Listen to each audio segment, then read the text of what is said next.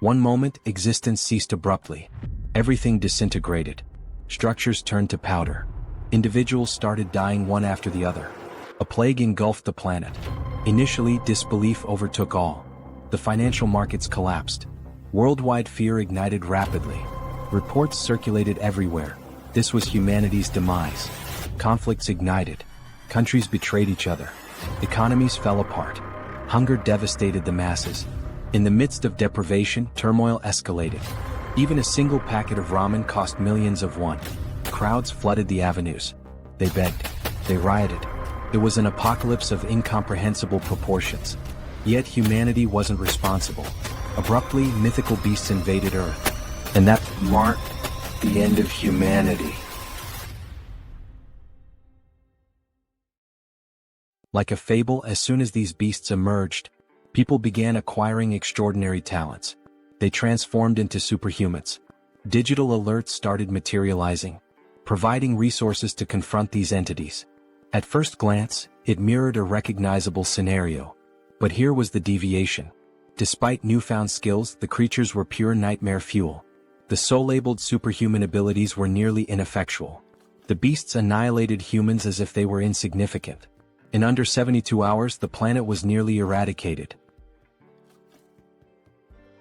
3 days after the beginning of the apocalypse, the scene shifts to the introduction of a building amidst destruction, surrounded by rubble but intact. The building stands out, a solitary structure amid the wasteland, bearing witness to the chaos that has unfolded. Inside this building there is a man, the protagonist, who is eating some snacks. He reflects while eating that the world has not completely ended, and that is the reason he is still living normally. The taste of the snacks is a small comfort, a semblance of the mundane in a world turned upside down. However, he also reflects that, despite being alive, he is alone in his apartment, without the company of any other survivor, locked in an environment of 100 square meters. The silence of the apartment is deafening, reminding him constantly of his isolation.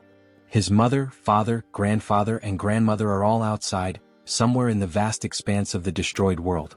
He also thinks about the high cost of acquiring the building he is in, stating that it cost 200 million wons, arising from the bank account, and another family belongings totaling 200 million wons.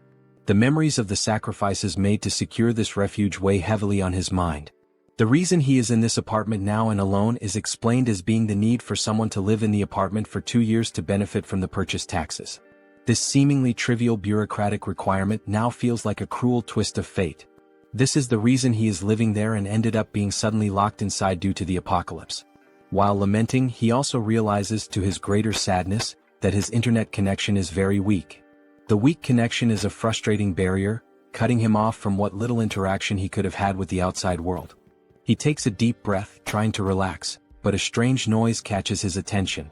The sudden sound is jarring, pulling him out of his thoughts and back into the harsh reality of his situation. When he looks, he sees a creature flying towards the building and making noises. The sight of the creature fills him with a mix of fear and curiosity. Then, as soon as it gets close to his apartment, the creature violently crashes into the window with enough force to knock down the protagonist even without hitting him. The impact shakes the building and he feels the vibrations through the floor. The creature soon attempts another strike against the structure, and the protagonist protects himself. He braces for impact, his heart pounding in his chest. While he tries to defend himself against a possible monster invasion, the system informs him that it has denied the entry of the creature trying to penetrate the demarcated area. The cold, mechanical sound of the system is a stark contrast to the chaos outside. Thus, the ultimate shut-in system is presented, showing the declaration of the house, stating that no one can enter without the permission of the owner and set perimeter rules.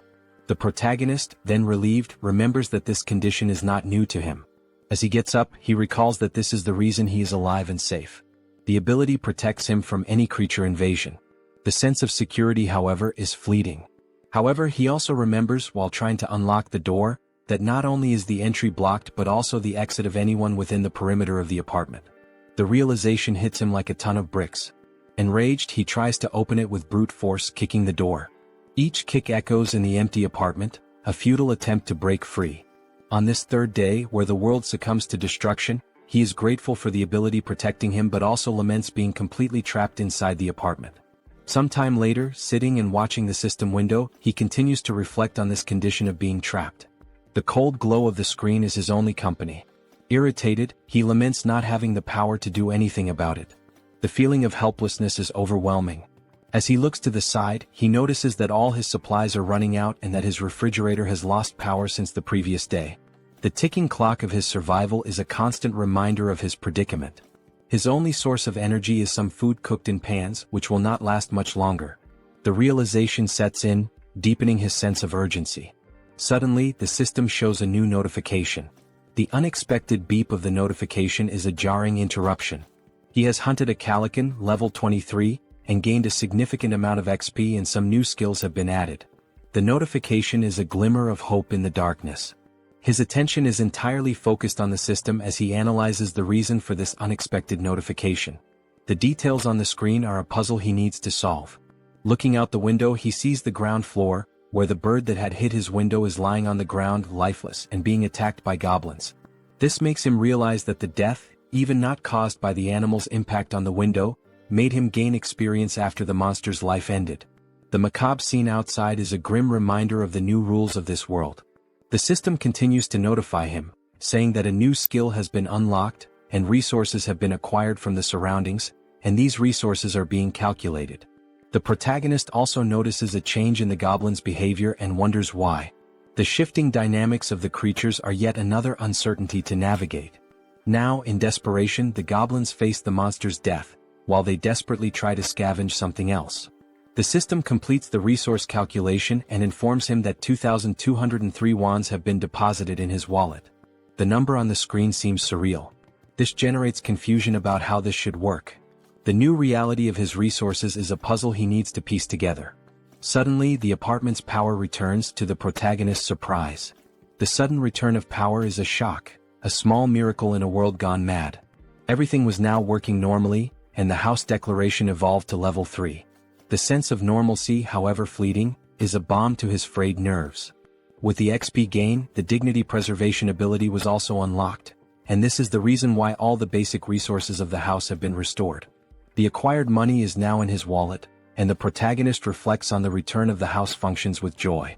Running to the refrigerator, opening it with great happiness, and also going directly to the sink to check the water supply, finally going to the electric stove to test its functionality, the protagonist kneels and cries with much joy, saying that everything is normal, just as it was before the beginning of the end of the world. The sense of relief washes over him, a precious moment of victory in the midst of chaos. However, when he picks up his cell phone and tests his internet connection, he notices that the phone is not working. The broken connection is a bitter reminder of his isolation. In frustration, analyzing the place, he notices a flash drive lying on the floor. The small object is a spark of curiosity in his otherwise dreary existence. Quickly, he goes to the computer and analyzes its content. There were photos of his mother holding him as a baby, taking him to school, and also photos of the united family. The images are a bittersweet trip down memory lane. In parks, at birthdays, making him reflective and planting in his head the idea of having to bring his family back no matter the cost. The determination hardens in his heart. Determined, he gets up and goes to the window when he is surprised by another notification. The persistent system, always ready with another twist in his journey. The system informs him that he now has a warehouse, where he can buy items listed at original prices. Intrigued by this new development, he decides to investigate further. Going to check what this store is about, he sees the acquired values being made available and concludes that the confined wallet is directly linked to the values available for use in this store. This realization brings a glimmer of hope. Perhaps this store could offer a way out or at least provide better tools for survival. Thinking about some change in his condition, he goes to the window and laments that he is still confined within the apartment. The view outside, a constant reminder of his isolation, deepens his frustration. Nothing has changed regarding the permission to leave the perimeter, even though his skills and levels have increased. The invisible barrier remains as imposing as ever, a prison wall he cannot breach. However, one thing is certain, increasing levels can unlock skills that may help him get out of this condition. This thought fuels his determination. For that, he needs to hunt monsters. But then the question arises, how will he hunt these monsters? The memory of his past struggles makes him doubt. It will be very difficult for something like before to happen again, where simply a monster hitting the window, falling, and dying would allow him to gain experience and the rewards related to the monster's death. Looking once more at the bottom of the building through the window, he notices that there is a possibility of annihilating some goblins. This discovery ignites a spark of hope. The young man then takes a bottle to test if it will pass through the barrier that prevents him from leaving the apartment. With a mix of anticipation and anxiety, he prepares to throw. As he throws it, he realizes that he succeeded in launching the bottle. The barrier does not impede objects. Thus, he concludes that anything he throws will be useful for his hunt. In this case, he picks up a dumbbell and will try to use it as a weapon. Its weight and solidity give him confidence. Looking through the window searching for potential targets, he notices a bunch of goblins still collecting parts of the previously slain monster. Seeing that some are leaving with parts of the monster, he shouts for them not to go away. His voice is urgent, a command born of desperation. Seeing the urgency, he then throws the first dumbbell through the window. Throwing it and hoping it hits a monster, he watches as the dumbbell falls and accurately hits one of the goblins, killing it.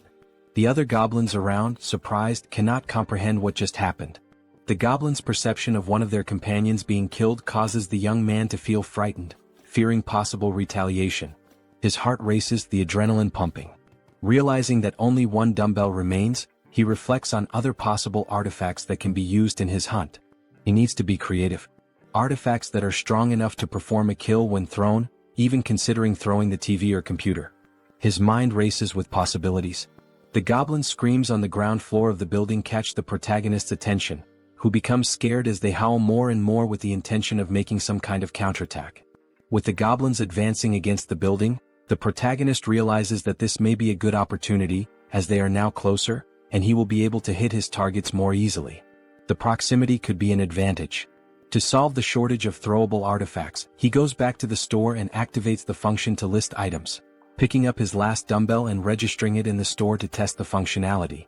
While scanning the dumbbell, he receives a notification of the artifact's characteristics and also the price registered in the store for the item acquisition. Surprised, he compares the listed price with the price he paid to buy this item online previously, concluding that the price of the items he registers will indeed be the same as normal stores from the period before the end of the world. This realization reassures him. With the item ready and scanned, the system suggests buying the item he just registered. Confirming the purchase, the dumbbell is projected and materialized in front of the young man. He now shouts with joy, considering that everything worked as expected. His plan is coming together. Now the second part, testing the purchased items by throwing them through the window to hit more targets. In the first throw, there is already success as the dumbbell hits a goblin. The thrill of the successful hit fills him with confidence. The system confirms the hit by showing the EXP obtained and the ones from the goblin's death. Meanwhile, the group of goblins watch the lifeless body. Not having much time to lament, they are surprised by more dumbbells falling from the sky, literally, a rain of dumbbells. Some, now smart, try to run to avoid being hit, causing the protagonist to become irritated with the situation and decide to take other strategies.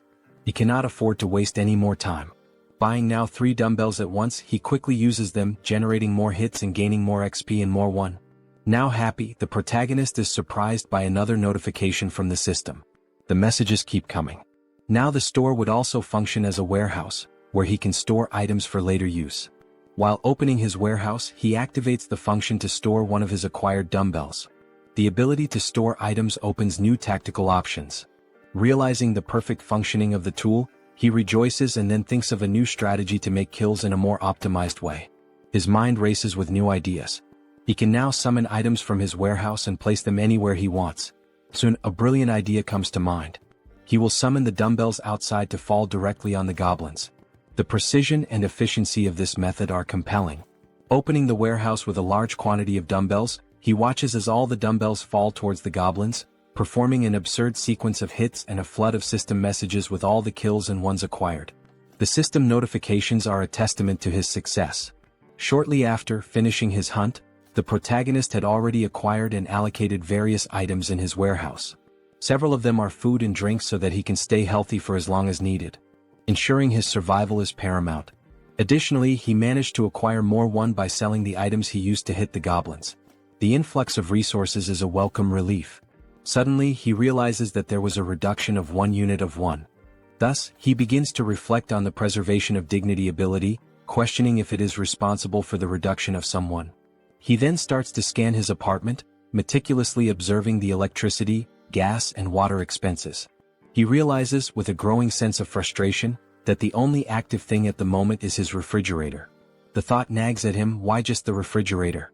Could it be this is what's consuming the precious resources he so desperately needs? In frustration, he recalls his hunt against the goblins, a memory that brings a fresh wave of irritation. He reflects on how, later, several goblins fled, abandoning their former home, and since then he had managed to hit only 2. His efforts had yielded such meager results, leaving him to wonder if all this exertion was worth it. His mind races as he then wonders if there are other creatures he can hunt out there. Remembering the previous flying monster, a formidable foe that had tested his mettle, he recalls that no similar creature appeared near the apartment since then. This reflection leads him to ponder seeking other methods for his hunt, different strategies that could yield better results. He also wishes to be lucky enough for another flying monster, whose name is Calican, to fly nearby. A beast that had once promised a bounty of rewards if only he could master the tactics to bring it down. Then, almost like a miracle, he notices a Calican flying around the area. His heart races with a mixture of fear and excitement. This could be the opportunity he has been waiting for. Seeing the monster's presence, he then begins to act quickly, thanking God for not abandoning him in this dire time of need. With a metal structure and a mirror attached to it, he uses this makeshift tool he created to attract the Calican's attention. He focuses, aiming carefully, hitting the monster's vision with a precise beam of light. His strategy works, drawing the monster's attention, which advances toward him fiercely. The beast's sudden violent approach, hitting the barrier and knocking him down with a gust of wind, reminds him all too clearly of the previous attack. Happy with the success of his plan to attract the monster's attention, he contemplates the gain of another level with the Calican's kill. The monster, undeterred, then launches an attack with its powerful wings, hitting the protagonist with another gust of wind. With some effort, he manages to remain standing, his resolve unwavering. At the end of the attack, the protagonist looks to where the monster was and realizes with a sinking feeling that it is no longer there. Quickly, the monster reveals its position as if playing a cruel game of hide and seek. It was attacking the building structure, seeking an opportunity to strike the protagonist once more. While the system alerts that an unauthorized entity is trying to enter the zone, the protagonist observes, his mind racing. He wonders if the creature will be strong enough to break the ability's barrier. Opening his storage, he knows the urgency of taking some action. Each second feels like an eternity as he methodically scans his list, reflecting on the calculation of the spoils. He understands that if the spoils are not close enough, they will not be counted. This critical understanding dawns on him, as he recalls how several of the spoils that would come from goblins were not counted. The surviving goblins had removed the bodies of the slain ones to an area beyond where the system could make an accurate count. Leaving the young man extremely frustrated with the thought that this cannot happen again, he makes a determined decision. Reflecting on the possibility of killing the monster with just one strike, he scrutinizes his list of available items and storage. His attention turns to the canola oil, an unconventional choice but one that sparks a cunning plan. He immediately acquires 10 bottles, thinking through each step meticulously. After the system delivers the bottles, he quickly grabs them and heads to the kitchen, his pace quickening with purpose. He picks up a pan and fills it with the liquid from the bottles, setting it to heat. His goal is to heat this oil sufficiently. While that happens, he ties a cloth to a stick, improvising a tool that will serve as part of his plan. Bathing the stick with the cloth in the boiling oil, he then stores the pan with enough heated liquid in the storage. He knows that timing and preparation are crucial. After pouring all the oil into the storage, the system confirms the listing of the item, and the protagonist goes in search of a lighter, which he uses on his stick to ignite it. His weapon is ready. Now at the window, observing the Calican, the protagonist waits for a good opportunity to invoke the canola oil on the bird. He watches, his pulse quickening as the bird starts flapping its wings against the hot oil. Once it begins to descend, the protagonist sets the monster on fire. The flames engulf the creature almost immediately, a sight that fills the protagonist with a sense of grim satisfaction. The protagonist is pleased with the success of his plan while observing the Calican in its final moments. As the flames do their work and the Calican is indeed dead, the system returns the results to the protagonist. It indicates a level increase in abilities and also the unlocking of a new skill while calculating the spoils. With the calculation complete, an additional 9,347,487 won is directed to the confined person's wallet. He, surprised by the large amount of won, did not expect to receive 10 million in a single kill. This unexpected fortune catches him off guard. Now turning his attention to the gain of the new skill called territory expansion, the protagonist suffers changes in his body, making him wonder what is happening. Now, with black eyes and everything around him being seen differently, almost like an X-ray, he tries to adapt to the change. He notices that his eyes scan the entire building structure, revealing the hidden intricacies and finally leading him to 4 survivors in a room in the building. Clearly a surprise to him, as he did not imagine that there would be surviving neighbors so close. This revelation opens new possibilities and uncertainties, his mind racing with potential outcomes. Attempting to understand the situation, the young man, still with his eyes blackened, is overwhelmed by feelings of despair, confusion, and doubt. Suddenly, his eyes perceive the presence of people inside the building in a strange manner, leading him to a single question. What is happening? How is it possible that there are other survivors inside this building? And how does this ability work? As the effects of the ability fade, and while recovering from the changes it caused, the system emits several notifications. These inform that these individuals meet the requirements to become citizens and present a proposal for their acceptance within his jurisdiction. The individuals introduced are Choi Hyung-jun, referred to as Chubby, a 30-year-old husband, Park Hae-won, his wife, also 30, and their daughters Choi Na-yeon and Choi Seo-yeon, aged 3 and 6. Turning to the system, confused, the protagonist questions what would happen if they were not accepted as citizens. He quickly discovers the answer to the doubt. Those who are not accepted as citizens will be expelled from the residential zone. This would inevitably result in their certain death, as they would have no chance against the monstrous threats outside. With this realization, the young man makes the most obvious decision for someone with a good heart. He accepts these individuals as citizens of his zone. The system then confirms the addition of each inhabitant one by one, and the protagonist speculates about the possibility of unlocking new abilities related to managing these people. Consulting the system, more details are gathered, not only regarding these speculations but also about the ability that allowed the detection of the presence of these other beings. The ability is called Ultimate Eyes, and at level 1, it ensures that nothing within his home escapes detection. Learning about this ability, he explores skills related to citizens and finds an option within the system for citizen management. There, a list of all their names is displayed, alongside their current levels and trust scores. Below the list, a population counter shows 4 out of 600. The number is surprising. 600 people is a lot. Diving into the details about Chubby, information is found about awakened skills. Currently none, XP distribution at 0%, and money distribution also at 0%, with options to assign a mission to Chubby or remove him from the citizen list. Data such as XP and money distribution rates raise questions about the possibility of sharing gains with the host of the house, sparking curiosity about how much control there might be over these rates. Could this also be a way to grow stronger? Returning to the system, under the option to assign a mission to Chubby, the system presents a form requesting details such as description, time limit, mission rewards, and penalties for failure. This detail is surprising, especially the need to specify all these elements. In this case, the mission is described as Goblin Hunt, giving Chubby 168 hours to complete it. The reward is a small amount of XP with no penalties for failure. When confirming the mission, considerations are made to alter the form's details, balancing penalties for failure with the mission's complexity and its rewards, even contemplating imposing elimination as a failure penalty. However, back at the confirmation screen, the assignment is cancelled, deemed too dangerous and unfair to arbitrarily decide the lives of citizens. Reflective, the protagonist wonders what should be done with this ability. Then, an idea arises: use Ultimate Eyes again to check what is happening in the room where the citizens are. Observing everything, the family, sitting around a table, seemingly desolate, begins a dialogue with the wife questioning what they can do now. The reasoning behind her question soon becomes clear.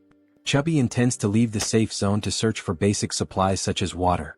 Though he wishes to stay with his family and daughters, he knows the necessity of obtaining essentials for their survival. The wife shouts that he cannot do this, emphasizing the extreme danger involved. Chubby understands but, given their circumstances, fears they have no other choice. He wonders aloud if there might be any place with at least water. He answers that even if there isn't, it is necessary to try the nearby convenience stores, mentioning one particularly large store that will surely have something usable. Before much reflection, one of the daughters exclaims, "I'm thirsty." The mother, realizing this is not a good time to voice concerns, tries to hush the child, knowing such a statement would act as a trigger for Chubby's decision. Confident, Chubby takes his wife's hand, asking if she trusts him and assuring her he will definitely return safely with something for their family. Saddened, the wife finds no further arguments to stop him. Back in his room, the protagonist ends the ability and reflects on the family's situation. The decision is then made to open the store and check the list of items. It appears that the maximum item storage capacity is limited, and it is wished that this could be expanded. While navigating the skill window, information is noticed showing storage at level 1, dignity preservation also at level 1, and the store at level 1 as well. Observing the levels of each item, there is a sense of relief. If there are levels, there must be a way to increase them and, consequently, enhance the capacities of these abilities. With points available for immediate upgrades, the store's level is raised to 2, increasing its capacity by 20 items. Additionally, the system applies a 10% discount to the total price of all used items. The protagonist, with enthusiasm, evaluates the given data and wonders what to do with the 2 remaining points. He considers investing in the shop or in the preservation of dignity, recognizing that these skills might help him encounter more citizens in the future. His shop, now at level 3 with a maximum capacity of 40, also has a new function: item recovery.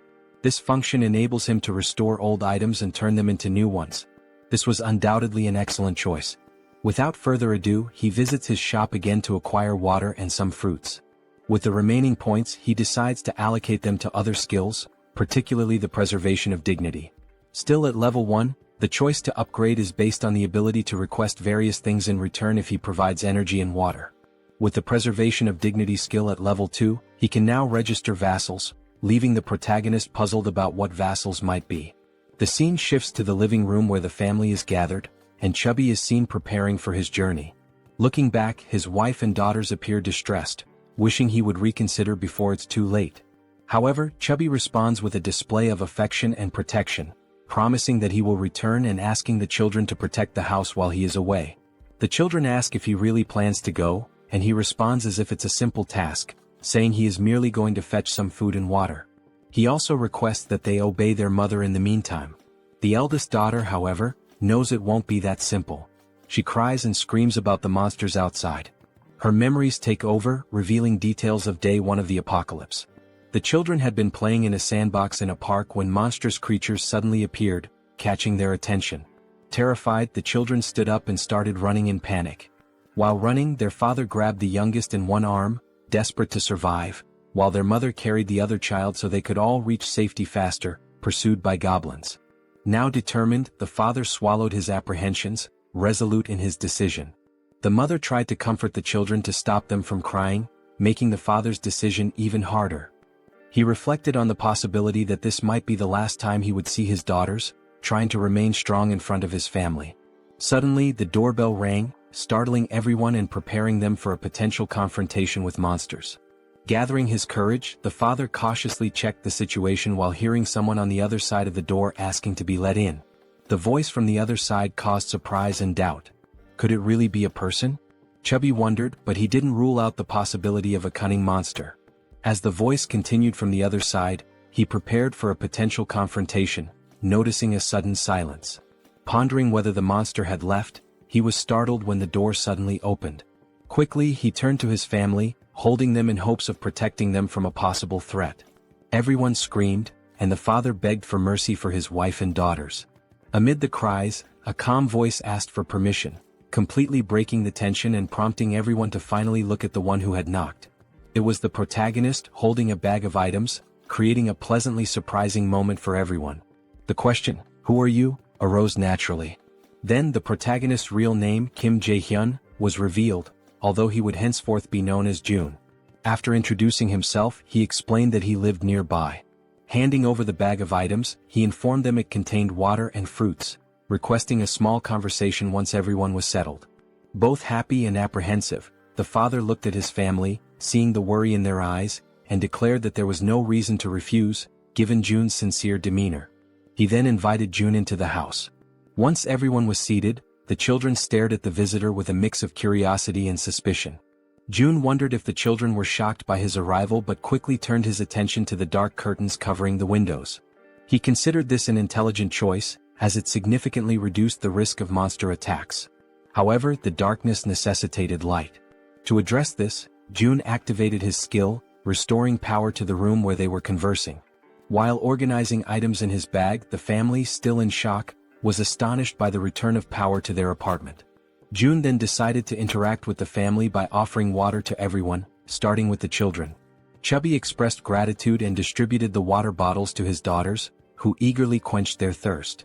Shaun, the youngest, drank her bottle so quickly that she choked, briefly worrying her mother. June observed and promptly offered the little one a tangerine, which she accepted with slight hesitation. The mother stepped in, requesting that Shaun hand over the tangerine so she could peel it. Taking a piece of the fruit, the mother returned it to her daughter, who quickly devoured it, expressing immense joy as she savored it. The mother asked if it was good, and Shaun enthusiastically confirmed. The elder sister then asked the mother for a piece as well, which she also enjoyed, showing similar delight. For June, the system notified him that the citizens' trust levels had increased. It reported that Shaun's trust score had reached 50 points and her loyalty level had exceeded 30 points, meeting the requirements for her to become a vassal. Now at level 2, Shaun, with 57 trust points, no skills and no XP or money allocated, had new options available for missions to be assigned by June. He then reflects that this little girl has met the requirements. However, she is still too young to receive missions. Another thought that crosses June's mind is that the number of registrable vassals is highly limited compared to the number of citizens. Therefore, he needs to be very cautious in selecting vassals to avoid filling these slots carelessly. Looking at Chubby, whose trust level is at 31, June realizes that this score must be raised further.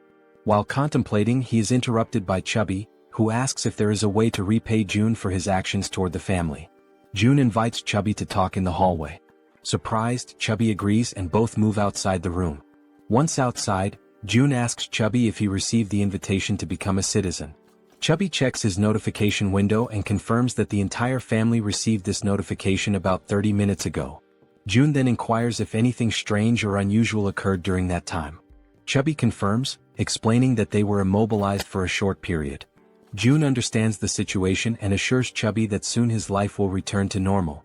Shocked by this statement, Chubby questions whether such a thing is possible. June confidently replies that it is entirely possible, thanks to his ability.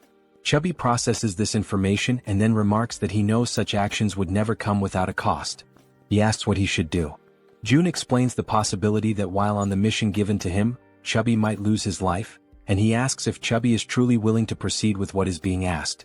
After a brief moment of reflection, Chubby firmly confirms his readiness to do whatever is necessary, stating that he had already been considering stepping out of his comfort zone to seek food and water before June's arrival. Chubby declares that he was already prepared to risk his life. Suddenly, June interrupts to ask about the golf club Chubby is carrying, curious about its cost. Confused, Chubby replies that the club cost around 400,000 to 500,000 won. Reflecting on this price, June considers it expensive and realizes the importance of saving money for future acquisitions.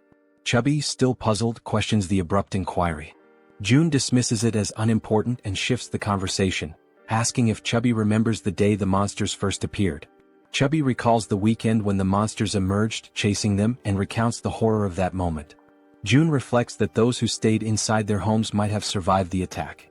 Considering that goblins are not very strong and their conditions are unfavorable compared to those of an adult man, June notes their primary advantage lies in their strategy of always attacking in groups. However, humans also have the strategic capacity to form armies, and an army is precisely what June intends to build from this point forward. Starting with Chubby, who will be the first member and will join June in finding other survivors. Sometime later, back in his apartment, June analyzes the system, which notifies him that his trust level with Chubby has risen further. Checking his list of citizens, the system displays Chubby's trust level at 40 points. Reflecting on having an entire family as citizens, June considers the possibility of his own family being added to this list as he continues to develop the system. Suddenly, a goblin screech catches June's attention. He gets up and goes to the window to investigate the commotion. Looking down, he is surprised to see other people fighting against a large number of goblins. Contemplating how he could assist and how challenging it would be, June formulates a plan while observing the goblins' assault on the group of humans. One individual, armed with a baseball, prepares a powerful throw at one of the attacking goblins. The ball strikes the goblin's face, knocking it out instantly. The attack's force sends the goblin flying, its skull bursting into a fountain of kaiju-like blood. The sheer power of the blow leaves June, watching from above, utterly astonished. Meanwhile, another member of the human group, a young woman, fires 2 arrows simultaneously from her bow, each striking the chest of a different goblin. Beside her, another man wields a baseball bat, targeting the goblin standing between the 2 struck by the young woman. The man leaps and smashes the goblin, reducing its body to a green pulp. The remaining goblins, fearing for their safety, decide to flee, realizing the group's overwhelming strength. The archer, still on alert after the battle, notices something strange moving and quickly aims her bow at the object. She soon realizes it is a food package, causing her confusion. June, shouting from the building's top floor, finally catches her attention. She looks up, noticing the man frantically gesturing and yelling to attract the group's notice. Suddenly, someone knocks on June's door. Looking through the peephole, he sees that it is Chubby carrying a box. June invites Chubby to enter the apartment with the box. Following June's instructions, Chubby approaches the entrance but discovers that the system's barrier prevents him from entering. The system makes it clear that Chubby is not qualified and therefore cannot access the apartment. Chubby questioned what it meant to be not qualified. June wondered if the system would prevent anyone from entering his apartment at that moment. He also speculated whether registering Chubby as a vassal might resolve the issue. However, he decided to postpone addressing the matter of entry and instead focused on receiving the box, which contained items that could be used as weapons. Upon receiving the box, June placed it on the floor, opened it and examined its contents. Inside there was a toolbox and several knives. June activated the system, accessed the store, and ordered 5 bottles of water and 5 packs of instant noodles. As the store projected June's order, Chubby watched in disbelief, amazed at how such a thing was even possible. Without dwelling too much on the situation, June packed all the requested items into the box and handed it back to Chubby, instructing him to take the box to the building's entrance on the 1st floor. Chubby accepted the box but questioned whether this task might be too dangerous. June replied that, based on his brief observations, the goblin's behavior became more active during daylight hours. He also thought to himself that the people fighting downstairs could be vital additions to his group of citizens. The food box would serve as the primary tool for earning their trust and loyalty. Speaking aloud to Chubby, June revealed that he had a plan and emphasized the importance of delivering the box to the 1st floor. Chubby questioned the simplicity of the plan, asking if it really was just about leaving the box on the 1st floor and returning. June confirmed that it was indeed that simple. Relieved, Chubby agreed to carry out the task, bidding June farewell as he left with the box. June thanked him as he departed.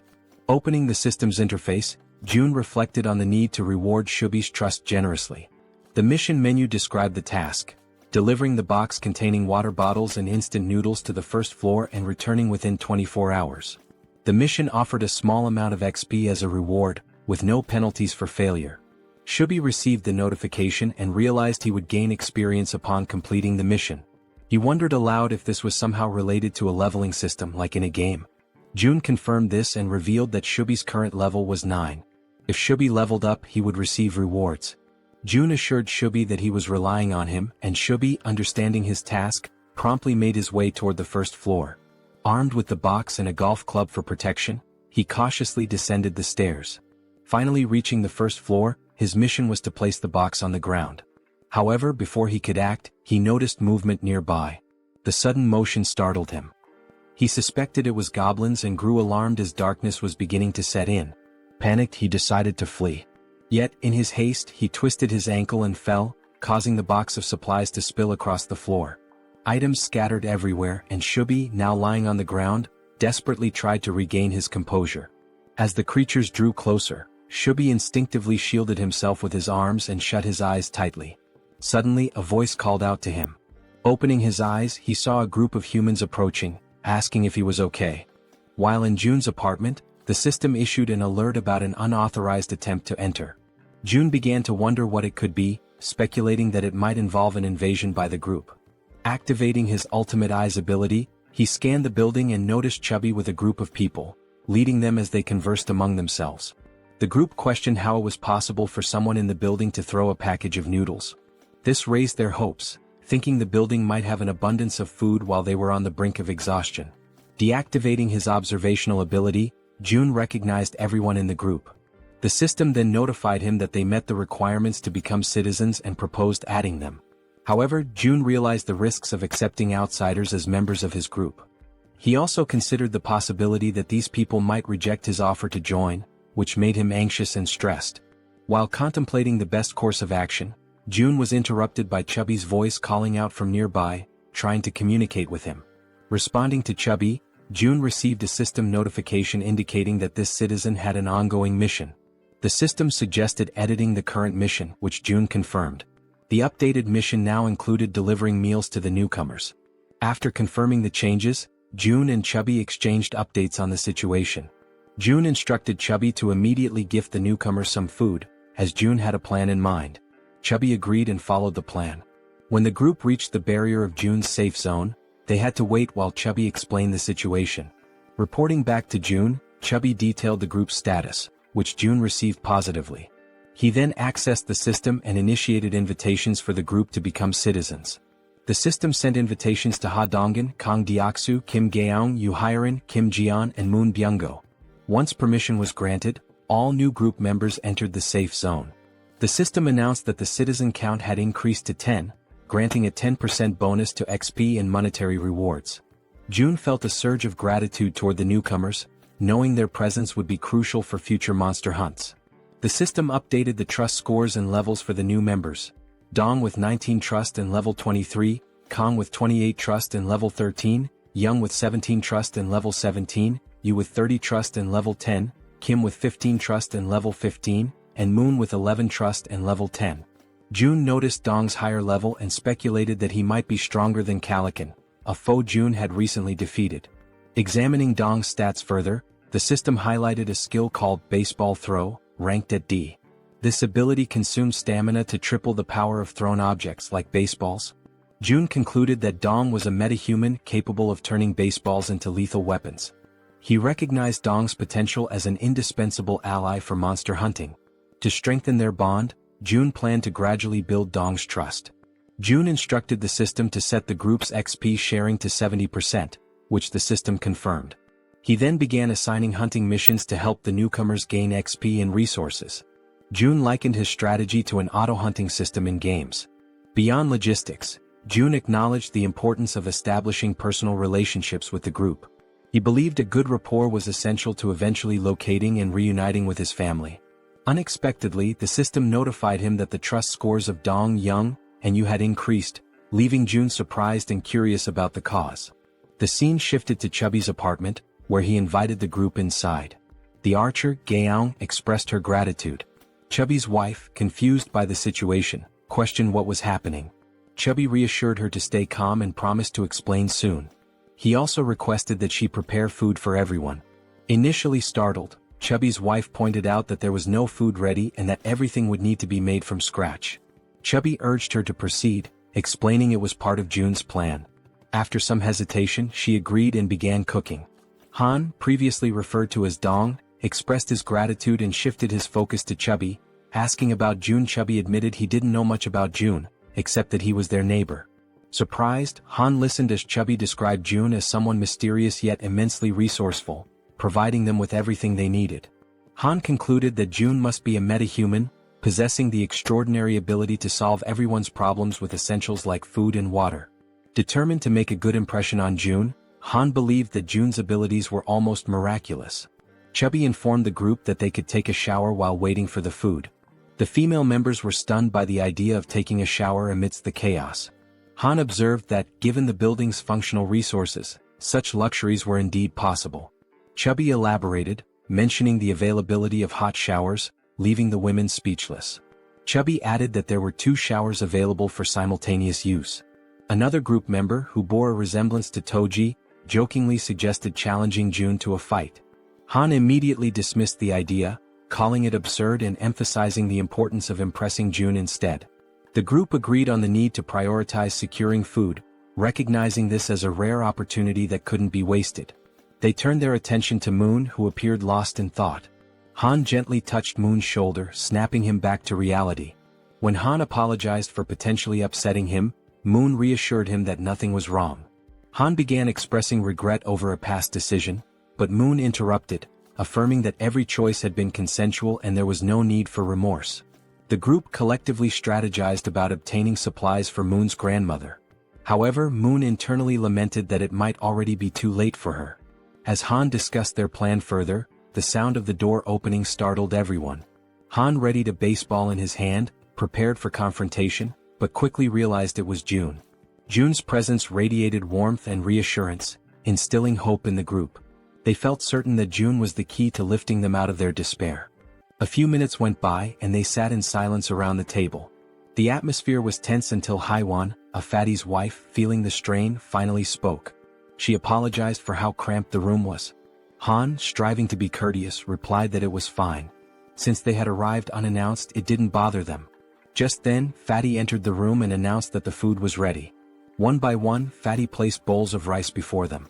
They could hardly believe they were about to enjoy a real meal and began to wonder when they had last eaten something proper. Haewon, feeling slightly awkward, hesitated before admitting she wasn't sure if the food she had prepared would match their tastes. What seemed like a simple meal to Haewon left the group's archers stunned with admiration. As she stared at the dishes laid out before her, she couldn't contain her amazement. She told Haewon that the food was incredible, confessing it had been a long time since she had eaten something so delicious. Haewon, shyly brushing off the compliments, explained that it was all thanks to the ingredients Seo Jun had provided. She admitted that, without Seo Jun's help, she would have only been able to serve rice and tangerines. Meanwhile, Seo Jun noticed that Haewon's trust level had reached 50. He smiled quietly to himself, reminded of his mother, who always beamed with joy when guests praised her cooking. But as the thought lingered, he realized with some surprise that Haewon's trust had surpassed Jun's. Later on, they all started eating, expressing their gratitude to Haewon for the meal. Haewon and Fatty watched as their guests eagerly enjoyed the food, eating as though they hadn't had a proper meal in ages. The archer couldn't stop complimenting the egg roll, while another girl remarked to Haewon that the style of the egg seemed Japanese. Haewon smiled warmly, agreeing and politely encouraging her to enjoy the meal. At that moment, Haewon's youngest daughter called out to her, capturing her attention. The little girl wanted to eat the egg rolls too, but Haewon gently explained that she would make more for her after the guests left. This made her daughter a bit sad.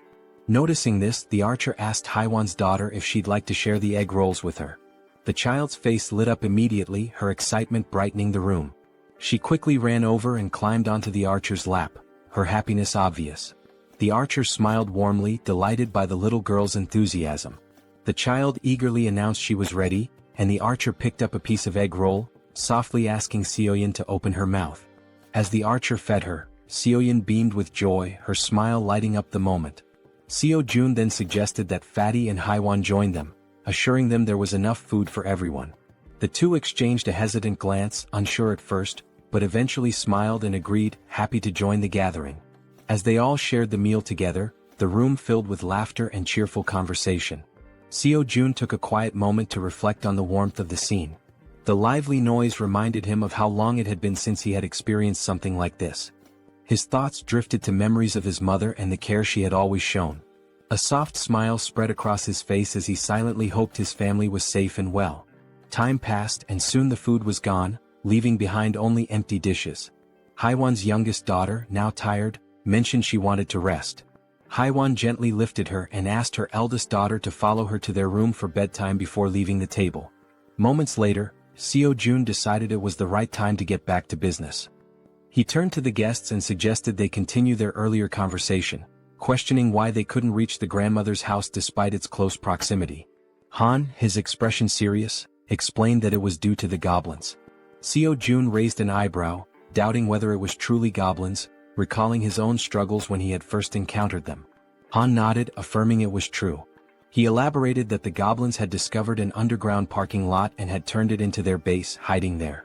Seo Jun's curiosity deepened, and he asked if they had any idea how many goblins were down there. Han, with a somber look, answered that there were several thousand goblins in the underground area. Seo Jun paused, thinking carefully. He realized that his abilities only worked effectively from ground level to level 30, meaning they wouldn't be as useful in the underground parking lot beneath the building. Suddenly, it all made sense to him. This was how the goblins had infiltrated the area. Han continued, explaining that the underground parking lot was connected directly to the entrance of the apartment building they needed to reach.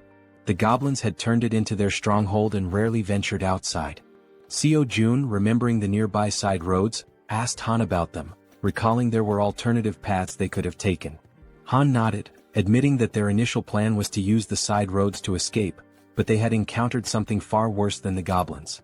Intrigued, Seo-jun pressed Han to explain what could possibly be more dangerous than an army of goblins. Han recounted seeing a massive shadow, describing it as resembling a bear. He explained that they had managed to escape the apartment building because the bear had been fighting the goblins, providing a brief window for their escape. Seo-jun, considering how to deal with such a large creature, asked Han for more details. Han confessed that he wasn't entirely sure it was a bear, as the darkness had obscured his view. Seo-jun stated decisively that eventually, they would have to face both the goblins and the shadowy figure. Han agreed but looked down, acknowledging that their group had limitations and wasn't equipped to handle both threats simultaneously. Seo-jun, curious about these limitations, asked for clarification. The archer spoke up, explaining that both she and Han relied on items like arrows and baseballs for combat, but they were running low and couldn't replenish their supplies easily. Despite the challenges, Han remained composed and suggested he could find a solution. He asked to inspect their current weapons, the arrow and baseball. Without hesitation, the archer handed over her equipment. The system then prompted Seo-jun, asking if he wanted to list the new items. Seo-jun agreed and the system began scanning them. Moments later, it displayed the cost to replicate the items. When asked if he was certain, Seo-jun confirmed. Seo-jun glanced around the table and asked if everyone could use the archer's weapon. The group nodded silently, understanding there was only one available. Seo-jun took their silence as agreement. Turning back to the system, he requested 5 sets of the archer's weapon and arrows. The newly created items appeared on the table, and Seo-jun addressed the group, encouraging anyone unfamiliar with weapons to take this opportunity to learn. "These will be your primary weapons from now on," he stated firmly. As the items materialized, the system notified Seo-jun that several members of Han's group had increased their trust in him. Meanwhile, Moon's gaze was fixed on the weapons.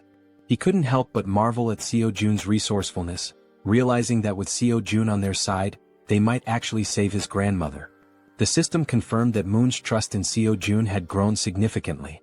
Han broke the silence, commenting that with Seo-jun's support, their hunting speed would improve dramatically.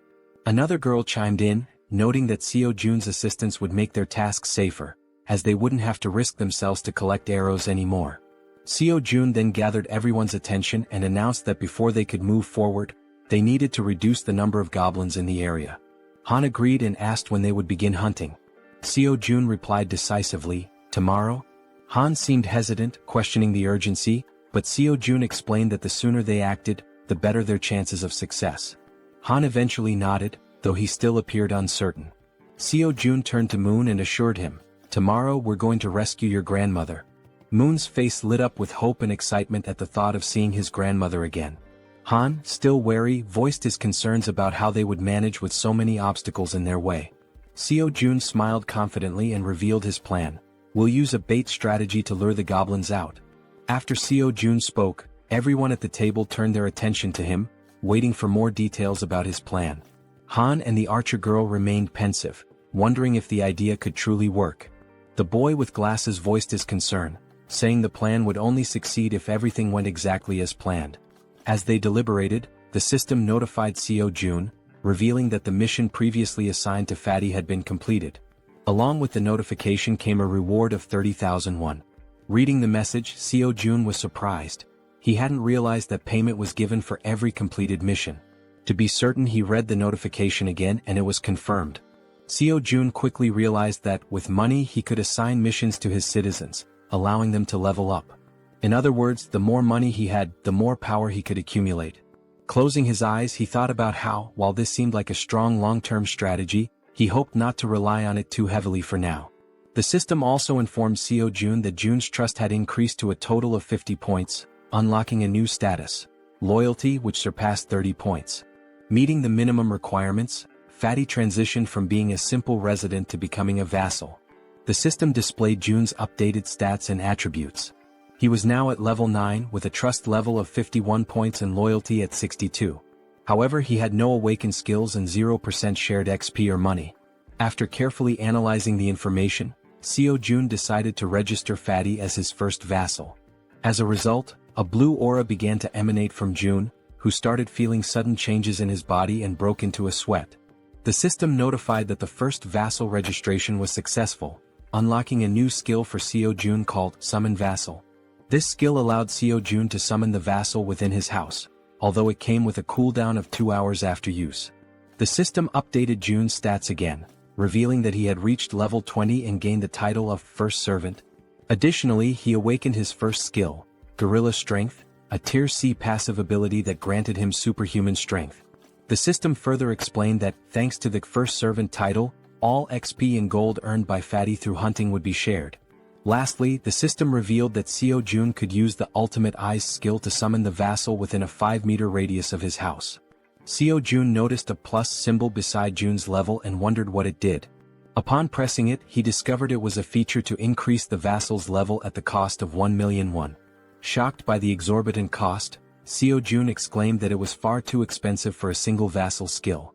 Seeing his expression, the woman at the table asked what was wrong. Jaehyeon brushed it off, saying it was nothing, and turned his attention back to Jun, asking how he was feeling. The focus shifted to Jun, who stated that his strength was overflowing, with his veins visibly pulsing. He asked if this transformation was Jaehyeon's doing. Jaehyeon confirmed with a nod. Jun, looking at his hands, remarked that it felt as though his body had become 10 years younger. Jaehyeon smiled proudly and suggested that Fatty join the rescue mission team, handing him a bow. Fatty looked confused by the gesture. Jaehyeon explained that the mission was assigned because vassals earned double the rewards of regular citizens. In a commanding tone, Jaehyeon instructed Fatty to defeat as many monsters as possible. Fatty nodded in agreement, prompting Jaehyeon to smile and express his trust in him. Outside the house, on the first floor, the rescue team began their search for survivors. The boy holding a baseball bat questioned whether it was necessary to search the first floor, but Han reminded him that it was Jaehyeon's order. The rescue team embarked on their first mission, to locate all survivors in the building and lead them to the 30th floor. The crucial part of the mission was to draw out a large number of goblins for elimination while rescuing as many survivors as possible. The boy with the baseball bat acknowledged the plan, and the group pressed forward. Han, shouting to keep the team alert, emphasized that goblins could appear at any moment or from any direction. As they continued their search, they had yet to encounter any survivors or goblins. While guiding the team, Han noticed something unusual. Some members of the group couldn't believe their eyes. Several lifeless bodies were sprawled across the floor, victims of the goblins. The sight filled the team with sorrow and rage, intensifying their hatred for the goblins. But they couldn't afford to stop. Determined, they pushed on to the second floor. On the second floor, the situation was catastrophic. Lifeless bodies lay scattered across the ground, leaving the team horrified as they continued to the third floor. Upon reaching the third floor, everything appeared to be calm. The team leader knocked on the doors, calling out to see if anyone was inside. The rest of the team followed suit, hoping to find survivors. After several unsuccessful attempts, the team lowered their heads, burdened by a sense of sadness. However, the boy with the baseball bat refused to give up, encouraging the team to press on to the next floor. On the fourth floor, they resumed knocking on doors, announcing themselves as the rescue team. Suddenly, a door creaked open, revealing a man with a tired expression. He asked if they were truly part of the rescue team, mentioning that he was extremely thirsty and begging for water. Han quickly pulled out a bottle and handed it to him. The man, still skeptical, asked again if they were really from the rescue team. Han reassured him, confirming their purpose and explaining that, as a resident of the building, he was helping to lead all survivors to a safe location. The man seemed surprised to hear this. He closed the door momentarily but reopened it shortly after, revealing 2 others inside the apartment. Introducing himself as Hong Young-soo, he stated that he would rely on the team. Han introduced himself as well, expressing his hope for good cooperation between them. Han then introduced the girls on the team and instructed them to escort Hong Young-soo and his group to the 30th floor before returning to continue the mission. Hong Young-soo hesitated, questioning the safety of the 30th floor and expressing his reluctance to leave. His son, however, admitted he had been hoping for a rescue and suggested there might even be a helicopter waiting for them.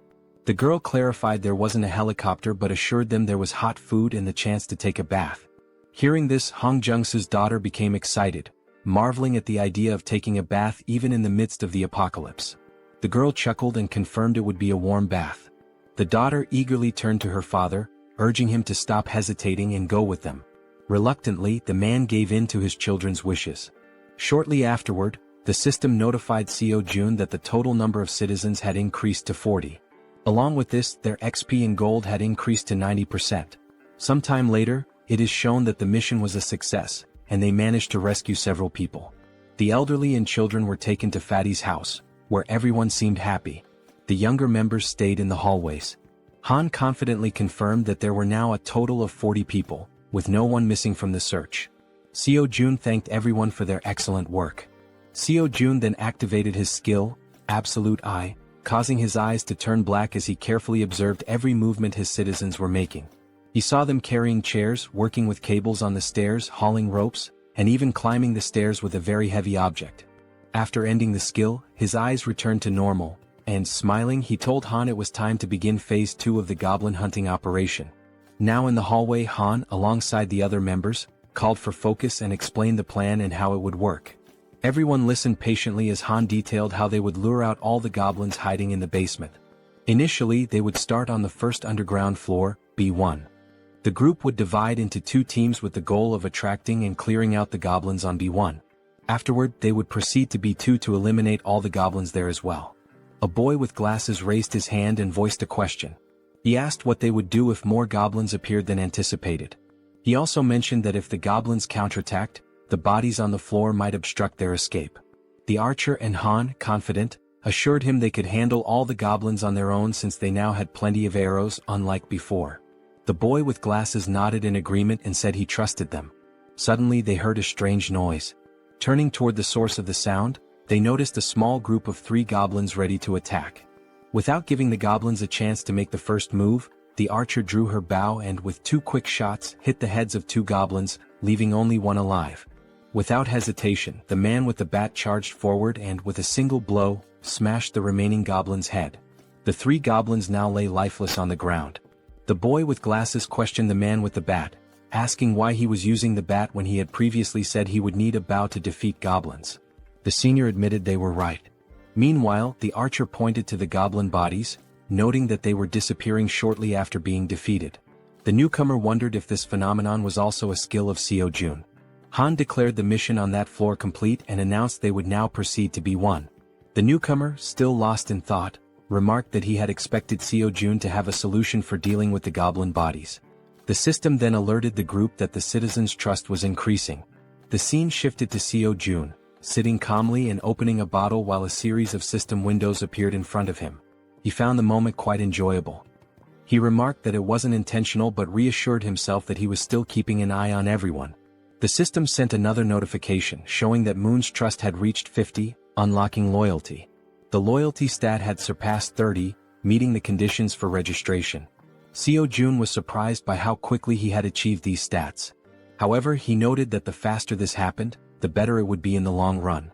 Sitting on the floor and staring thoughtfully at the system window, Jaehyeon reviewed Moon's stats, 55 in trust and an impressive 88 in loyalty, along with other attributes. Jaehyeon was surprised by the 88 loyalty but remained calm, considering it a positive outcome. With an ironic smile, he pressed a button on the system window, declaring that the time for retention registration was complete.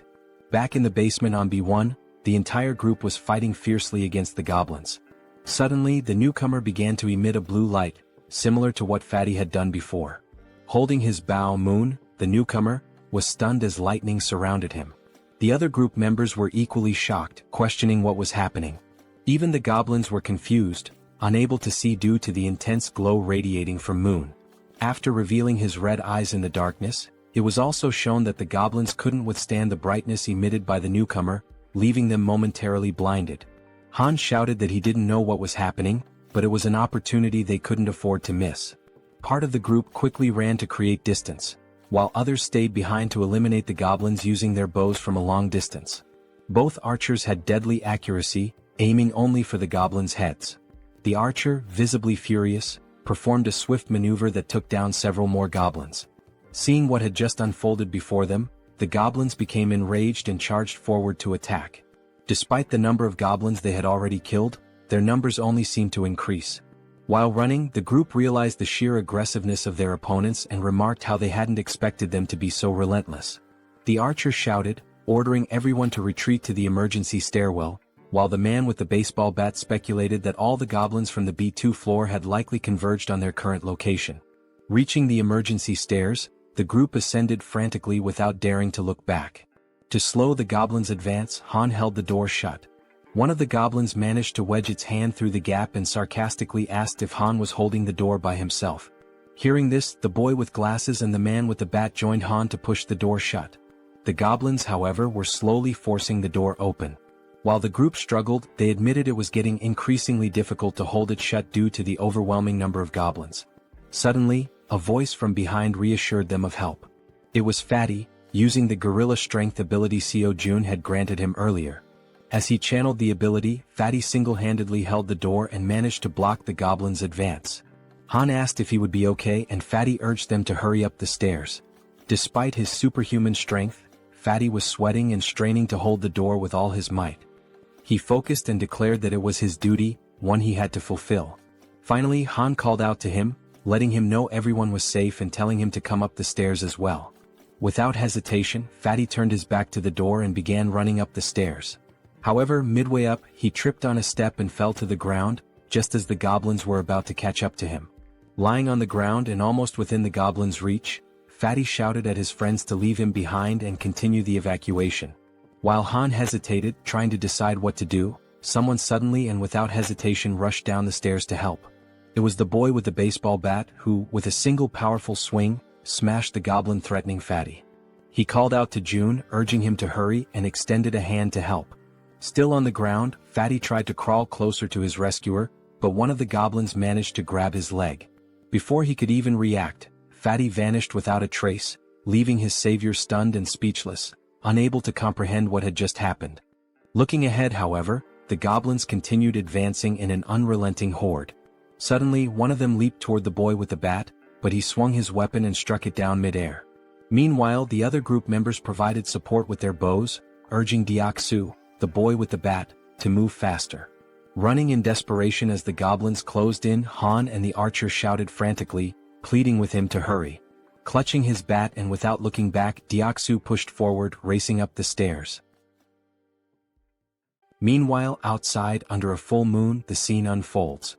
A monstrous bear-like creature with glowing red eyes effortlessly devours a goblin, whose agonized screams pierce the night. With every passing second, the creature exudes a sinister aura, finishing its gruesome meal of the small goblin. Its sharp fangs and blazing eyes make it clear that its hunger is far from sated. It growls, declaring it wants more. From behind the beast, eerie screams echo, a sound that should not exist in the stillness of the night. Turning around, the creature notices the noise is coming from a massive building behind it. Coincidentally, the top floor of the building is still illuminated. The creature's bloodlust intensifies as it snarls, proclaiming that it will devour everyone in that building. In a sudden twist, Fatty is seen falling from a swirling purple portal. Don't worry, our Fatty didn't die. Instead, he was teleported to safety using Jaehyeon's ability. Jaehyeon, who had been observing from afar, pulled Fatty out of danger just in time. Fatty lands on the ground in a clumsy hero's pose, feeling relief despite his confusion about what just happened.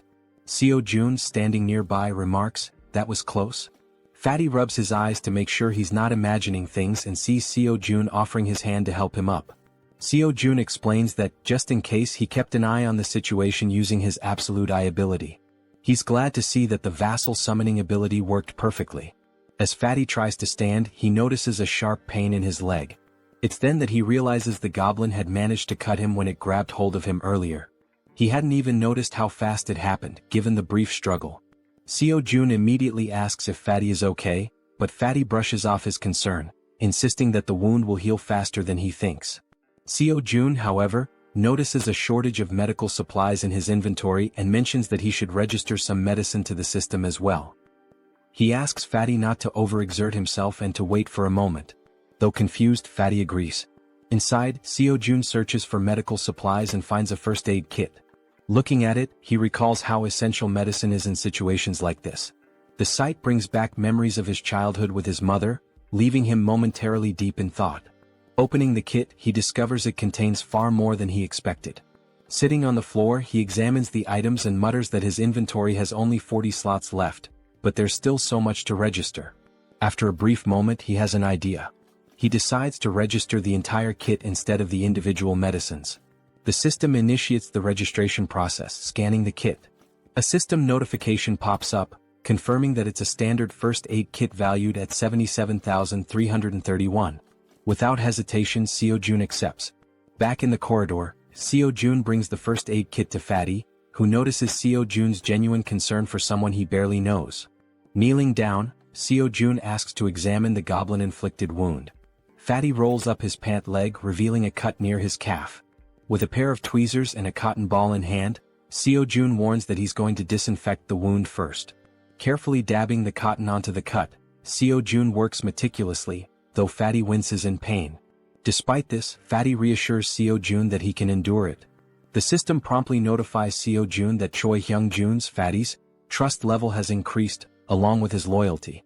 After partially cleaning the wound, Fatty thanks Seo-jun for his care. Seo-jun, while packing the first aid supplies back into the kit, expresses his concern for the others. He stands and instructs Fatty to rest, explaining that he has something important to attend to.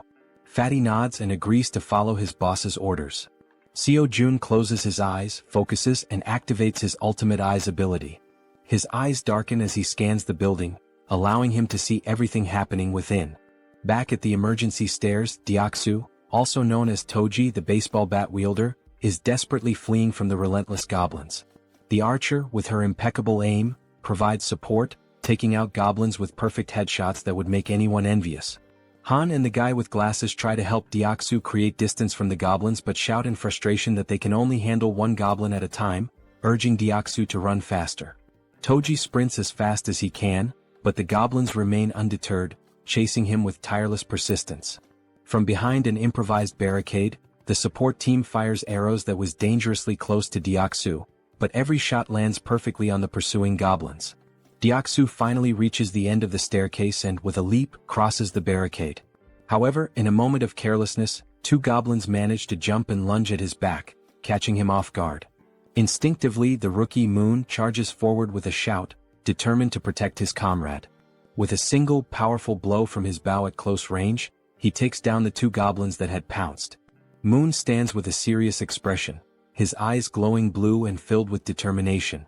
Without hesitation, he leaps back into the stairwell, plunging straight into the swarm of goblins. Han is left speechless. Delivering rapid, precise strikes, Moon significantly thins the goblin horde as Han and Toji watch in awe. The rest of the group, witnessing the scene, asks in disbelief if Byung-go Moon had always been this skilled in combat, remarking that his actions are utterly insane.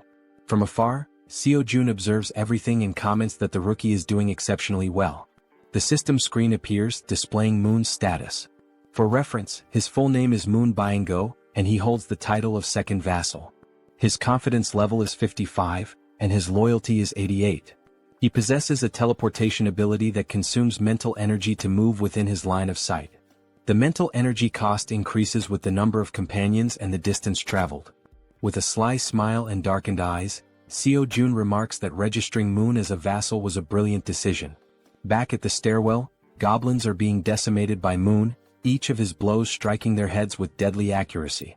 Han asks Jaehyeon, the guy with glasses, if the extension cord is ready. Jaehyeon, holding it firmly, replies that it is. Han then checks if the water tank is prepared. The archer and the baseball bat wielder confirm its readiness. Moon, realizing he has to retreat, sprints toward the barricade as Han yells at him to hurry up. With a swift jump, Moon lands safely behind the barricade. For a brief moment, the goblins believe the group has simply fled. But moments later, a massive water tank appears above the barricade. The tank is tipped over, drenching the goblins and flooding the emergency stairwell with water. The goblins, initially confused, think it's merely a stalling tactic. Han shouts that this is the perfect opportunity, and Jaehyeon flips the switch. An electrical surge travels down the now-soaked stairwell through the wires they had previously laid, electrocuting all the goblins that had been pursuing them. Seo-jun's system screen notifies him that he has hunted numerous goblins of varying levels, including some at levels 6 and 7. Another notification pops up, showing that Seo-jun has gained significant XP and earned a total of 334,464 won, which has been deposited into his account. Additionally, his skill level has increased, and a new ability has been unlocked. While using his ultimate eyes ability, Seo-jun suddenly feels a strange pressure. A sharp pain begins to spread through his body, causing him to writhe in agony. Upon closer inspection, a purple wave expands outward from him, covering an increasingly large area. The purple energy travels through the building, the stairwell, the parking lot, and even the goblins chasing his friends. The purple wave appears to function as a scanning mechanism because Seo Jun's ability screen indicates that hostile entities have been detected. After the scan, the system declares that the hostiles will be eliminated. As the energy wave dissipates, the goblins begin to deform, screaming in agony. In an instant, their bodies explode, vanishing in the blink of an eye. The system notifies Seo Jun once again, confirming that he has defeated numerous goblins, including several at levels 6 and 7. Not long ago, some goblins still hadn't given up chasing the group and continued climbing the emergency staircase. One of the goblins sensed something was amiss. A chill ran down its spine as it realized something was following them as well. Turning around slowly, it was greeted by an enormous shadow, its reaction one of pure shock. As it focused, it saw the silhouette of a massive bear approaching from behind. Before the goblin could even think, the bear, with sharp fangs and glowing red eyes, let out a deafening roar. In the blink of an eye, before the goblin could react, the bear attacked, biting near its neck. The goblin screamed in pain, drawing the attention of all the other goblins, who stopped and turned to see what was happening to their comrade. By then, the bear had already eliminated the first goblin and had begun attacking the others with its enormous claws. The first goblin was struck down, followed by another and then 2 more. The bear was making effective use of both its claws and teeth. Despite the bear's massive size, the goblins noticed they outnumbered it and decided to fight back. They surrounded the bear and launched their attack. Some jumped onto its back while others distracted it from the front. Quickly, the bear used its claws to knock off the goblins clinging to its back, but this left it vulnerable to more attacks. The goblins lunged at the bear, biting it with their sharp teeth. One managed to grip near its eyes while another bit into its back. The enormous beast tried to resist, striking nearby goblins with heavy blows, but their sheer numbers overwhelmed it, allowing them to attack from all sides. Using their sharp claws, they aimed for the bear's eyes, and just as they were about to blind it, all the goblins' heads suddenly exploded in an instant, likely due to Seo Jun's domain expansion. Now terrified and confused, the bear realized it was safe. At the same time, a system notification appeared, indicating citizenship had been granted. Exhausted from the grueling battle, the bear seemed to shrink in size. It began twisting its neck in an unnatural way, its body contorting strangely. Then it started to transform, revealing a human face emerging from its furry body. Finally, the bear's true form was revealed, a stunning woman with brown hair and eyes. Weakened from the intense fight, she collapsed in the parking lot, surrounded by the bodies of the goblins. Meanwhile, as Seo Jun writhed in pain while using his ultimate eyes ability, like a surveillance camera, he noticed the woman's unconscious body on the ground. He wondered who she was. A system notification identified her as Yeonju, level 33, with 9 trust points and an awakened A-rank ability called Werbear. This ability allowed her to transform into a beast, enhancing all her physical capabilities and granting powerful regenerative properties. Seo Jun's eyes widened as he realized this woman possessed an A-rank ability. Additionally, the system revealed that both Dongan and Hyerin had reached 50 trust points, unlocking their loyalty. The notification also stated that Deoksu's loyalty had reached 30, meeting the requirement to be registered as a vassal. Seo Jun quickly decided to register Deoksu as a vassal. Deoksu, now at level 25 and holding the title of third vassal, had 52 trust points and 31 ability points.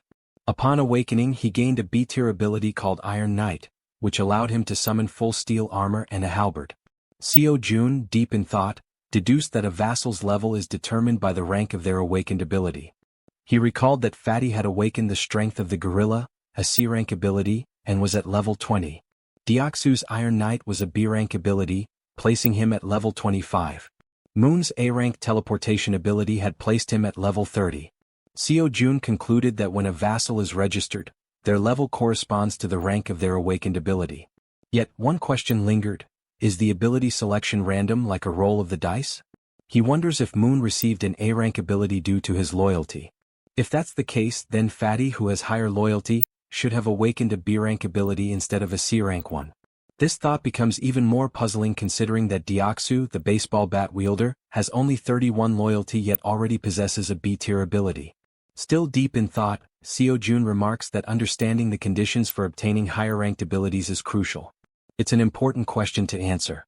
Since the number of vassals is limited to just 10, it's advantageous to select individuals with the highest potential rankings. He then reflects on whether there are any differences in accepting someone who has already awakened as a vassal. The system displays that an awakened individual can move freely through staircases, hallways, and elevators. Seo-jun decides to take action and walks toward the elevator.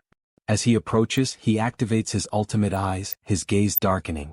Meanwhile, the woman remains unconscious on the parking lot floor, near the goblins' lifeless bodies.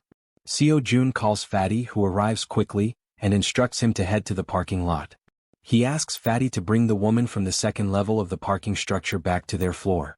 While this unfolds, the team on the emergency staircase is dismantling and recovering the materials used for the electric trap. Deoksu, feeling relieved by the goblins' sudden defeat, asks his friends if they know why the goblins exploded so suddenly. The bespectacled man speculates that it was likely someone's doing. Han, sweating nervously, realizes that such a powerful skill could only belong to one person. The way the goblins were dealt with so effortlessly leaves no doubt in his mind. It must have been Seo-jun. He recalls that when he first met Fatty, Fatty mentioned that Seo-jun was a bit of an enigma. Han also remembers Fatty talking about hot baths, which amazed the girls, and how the ingredients for their meals had also been thanks to Seo-jun's ability. Reflecting on all this, Han grows more unsettled by Seo-jun's overwhelming power, convinced that the mysterious skill must be his. As Han coils the wires around his arm, he glances at Moon and recalls how he used to be an introvert, someone who changed drastically after meeting Seo-jun. Realizing the terrifying scope of Seo-jun's abilities, Han thinks to himself that being saved by Seo-jun means being chosen by him. Back in the parking lot, as the elevator reaches the ground floor, Fatty dashes toward the unconscious woman. He quickly picks her up and heads to the 30th floor as instructed. All of this is observed by Seo-jun through the surveillance-like view of his ultimate eyes, while Han silently contemplates how being saved in this world seems to hinge on being favored by Seo-jun. A flashback is revealed, showing a small toy car. A child was playing with it in a park while being watched. The boy was filled with joy, calling out to his mother to watch what he could do. The woman from the parking lot, Yeonju, was his mother. She smiled at him genuinely, encouraging him. As the child stood up and waved to his mother, something appeared behind him. The genuine smile on the mother's face turned into an expression of horror. She froze, overcome with terror. A group of 3 vile goblins surrounded the poor boy, who was innocently waving at his mother. She tried to act, summoning all her strength, but she wasn't fast enough. The goblins attacked the boy, leaving her helpless to stop them. All she could do was weep as the sight of her son's final moments was burned into her memory. All that remained was the toy car the boy had been playing with. Trapped in a nightmare, Yeonju suddenly woke up, startled by the painful memories. She looked to her side and saw Seo-jun, who called her by name. He watched her lying down and she sat up on the bed, her head throbbing. Seo-jun extended his hand and introduced himself, saying it was a pleasure to meet her. Ignoring his introduction, she asked him if he was the one who did it. Surprised, Seo-jun hesitated, unsure what she was referring to. Quickly she clarified, saying he knew exactly what she meant, the thing that made the goblins' heads explode. Seo-jun froze in a moment of hesitation, and his hand began to tremble. Gripping his hand to steady himself, he admitted that, yes, he was the one who had done it. Yeonju started thinking, realizing how immensely powerful he must be. Someone with such a neutral expression could wipe out an entire horde of goblins in an instant. Fearful but hopeful, she thought that if he could do something so incredible, then maybe. She began trembling, her thoughts racing. Finally, she begged him, pleading for him to save her child. Through her tears, she cried out, asking him for just one day to bring her son back. As she finished her plea, Seo-jun looked at her, seeing her face soaked with tears, an expression of unbearable pain. It was the face of someone who had their child ripped away. Still crying, she said she missed her beloved son terribly. Seo-jun clenched his teeth, anger boiling within him as he realized she had lost her son to those wretched goblins. Yeonju sobbed so hard, trembling and unable to speak coherently through her hiccups. Seo-jun stood there, frozen, wondering if there was truly nothing he could do. He decided to try issuing a mission through the system. Hunt down 1,000 goblins with no time limit and no penalty for failure. The reward would be the resurrection of her child. Lost in thought, he wondered if such a thing was even possible. The idea filled him with apprehension. But then the system notified him that the mission couldn't be issued. Frustration surged through him as he realized resurrection was beyond his current capabilities, even with his powers. The system explained further, stating that a resurrection required a tremendous amount of power and resources. Then another notification appeared. There weren't enough funds to cover the resurrection mission's reward. It suggested trying again after increasing his funds. Seo-jun was stunned, his jaw dropping in disbelief as he read the message. Resurrecting someone might actually be possible if he had enough money. Overwhelmed with excitement, Seo-jun shouted at the system, demanding confirmation. Could he truly bring someone back to life if he had the funds?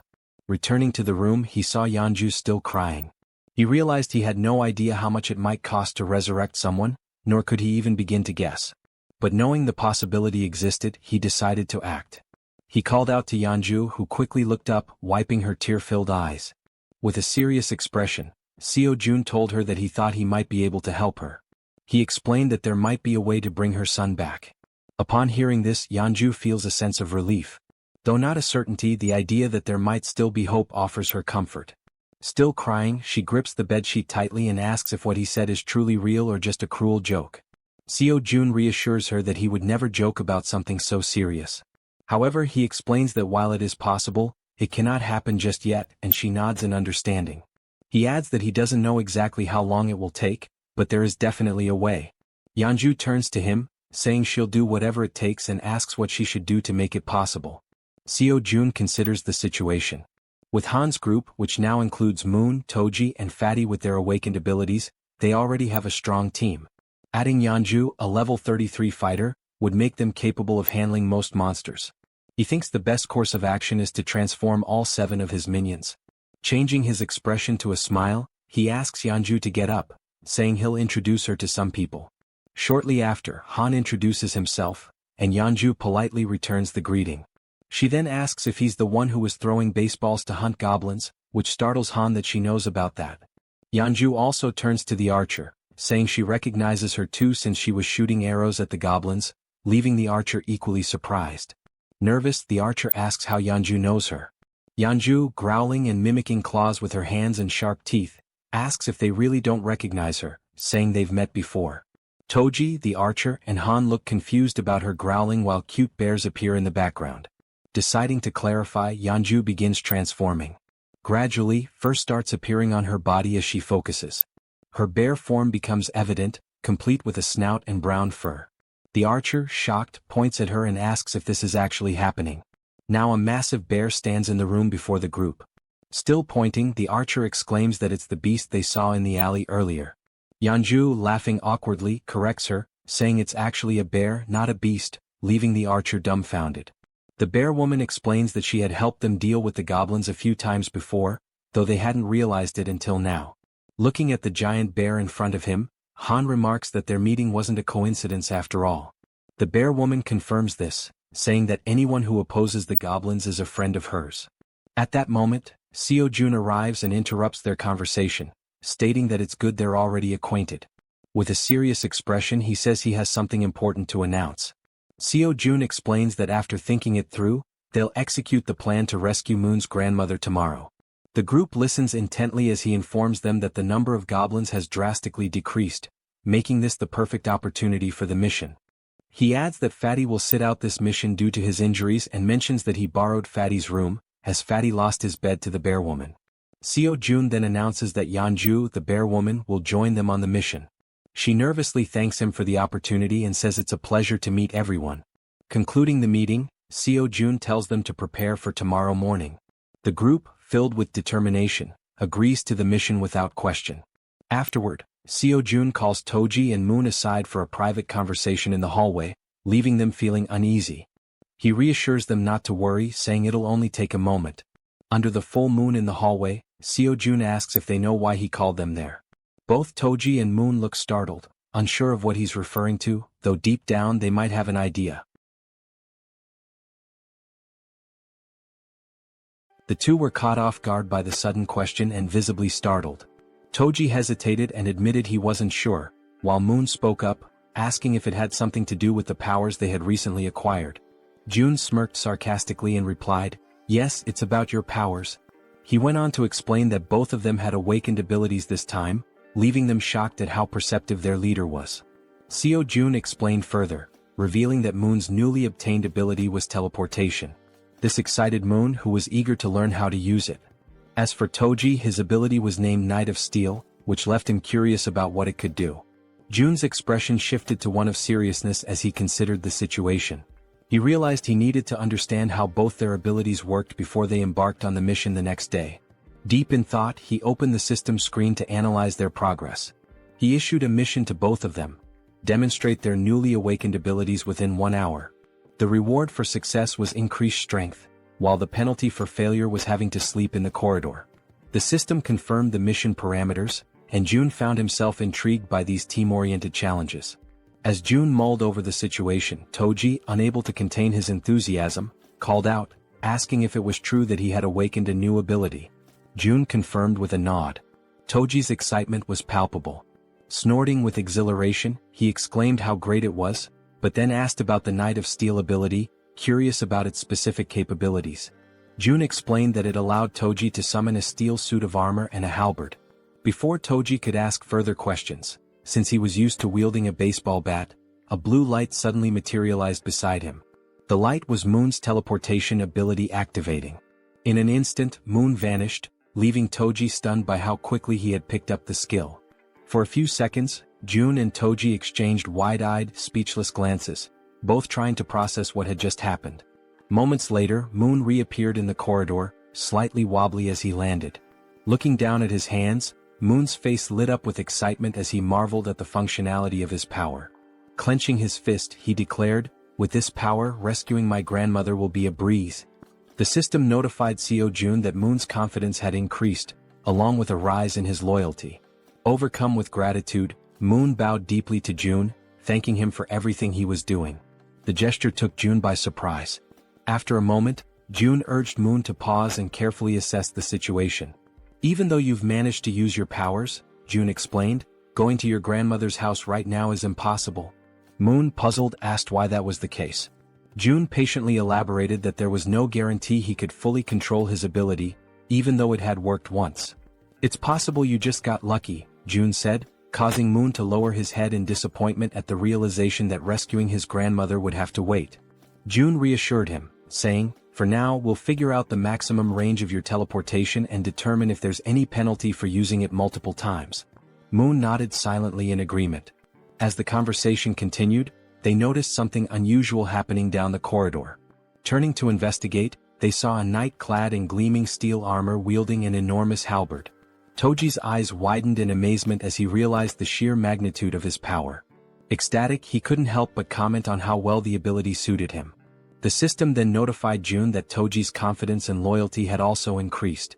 While Toji celebrated, swinging the halberd to test its weight, Jun called Moon over. Pointing toward a nearby building, Jun asked if Moon could test his teleportation by attempting to reach it.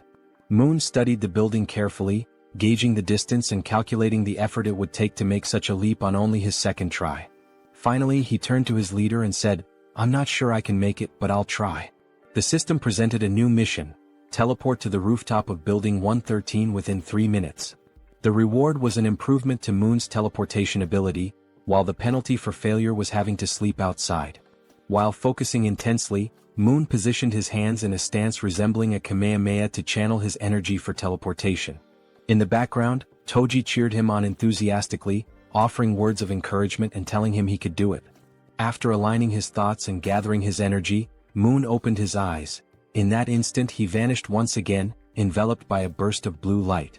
The force of his ability was so intense that Toji instinctively shielded himself from the shockwave. Moon reappeared on the rooftop of the other building, landing in a dramatic superhero pose. However, his face contorted in pain, and his eyes turned completely white.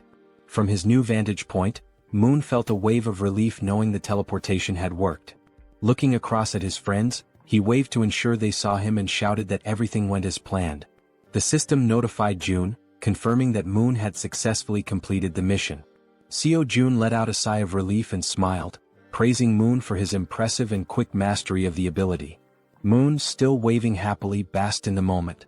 But suddenly, without warning, Moon's strength gave out. His eyes rolled back and he collapsed unconscious on the rooftop, leaving him vulnerable. Both June and Toji froze in shock, their previous excitement quickly replaced by concern. Everything had been going so well, until it hadn't. Acting swiftly, June used his ability to summon a servant, bringing Moon's unconscious body back to their corridor. Moments later, they laid Moon down in one of the beds to let him recover. "Is he going to be okay?" Toji asked anxiously. June, studying the system's readout, reassured him, "Yes, he's just unconscious. The teleportation ability took a lot out of him." He explained that with enough rest, Moon would be fine. The system confirmed that Moon was healthy and in a deep sleep.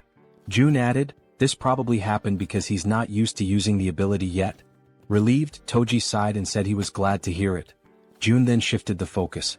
"Now it's your turn," he said, surprising Toji with the sudden declaration. "Wait, my turn?" Toji asked, caught off guard. The system displayed Toji's mission: perform 100 push-ups and 100 squats while wearing the steel armor. The time limit was 10 minutes and the reward was increased strength. The penalty for failure? Sleeping outside. Without hesitation, Toji began the exercises, starting with the push-ups. Clad in his heavy steel armor, every movement required an incredible amount of effort. Sweat poured down his face and dripped onto the floor as he pushed himself to the limit. Determined, he moved on to the squats, completing the second half of the mission with gritted teeth and unwavering resolve. When he finished, Toji stood tall, exhausted but triumphant, shouting, "Mission accomplished. I did it." The system confirmed his success, notifying June that Kang Deoksu, Toji, had completed the mission. Breathing heavily, Toji leaned against the wall to catch his breath while June observed him, impressed. With a body like his, so athletic and resilient, it's no wonder he has such endurance, June thought to himself. Suddenly, the system displayed a new message, something June had never seen before. "What's this?" June muttered, his eyes narrowing at the unexpected notification. As he studied the screen, Toji asked, "Is that really all for the mission?" June nodded, smiling warmly. "Yes, great job. You can go rest now." The system finished calculating and displayed a notification. Toji's strength had slightly increased. Turning to June, Toji expressed his gratitude. "Thanks for taking the time to help us. I really appreciate it." June, surprised by the sudden notification and watching Toji feel the changes in his body, noticed a new sense of energy radiating from him. Looking at his own hands, Toji clenched them into fists, feeling the power coursing through his veins. "This reward changes everything," he said with a confident smile. The next day, somewhere in a dark alley in Busan, Han screamed in desperation, urging everyone to run. The group scattered, fleeing for their lives as a ferocious horde of goblins pursued them. Toji, however, stopped running and turned around, his fury evident. Assessing the situation, he decided to act. The goblins, focused on their chase, were suddenly blinded by a brilliant light shining in front of them. As they adjusted their vision, they saw a towering figure clad in a steel suit of armor wielding a massive halberd. Without hesitation, Toji charged forward and struck the nearest goblin, impaling it with his halberd in one swift, powerful motion. Then Toji unleashed a flurry of diagonal strikes in rapid succession, cutting down goblins one after another. But the goblins, fueled by rage, refused to give up and surged forward with a determined attack. Expecting a direct assault, Toji braced himself, but the goblins cunningly outmaneuvered him, slipping past to target the more vulnerable backline. In an instant, arrows struck the goblins' heads in swift succession, ending their rampage permanently. Toji turned to see what had happened and spotted Moon wielding a bow and arrow. "Don't worry," Moon called out confidently. "I'll handle any goblins that get past you. Focus on the ones ahead." Gripping his halberd tightly, Toji turned back to the remaining goblins. A smirk spread across his face as he responded, "Got it?" Seeing Toji's renewed focus, the goblins froze, hesitating in their attack. One by one they began to retreat, turning back to where they came from. Frustrated, Toji yelled at them to come back and face him. As the goblins retreated, terror gripped them when a massive shadow appeared before them. It was the bear girl, her glowing red eyes piercing through the chaos. This was her dramatic first appearance, emerging from an ambush prepared for the retreating goblins. The goblins had no choice but to surrender to their fate, collapsing in despair and lamenting their past misdeeds. The group showed no mercy. Moon's arrows flew with precision, Toji's halberd struck powerfully, and the bear girl slashed through the goblins with her razor-sharp claws. Together they defeated the goblins one by one. Seizing the opportunity, Han shouted to Moon, "Now's your chance. Go." Moon, understanding the urgency, broke into a sprint toward his grandmother's house. "Thank you, Han," he called back as he ran, grateful for the opening created by his comrades. Meanwhile, the system notified Jaehyeon that the citizen Moon had completed his mission. A pop-up appeared, stating that it was now evaluating the missions Moon had completed. Back in the comfort of his room, Jaehyeon sat with his ultimate eyes ability activated, observing the system screen while slurping on cup noodles. The system pinged again, declaring the evaluation complete and awarding him 132,966 won, which was deposited into his Shutin's wallet. June paused mid-bite, stunned by the reward. This time it was actual money. Returning to his meal, June reflected on the situation.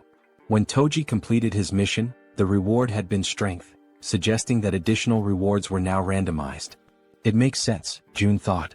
The missions are getting harder, so the rewards should scale with the difficulty. The system chimed again, confirming that Moon had completed all the missions available to him for the day. It also announced it would begin evaluating the rewards for Moon's completed tasks. The assessment concluded instantly. Still savoring his noodles, June grinned and said, "All right, let's see what the reward is." The system congratulated him for hitting the jackpot. For those unfamiliar, it clarified that a jackpot is the maximum prize accumulated in games of chance like slot machines or lotteries. Reading this, Jaehyeon froze, momentarily stunned. Paralyzed with anticipation, he stared at the screen, waiting to see what incredible reward the jackpot would bring.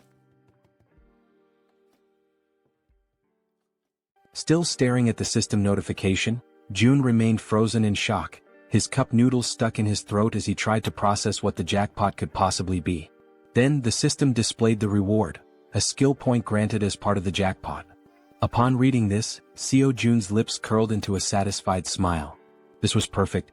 He could choose exactly where to use the point. Back on the streets, Moon sprinted toward his grandmother's house at such an incredible speed that a faint blue aura trailed behind him. As he drew closer, exhaustion crept in, sweat dripping down his forehead. His mind raced with anxious thoughts. What if something had happened to her? Upon arrival, the house came into view, a small, simple home, completely unprotected against monster attacks. There were no barriers, no fortifications, just an ordinary house standing vulnerably amidst the chaos. Moon didn't hesitate. He rushed to the door and pushed it open, but a deep fear clawed at his chest. Frantically, he dashed through the house, checking every room as he called out, "Grandma, where are you?" Then he reached the bedroom. His eyes widened in shock. There she was, lying on a futon mattress, peacefully asleep, far calmer than Moon had ever imagined she would be.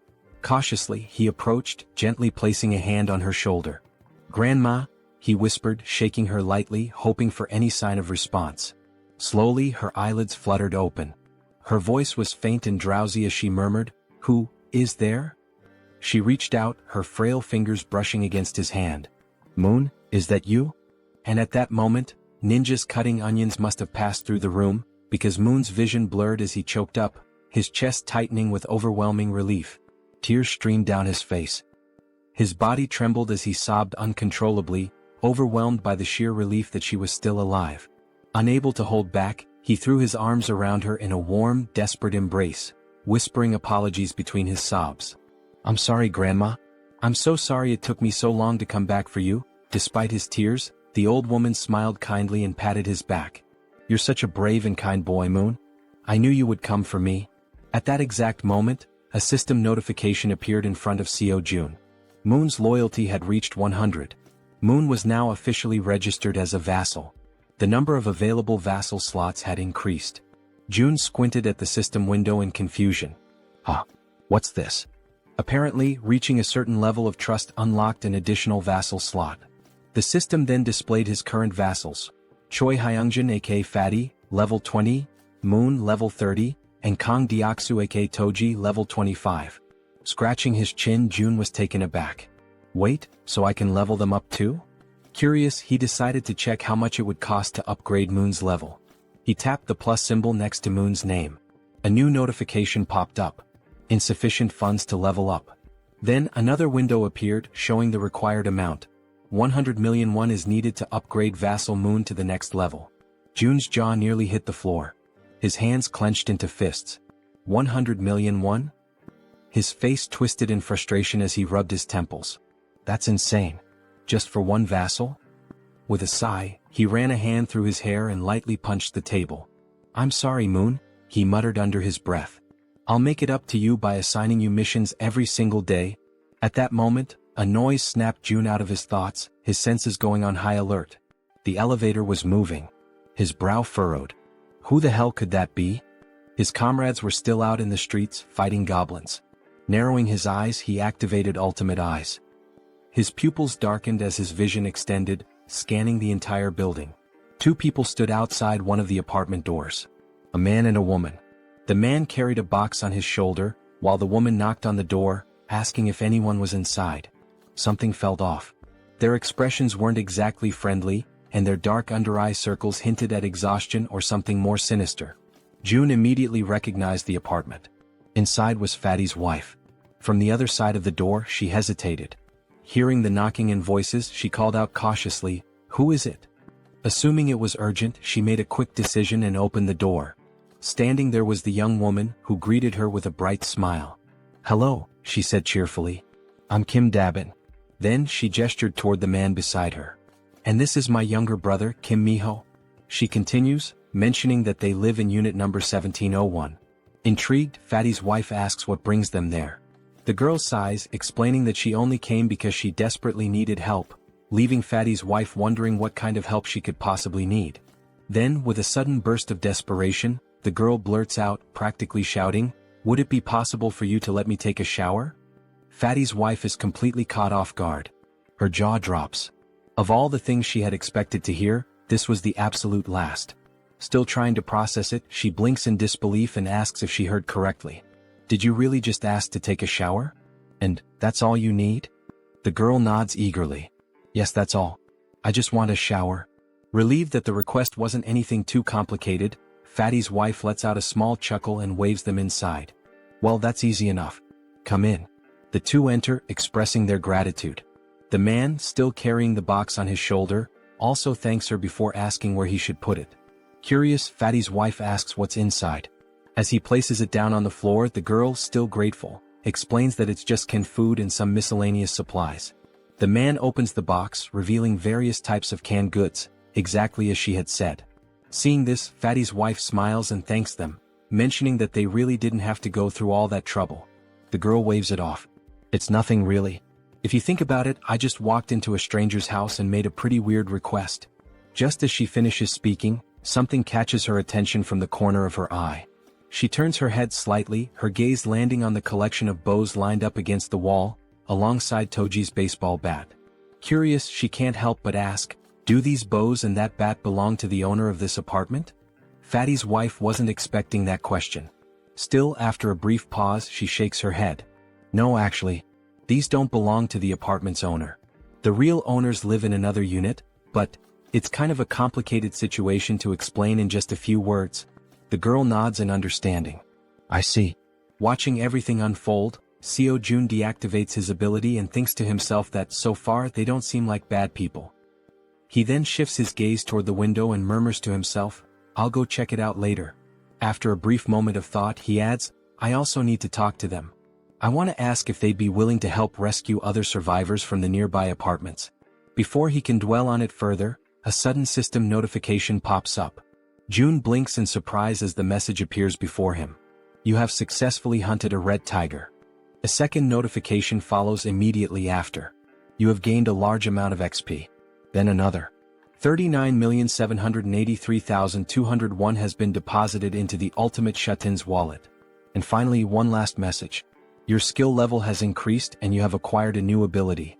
June stares at the notifications, his eyes widening in shock. What just happened out there? He hadn't even been paying attention for that long. How could so much have changed in such a short time? Without hesitation, he forces himself to reactivate Ultimate Eyes, pushing his abilities to their limit despite the strain. Outside, the battlefield is far from calm. Han, the archer, and the guy with glasses are both lightly wounded. In front of them, the corpse of a massive red tiger lies motionless on the ground, and next to it, the werebear is also severely injured, struggling to move. The rest of the group stands frozen, unsure of what to do next. June observes everything, but a strange feeling creeps up on him. his stomach twists, and his chest tightens as a wave of unease washes over him. What the hell just happened? Suddenly, a sharp pain shoots through his body. His muscles spasm, cold sweat dripping down his face as an overwhelming pressure grips his chest. He groans in agony, barely able to keep himself upright. Then the system sends another notification.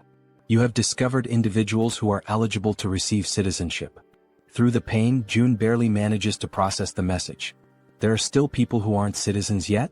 His breathing is ragged, but he forces himself to speak. System, grant them citizenship.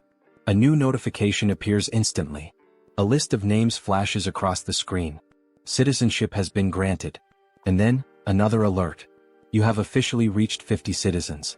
An additional message follows. The amount of XP and money that citizens can earn has increased by 100%. But the surprises don't stop there. A final notification appears on the screen, revealing something unexpected.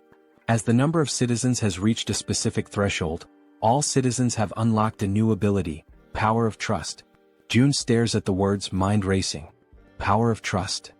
What does that even mean? Despite his lingering confusion, his thoughts drift back to the battlefield. He clenches his jaw. Did anyone get seriously hurt? Back on the streets, we see Moon, slightly injured and gasping for breath, making a tremendous effort as he carries his grandmother on his back. Everyone else is also wounded, running desperately while providing cover for Toji, who is carrying the injured Werbear woman. Observing this, June quickly realizes that the situation outside is far worse than he had imagined. And of all people to be seriously hurt, it had to be the Werbear. As the group races to escape, a horde of goblins suddenly appears right in front of the two carrying the wounded. The team members covering them from behind immediately let loose a volley of arrows, striking down goblins to clear a path. The archer, watching closely, is startled by the precision of the man with glasses. How the hell did you pull that off with a single shot? She asks, eyes wide. The man looks just as confused. I honestly have no idea. As they continue running, the archer suddenly realizes something. For some reason, my body feels lighter. Han, running beside her, nods in agreement. Yeah. And I just noticed, I'm not even out of breath anymore.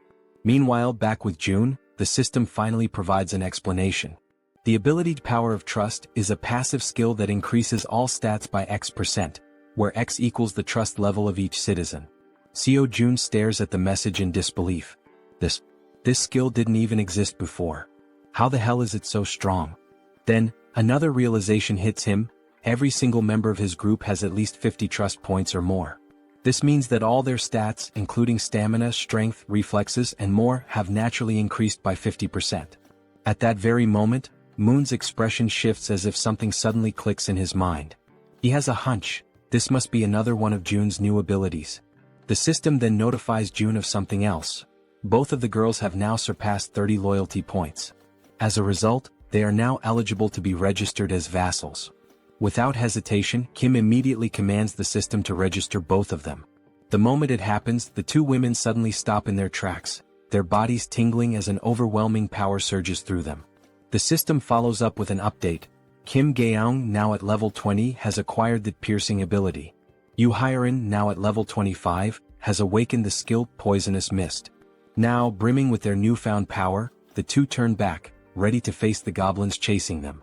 The archer steadies herself, drawing her bow. She fires an arrow straight at the goblins.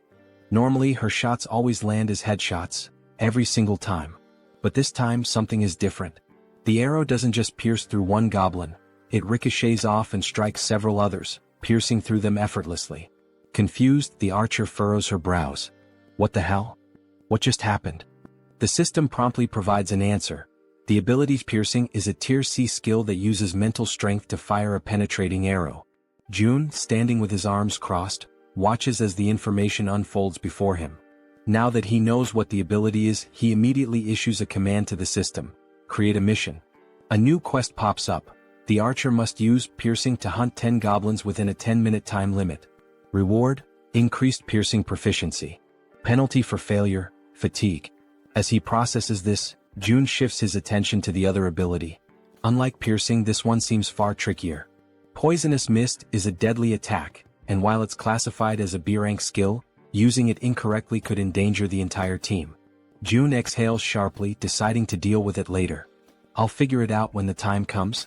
Just then, the system sends another notification. The archer has successfully completed the mission. 10 goblins eliminated. A new message follows. The maximum number of missions available for today has been reached. Evaluating. June sighs, unimpressed. The rewards weren't that great this time. But now that the battle outside has settled, he decides it's time to check on the citizens living on the lower floors. Activating ultimate eyes, he scans the corridors. His gaze locks onto the silhouette of a man walking calmly through the halls, his hands tucked into his pockets. June watches as the man heads toward the bathroom, likely to collect water. Smart. June notes that this man has good survival instincts. He's gathering water before supplies run low.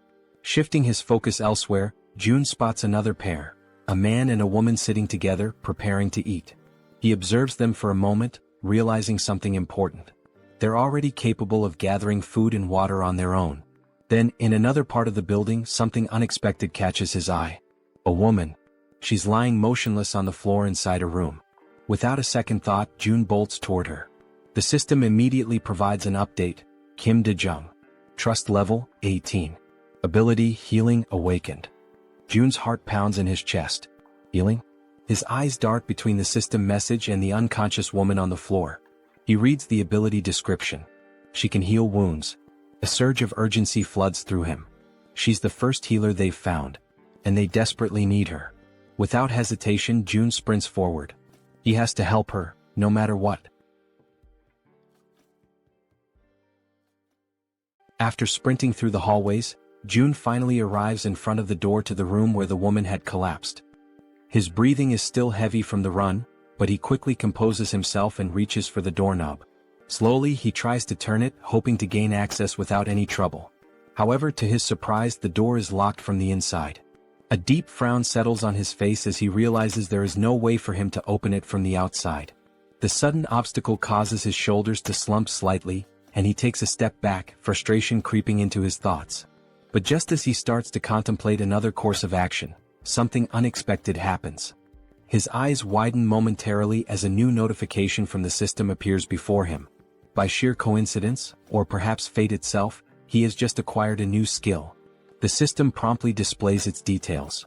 The ability is called Invisible Hand, and it is currently at level 1. According to the description, it allows him to summon and control an invisible hand at will. Reading the notification, a surge of newfound determination fills his chest. His grip tightens into fists as he mentally acknowledges the absurd but undeniable reality of his newfound power. Silently, he expresses his gratitude for this sudden stroke of fortune.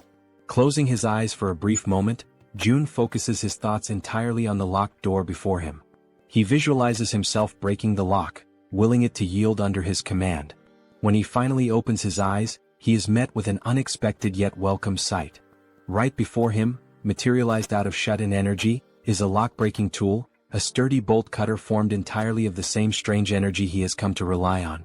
Without hesitation, he reaches forward, taking hold of the newly formed tool. The cold sensation of the manifested object in his grip confirms its existence.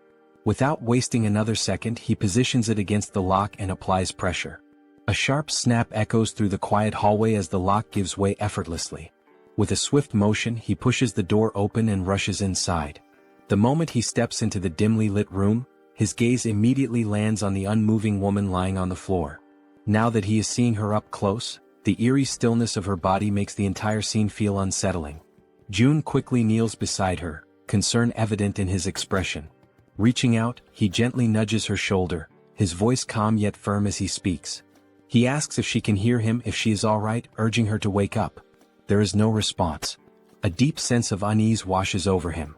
He carefully observes her condition, scanning for any visible injuries. But what he notices instead sends a wave of worry through him. Her face is unnaturally pale, her lips dry and cracked. Severe dehydration. His mind races. Dehydration this extreme could be dangerous.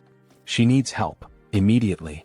He quickly shifts his attention to the surroundings, searching for anything that might assist in stabilizing her condition. His eyes dart around the room, taking in every detail. Then, something catches his attention, something that makes him pause, confusion flickering across his face. There is water in the room. Yet, despite the presence of water, she is still in this critical state. It makes no sense. The contradiction unsettles him, sending a cold shiver down his spine. Glancing back at the woman, he forces himself to push aside the troubling thoughts. Now is not the time to question the situation. The priority right now is saving her. A sudden idea forms in his mind. Without hesitation, he opens the system interface. There is a chance this might work. June quickly assigns her a mission, a simple yet crucial task. The mission objective: breathe. The reward: immediate recovery from dehydration. The system processes the command, deducting 10,000 won as the cost for activating the mission. Almost instantly, a soft blue aura begins to envelop the woman's body. June watches intently, his pulse quickening as the energy works through her. Then faint sounds escape her lips, a weak, breathy noise, but a clear sign that she is beginning to stir.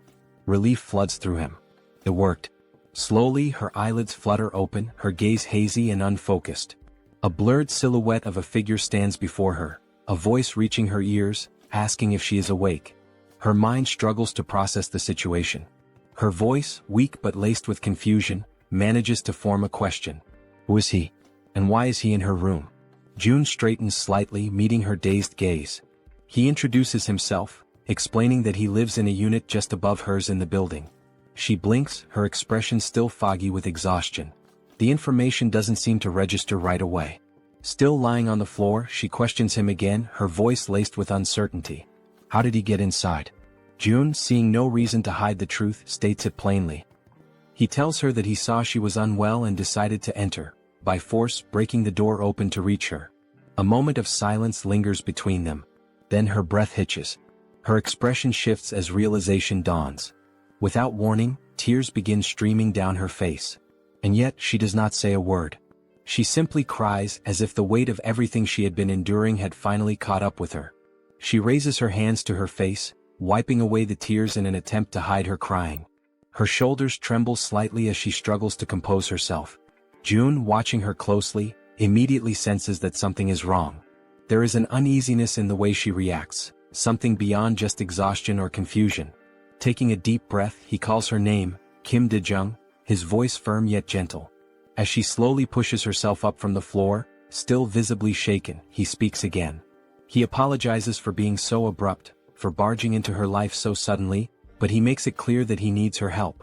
There is urgency in his tone, something that makes her pause despite her lingering distress. Now sitting upright, her tear-filled eyes meet his, though her expression remains guarded. Her lips, still cracked from dehydration, barely part as she listens to him speak. June wastes no time in explaining, one of his allies is severely injured. The words seem to take a moment to register. Dae-jung slowly turns her body toward him, staring as if trying to process what he just said. Silence stretches between them. She blinks, her mind racing, trying to make sense of his words. His ally? Someone severely injured? Why is he telling her this? She doesn't understand, she doesn't even know this man. Panic begins to rise in her chest. He wants her to save someone? Why her? Doubt and fear intertwine within her thoughts. Her hands tremble slightly as she lowers them to her lap.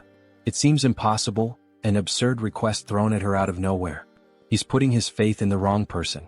And then another realization strikes her like a bolt of lightning. How does he know she's a nurse? Her breath catches. She has never told him that. No one in this building should even know. A wave of unease washes over her, yet at the same time, something about the way he speaks, the way he asks for help, doesn't feel threatening. There is no malice in his words, no ill intent in his eyes. Still hesitant, still uncertain, she makes a decision. She has to see for herself. Slowly she turns to face him completely. Though suspicion lingers in her gaze, she swallows down her doubts and agrees to help. Her voice, though weak, carries a firm resolve as she asks where exactly she is supposed to go. June doesn't answer right away. Instead, he opens the system interface, his fingers moving swiftly across the translucent screen in front of him. He asks her to wait just a moment. He assigns her a mission, one that instructs her to use healing magic to cure the wounded werbear. The mission comes with a 1-hour time limit, a reward labeled as improved, and to his relief, no penalties. His eyes flicker with determination as he reads the details. He must save the werbear no matter what. Turning back to Dae-jung, he tells her that for now she should rest. He will personally bring the injured person to her. He then instructs her to find something to help with her own dehydration.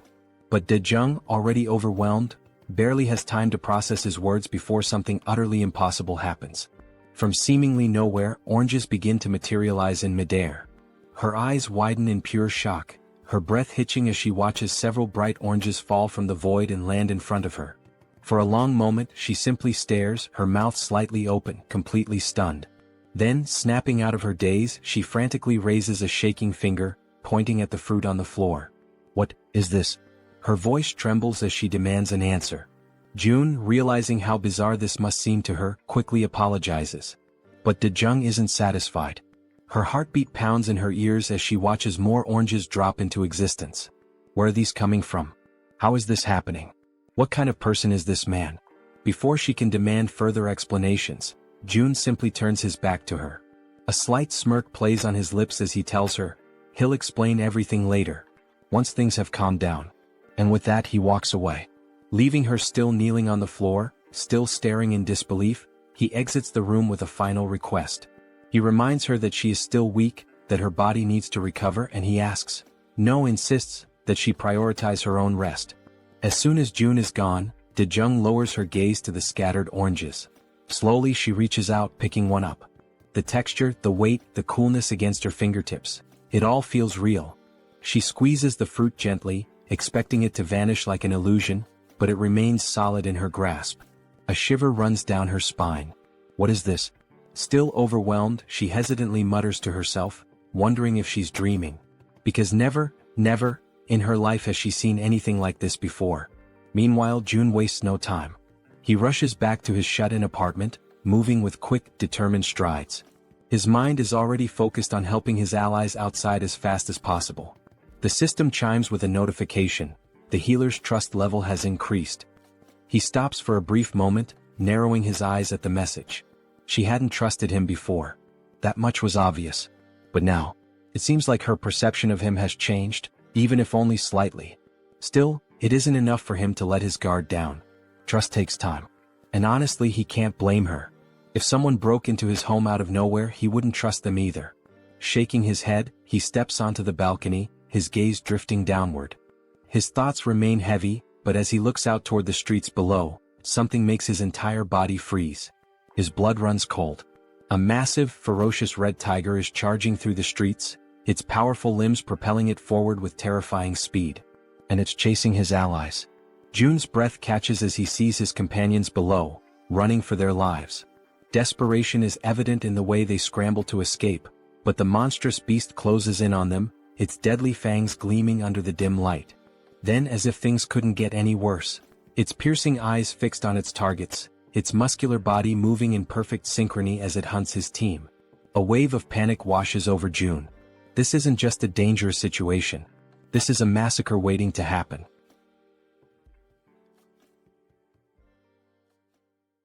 June stood frozen in shock as he took in the sight before him. There wasn't just one red tiger. Another had appeared, a second ferocious beast, separate from the one that had already fought the Werbear woman and left her gravely wounded.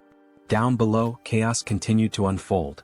The massive red tiger prowled menacingly, striking fear into the hearts of the remaining group members, who were now running desperately, not daring to look back. Fear gripped them entirely, their survival instincts pushing them forward. Amidst the frantic escape, Jaehyeon, the girl who had received the power of poison, misstepped. Her foot twisted unnaturally, and pain exploded through her leg as she collapsed onto the hard ground. A sharp, involuntary cry of agony tore from her throat.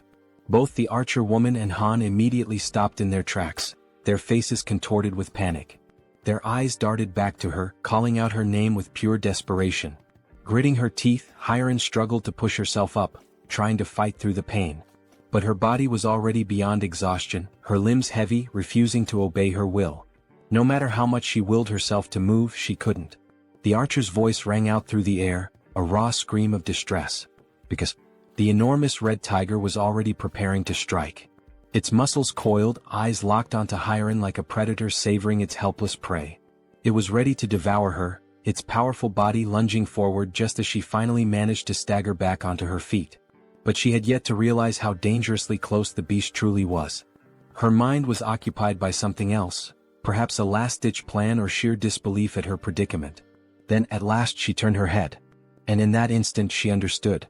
The beast was right there. The realization hit her like a tidal wave, crashing down and swallowing her whole. A cruel truth settled into her bones: there was no escape. For a brief, soul-crushing moment she stopped resisting. The fight drained from her eyes and she surrendered to the inevitable. She stood still, bracing for the end, waiting for the red tiger's jaws to clamp down and rip her apart. And then, in a sudden flash of light and violet smoke, she was gone. The tiger's gaping maw snapped shut on empty air.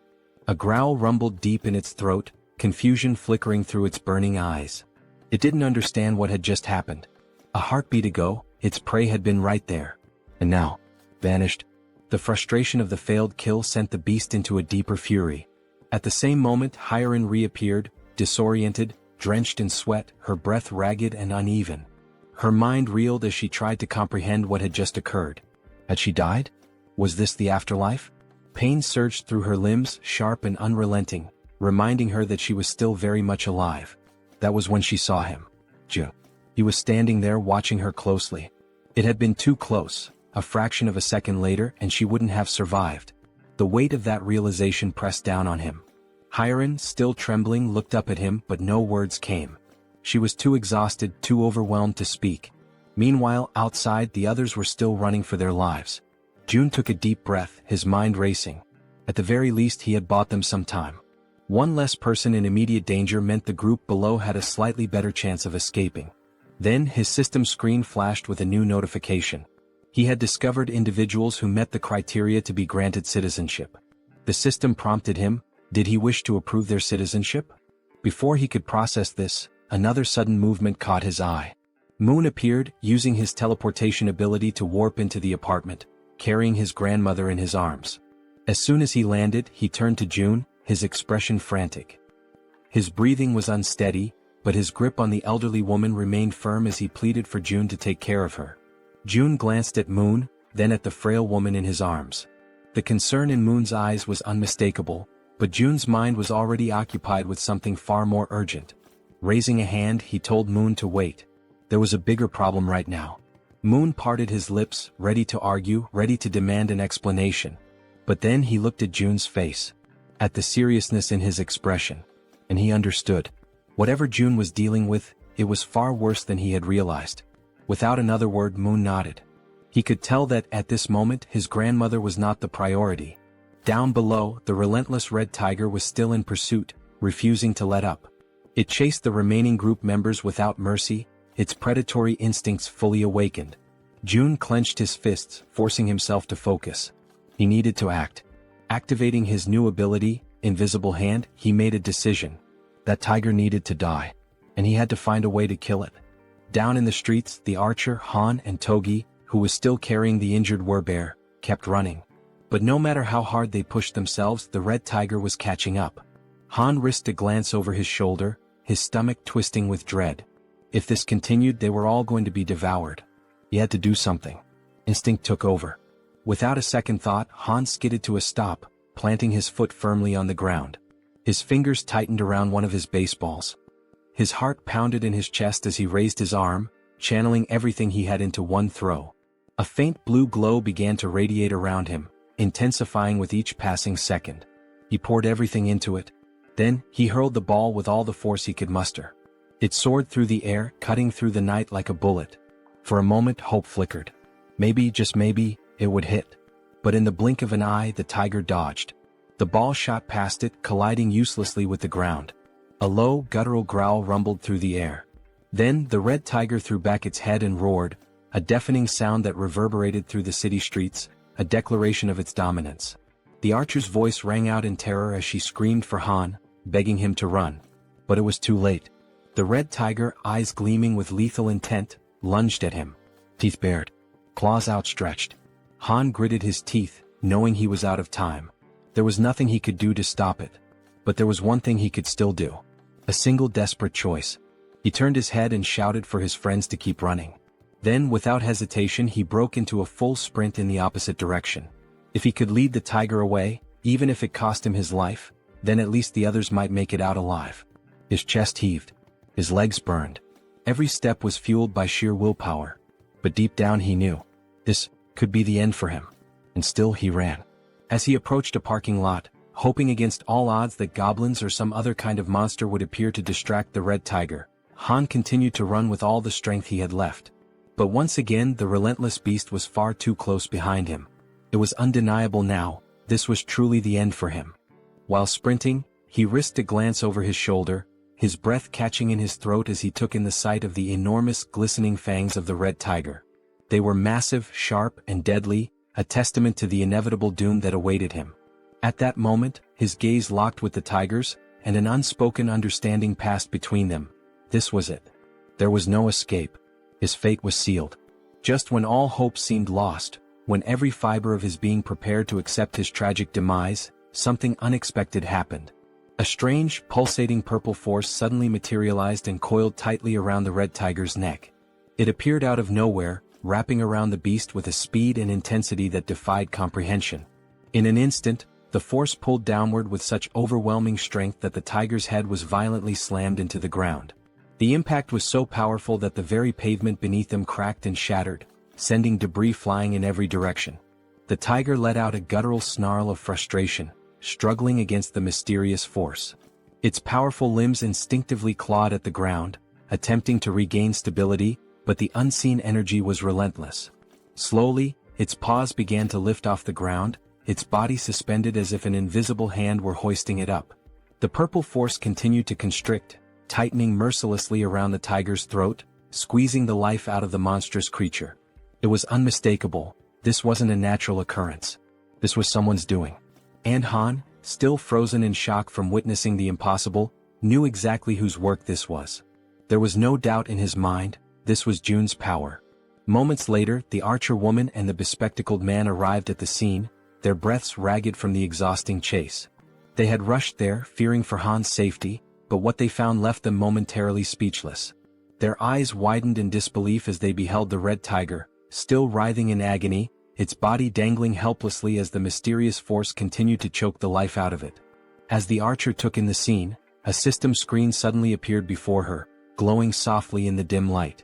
She hesitated for a brief moment before focusing her attention on the text displayed before her. Her expression shifted almost instantly. Her eyes widened in shock as she absorbed the information. Then, as though gaining a newfound sense of understanding, she took a deep breath, regaining her composure. With a newfound calmness, she turned to her companions and without hesitation, stepped forward. High above, watching the events unfold from his vantage point, Jun observed everything with sharp, calculating eyes. There was no need for him to intervene any further. He had already done what was necessary. Now, as long as Jaehyeon, the archer, landed the final blow, he would receive 4 times the loot. Below, the red tiger, still trapped and gasping for air, thrashed desperately in a futile attempt to escape. But its fate was already sealed. The archer, understanding the significance of this moment, took her time, preparing what would be her most crucial shot yet. The tiger's fiery gaze turned to her, desperation evident in its glowing eyes. It was pleading for mercy, seeking even the faintest glimmer of hope for survival. But the woman standing before it held no sympathy. Her expression was one of cold resolve. Mercy was not an option, not for this wretched beast. She pulled back the string of her bow, channeling an intense blue aura into her arrow. The pressure emanating from the charged shot was immense, causing the very air around them to tremble. Then with a swift, decisive motion she released the arrow. A powerful gust of wind exploded outward as the arrow soared through the air, its force cutting through the night like a spear of vengeance. The instant it found its mark, a system notification flashed before Jun's eyes. You have successfully hunted a level 28 red tiger. You have gained a significant amount of experience points. 62,311,776 one has been deposited into your shut-in wallet. As the tiger's body collapsed lifelessly onto the ground, another notification appeared, this one highlighting the growing dynamics among the group. Team trust and loyalty levels have increased. Another notification followed shortly after. Han's loyalty level has exceeded 30. He now meets the requirements to be registered as a vassal. A satisfied smile played on Jun's lips. Everything had gone exactly as planned. He nodded to himself before selecting the prompt to accept Han's registration as his vassal. A few moments later, the scene shifted to another part of the building where someone was being healed. It was the healer, the woman who had previously collapsed in exhaustion within one of the rooms. Now fully conscious, she focused her energy, her hands glowing faintly as she tended to the wounded. The injuries of the others faded rapidly under her care, not even leaving scars behind. The first person she prioritized was the Werbear woman, whose body had suffered severe damage during the brutal encounter with the red tiger. June, watching from afar, reflected on the sheer luck they all had, him included, in having found a healer in a situation like this. Han approached, still catching his breath. Without wasting any time, June turned to him and asked what had happened below, particularly why the red tigers had suddenly appeared. Han, his voice still carrying traces of exhaustion and gratitude, explained that the location where Moon's grandmother's house had once stood was likely a territory belonging to the red tigers. They had managed to take one down, but another had soon appeared, proving that the area was far more dangerous than they had initially assumed. Hearing this, June processed the information carefully. It made sense. There was no reason to believe that only goblins would inhabit this region. And now that he thought about it, there hadn't been any goblins in this area.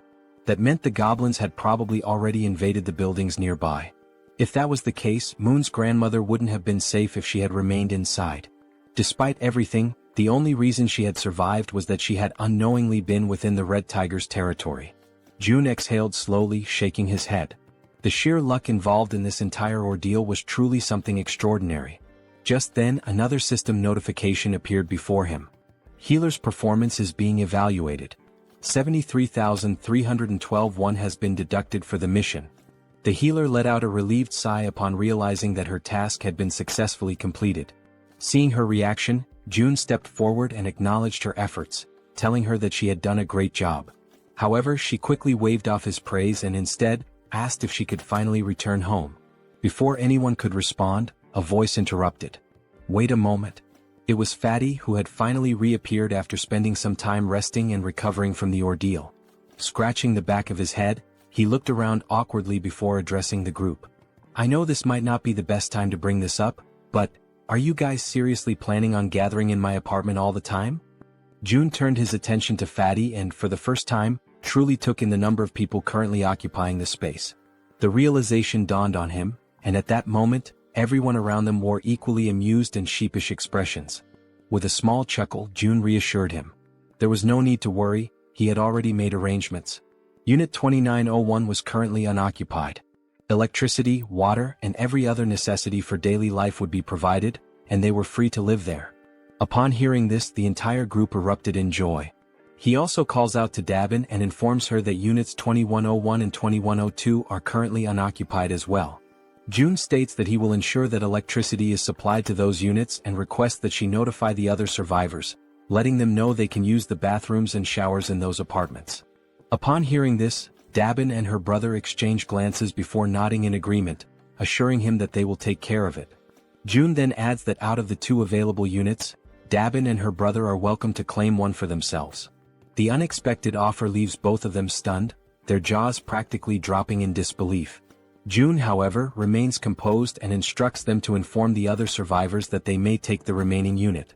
After settling that, June shifts the conversation to another matter, saying that he has a favor to ask. Dabin, still somewhat taken aback, encourages him to go ahead and say what he needs. Without hesitation, June states that he wants her to become the messenger between himself and the rest of the survivors. The moment those words leave his mouth, Dabin pauses, furrowing her brows in confusion. She repeats his request, asking if she heard him correctly. Did he really mean messenger? June, completely serious, confirms it. He then lays out the details of his plan, instructing her to inform everyone that whichever team manages to eliminate 100 goblins the fastest will be rewarded with an empty unit of their own.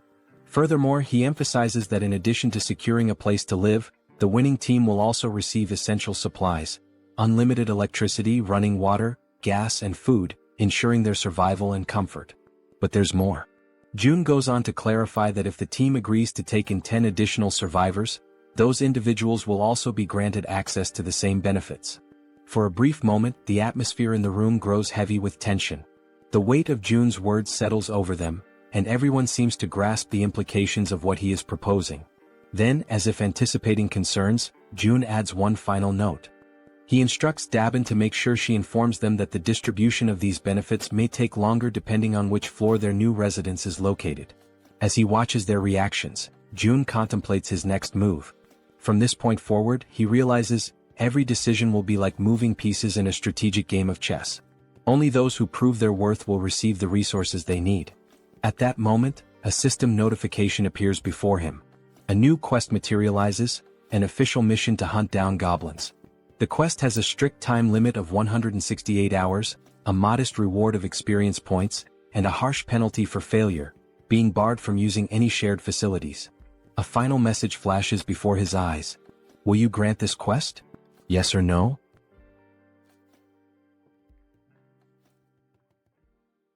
After that, all the residents that June had helped began hunting the goblins.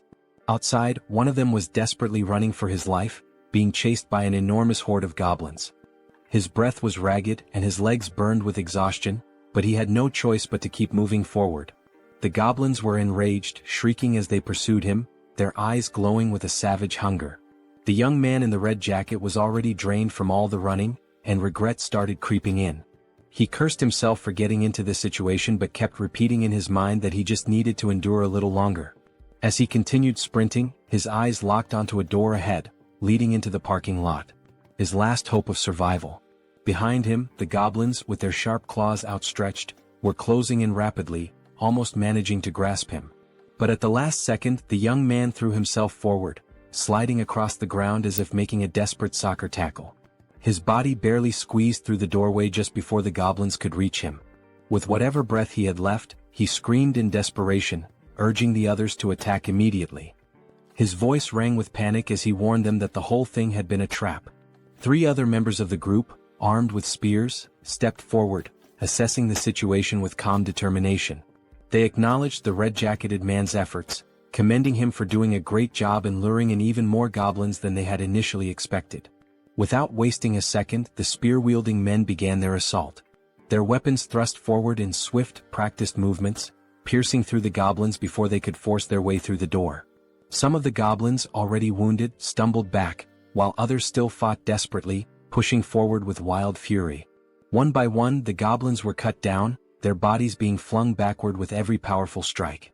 Realizing the overwhelming disadvantage, one of the goblins, seemingly higher in rank, let out a sharp, commanding screech, a call for retreat. Upon hearing it, several goblins turned tail and began fleeing without even looking back. Noticing their retreat, the spear-wielding men shouted for everyone to attack faster before they could escape. One of the men suddenly grinned, a glint of mischief in his eyes, as if he had just come up with something interesting. He turned to the others and asked if they wanted to see something cool.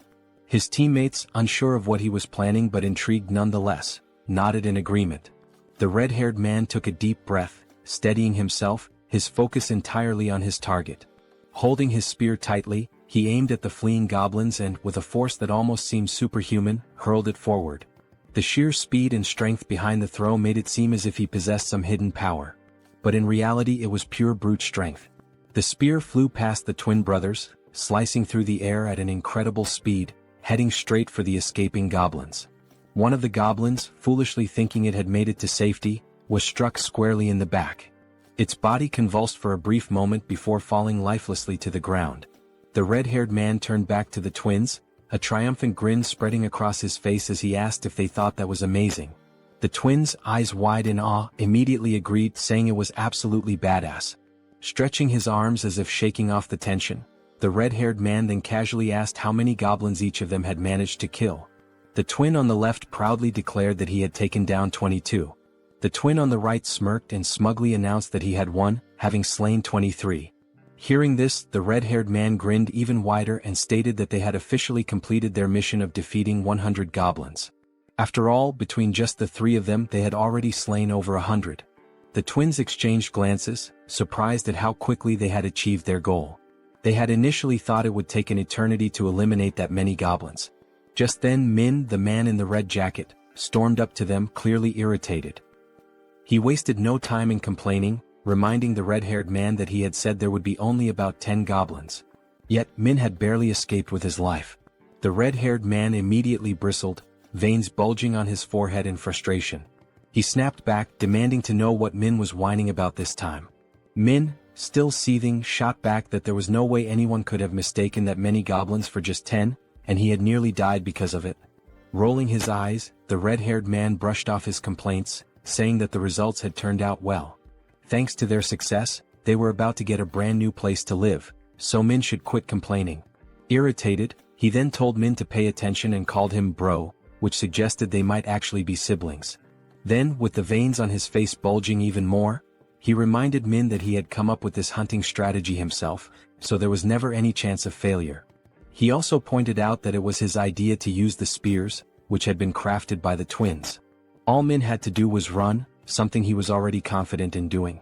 With an exasperated sigh, the red-haired man then offered Min a way out.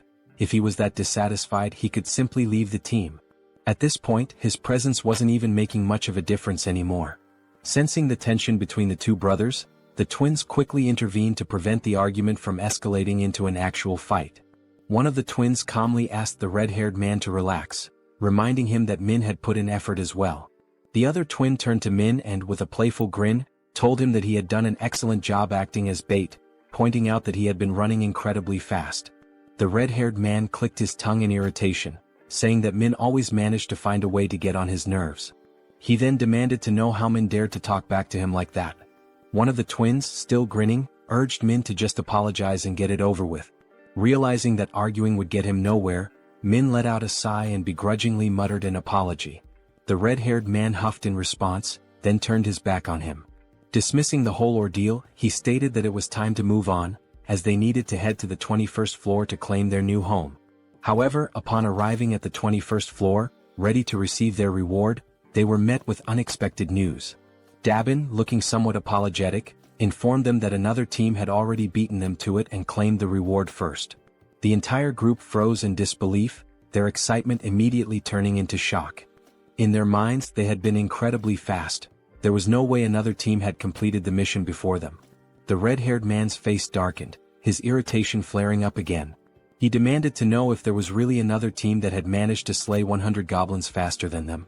Dabin nodded, confirming it. Still unable to believe what he was hearing, the red-haired man furrowed his brows and told Dabin to stop joking around. In a protesting tone, he once again asked Dabin to stop joking around and to just hand over their house already.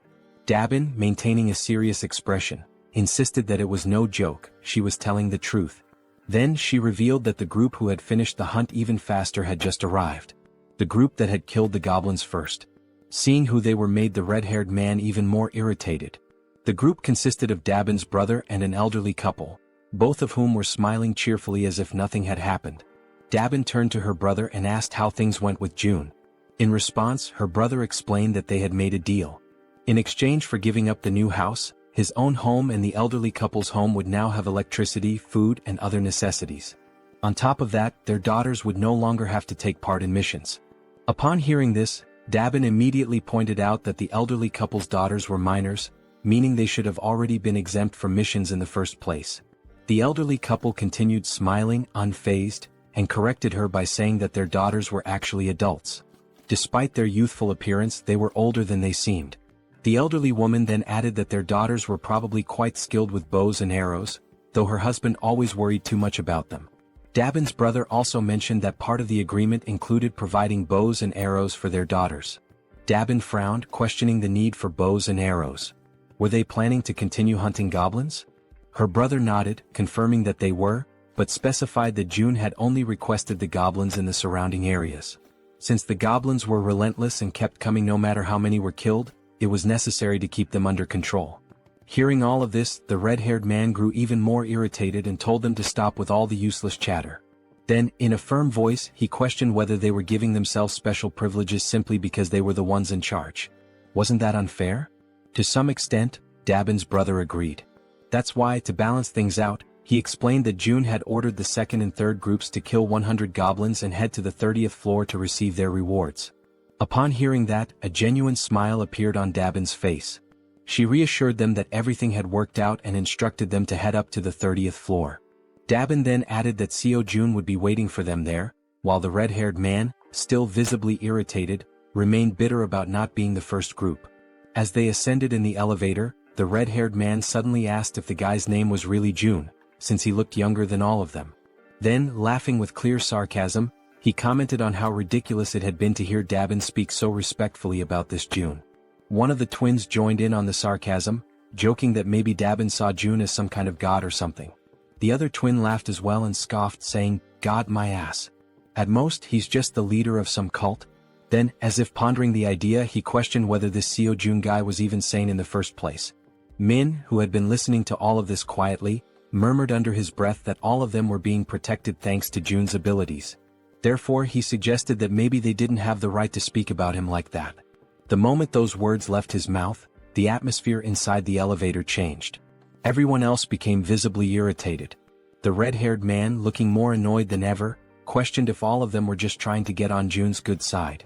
That single remark filled the elevator with a tense silence. Everyone was now staring at Min.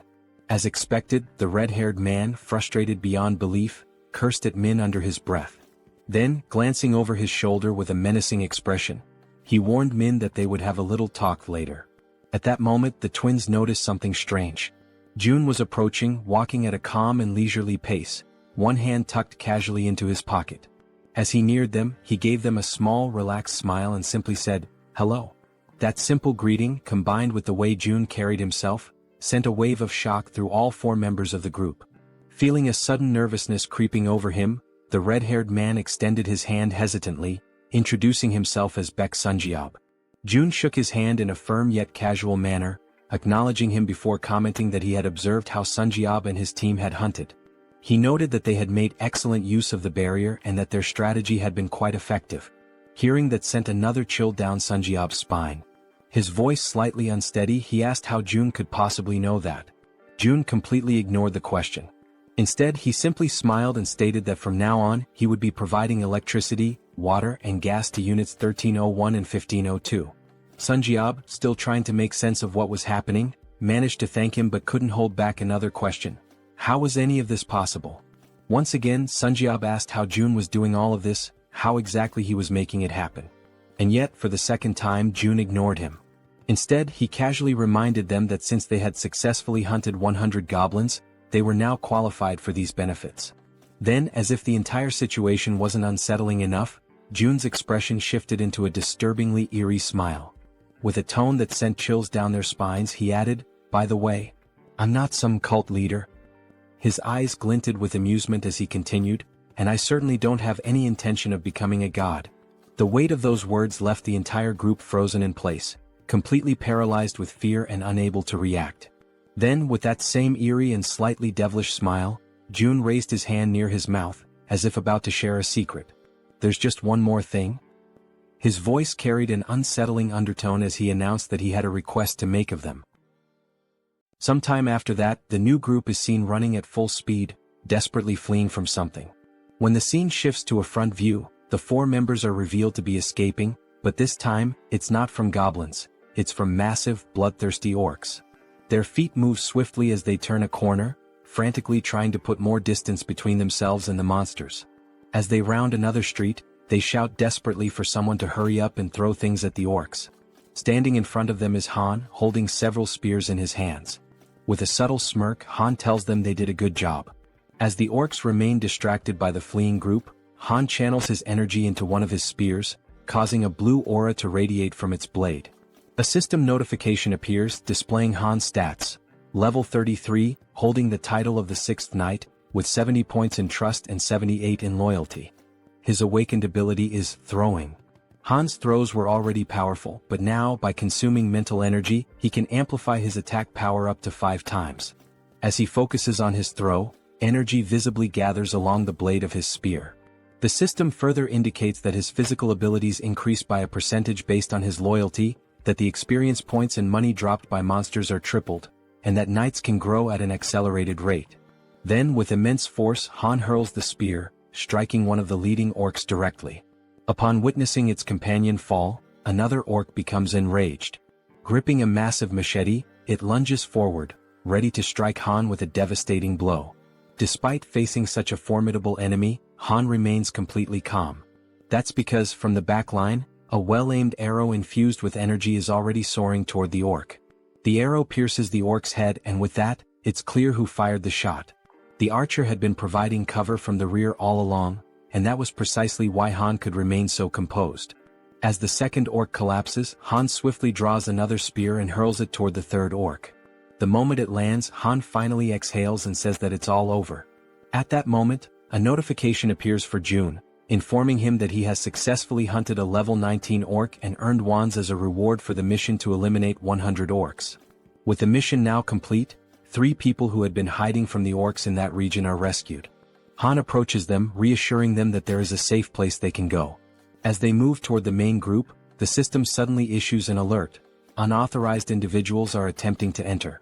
The system then prompts Seo Jun, asking if he would like to grant them citizenship.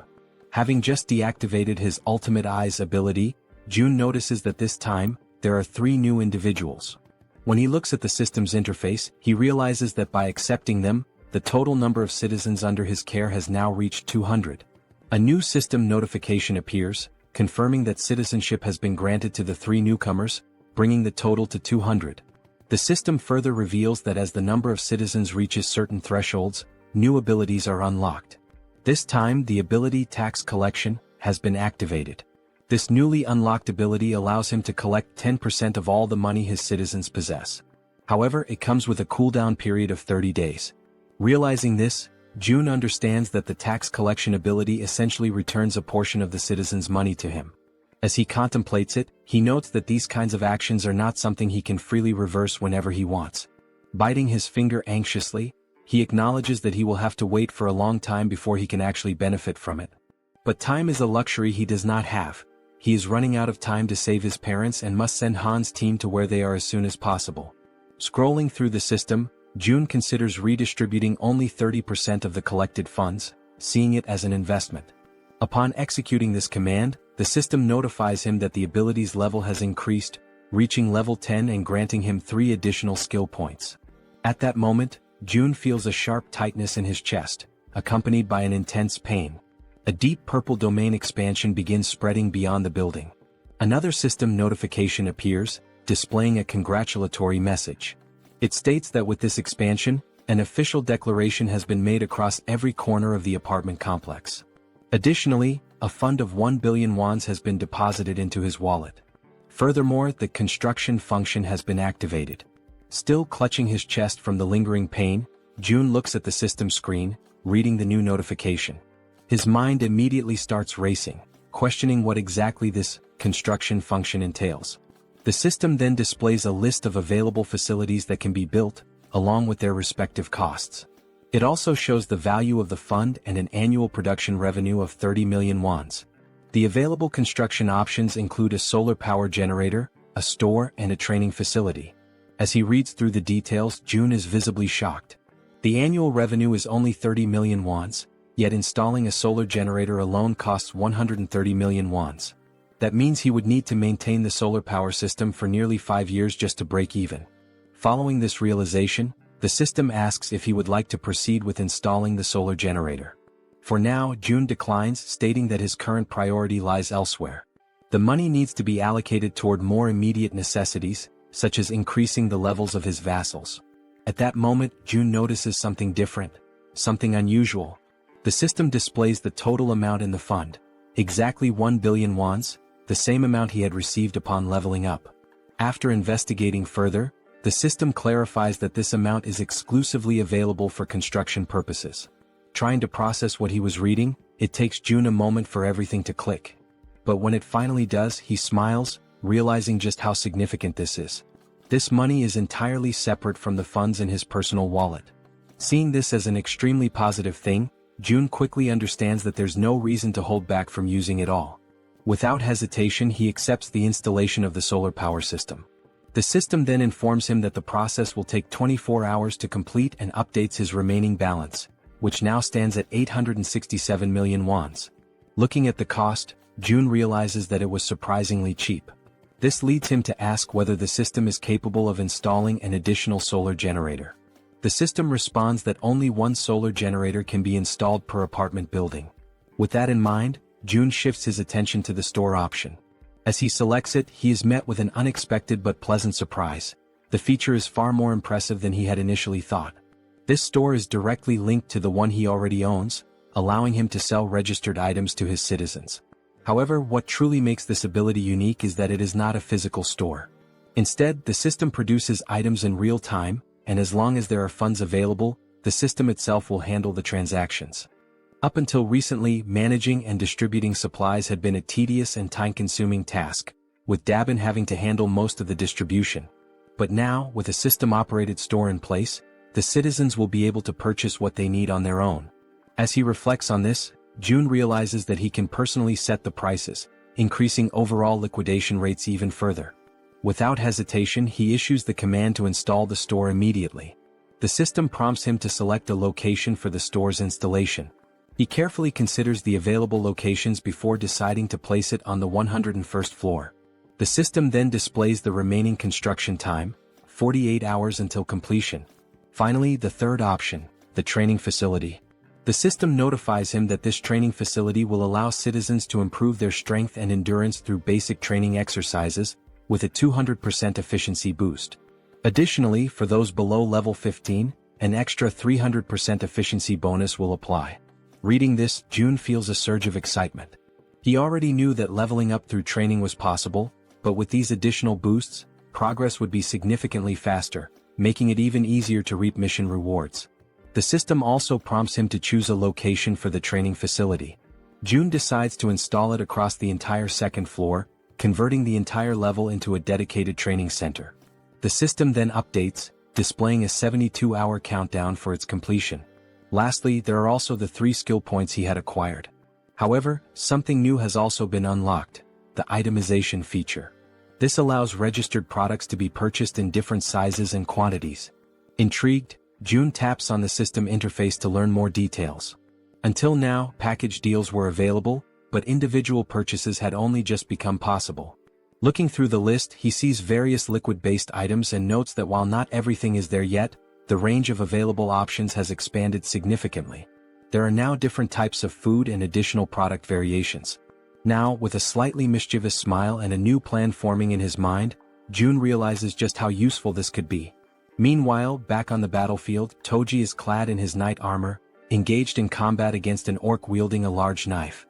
The orc lands a strike, but Toji's armor absorbs the impact, leaving him completely unharmed. Spotting an opening, Toji seizes the moment and delivers a decisive blow, eliminating the orc with a single strike. After defeating his opponent, Toki sighs in relief, muttering that it was a close call and that this battle is far more exhausting than expected. From behind him, Han calls out to Toji and poses a question. What would happen if he threw the halberd he was holding? Looking down at the weapon in his grip, Toji admits that he has never actually considered that possibility before. Han then asks him to hand over the halberd for a moment, wanting to try something. As soon as Han takes hold of it, a familiar blue aura begins to radiate from his hands. Focusing intensely, he prepares himself before hurling the weapon with all his might. The halberd soars through the air at an incredible speed, vanishing into the distance with overwhelming force. Toji, wide-eyed in shock, watches in disbelief before finally speaking. He had assumed Han was joking when he mentioned throwing the halberd. Now, however, the weapon was far beyond their reach. Crossing his arms, Han simply responds that he has already thrown it. Now he suggests that Toji deactivate the weapon's summoning and call it back again. Only then does Toji finally understand what Han had been thinking when he proposed the idea. Focusing, Toji channels his energy and cancels the summoning of the halberd before reactivating it. Instantly, another halberd materializes in his hands. Toji stares at the weapon in awe, his surprise quickly turning into exhilaration. Overcome with excitement, he turns to Han, calling him a genius. Han, however, remains modest and tells him not to exaggerate. Just then the female archer arrives looking somewhat tense. She informs them that they need to leave as her supply of arrows is running low. However, just as she finishes speaking, something completely unexpected catches her attention. Glancing down at the ground, the archer spots something unusual. Confused, she asks what it is, because right before their eyes, a fresh quiver filled with new arrows is materializing out of nowhere. It was as if the Jun himself was telling them that they were meant to continue the mission. Retreat was not an option. The system displays a new ability called Omni-Focus, which allows the user to activate another ability while observing an area using the Ultimate Eyes ability. After collecting the new arrows, the archer continues hunting creatures alongside the group. The system keeps notifying them of the orc kills, showing that the last one was level 19 and the amount of one deposited into the shut-in wallet. Additionally, the system indicates that some citizens have completed the mission assigned to them, resulting in more ones being spent. Furthermore, some citizens are leveling up. With his arms crossed, Jun looks at the system and realizes that he has always been right. It is indeed possible to increase attributes through mission rewards as well. A glimmer of hope begins to appear in his thoughts. Staring out the window, he notes that his parents' house is about 10 kilometers away, which would take approximately 3 hours on foot to reach. After considering this, he decides to take a walk around the building and heads toward the elevator. Upon stepping out, he makes his way toward the rooftop, approaching the highest point of the structure. Observing the state of the city in the aftermath of the apocalypse, he takes in the sight of the ruins, every single building reduced to rubble except for his own. The devastation is overwhelming, and he mutters that this is truly horrifying. Thoughts race through Jun's mind and he quickly comes to a realization. He needs to act fast as soon as possible. Opening the system window, he decides to start with Han's group. The first person the system highlights is the bespectacled man Jaehyeon. He holds the title of 7th servant, with a trust level of 59 and a loyalty level of 33, and his awakened ability is the Raven Pact. Seeing this, Jun realizes that as long as Jaehyeon's ability is being effectively utilized for reconnaissance, it would be best for him to team up with the Warbear and the healer. The Warbear, Yeonju, is at level 33 and has awakened the Warrior Bear ability, but her loyalty remains low at only 12. Meanwhile, the healer, Kim De-jung, is at level 30 and has the awakened abilities of healing, blessing, and magic armor. Examining the details, Jun notes that unlike the healer, who is already registered as a vassal, the Warbear does not yet possess the necessary trust to qualify for vassal status. Beyond her healing ability, the healer also possesses an A-tier blessing, which enhances physical abilities by 70%. Additionally, she has a B-tier magic armor, which generates a magical barrier that protects a chosen target. Kim recognizes that those who had an awakened ability from the beginning hold a tremendous advantage and begins to wonder how he could gain the Warbear woman's trust. Recalling her desperate goal of resurrecting her son, Jun questions whether that might be the only way. He opens the system's resurrection tab and immediately, the system informs him that he does not have enough money to grant the reward, instructing him to acquire more funds. Kim clenches his fists in frustration, irritated that he still lacks the necessary amount. An idea sparks in his mind, to drastically increase the difficulty of the missions to the highest level possible. He then declares that he will set up a mission to hunt a level 40 monster, knowing that such a monster must be incredibly powerful, which in turn would yield a far greater reward. With a serious expression, he sets the time limit to 24 hours. The penalty? Death. Yet, once again, the system notifies him that he does not have enough money to provide the resurrection reward. Despite the harsh penalty of death upon failure, Jun is infuriated that the system still deems it insufficient. Then, another notification appears, momentarily catching him off guard. The system announces that he has slain a level 18 orc. An idea suddenly takes root in his mind, perhaps a group mission might work. Without hesitation, he reopens the system and attempts to issue a mission to hunt a level 40 or higher monster, with the same 24-hour time limit and the same penalty of death upon failure. However, this time the reward is modified. The Werebear's son will be resurrected, but only for 1 day. Jun accepts the mission, determining that for now, he must ensure the Werebear woman fully commits to his cause. Back in his room, Seo Jun hears desperate knocking at his door. A frantic voice from the other side pleads for him to open it. Seo Jun moves toward the door, and as he cracks it open, he barely has time to react. The Werebear woman barges in without waiting for him to open it fully. She had already been informed of the mission's reward and the possibility of resurrecting her son, which explained why she looked completely exhausted. Her eyes brim with tears as she declares, with a trembling voice, that she will do anything at all, and she is willing to start immediately. Jun tells her that it is indeed possible, but there is a strict time limit, 24 hours to complete the mission and 24 hours for the resurrection itself.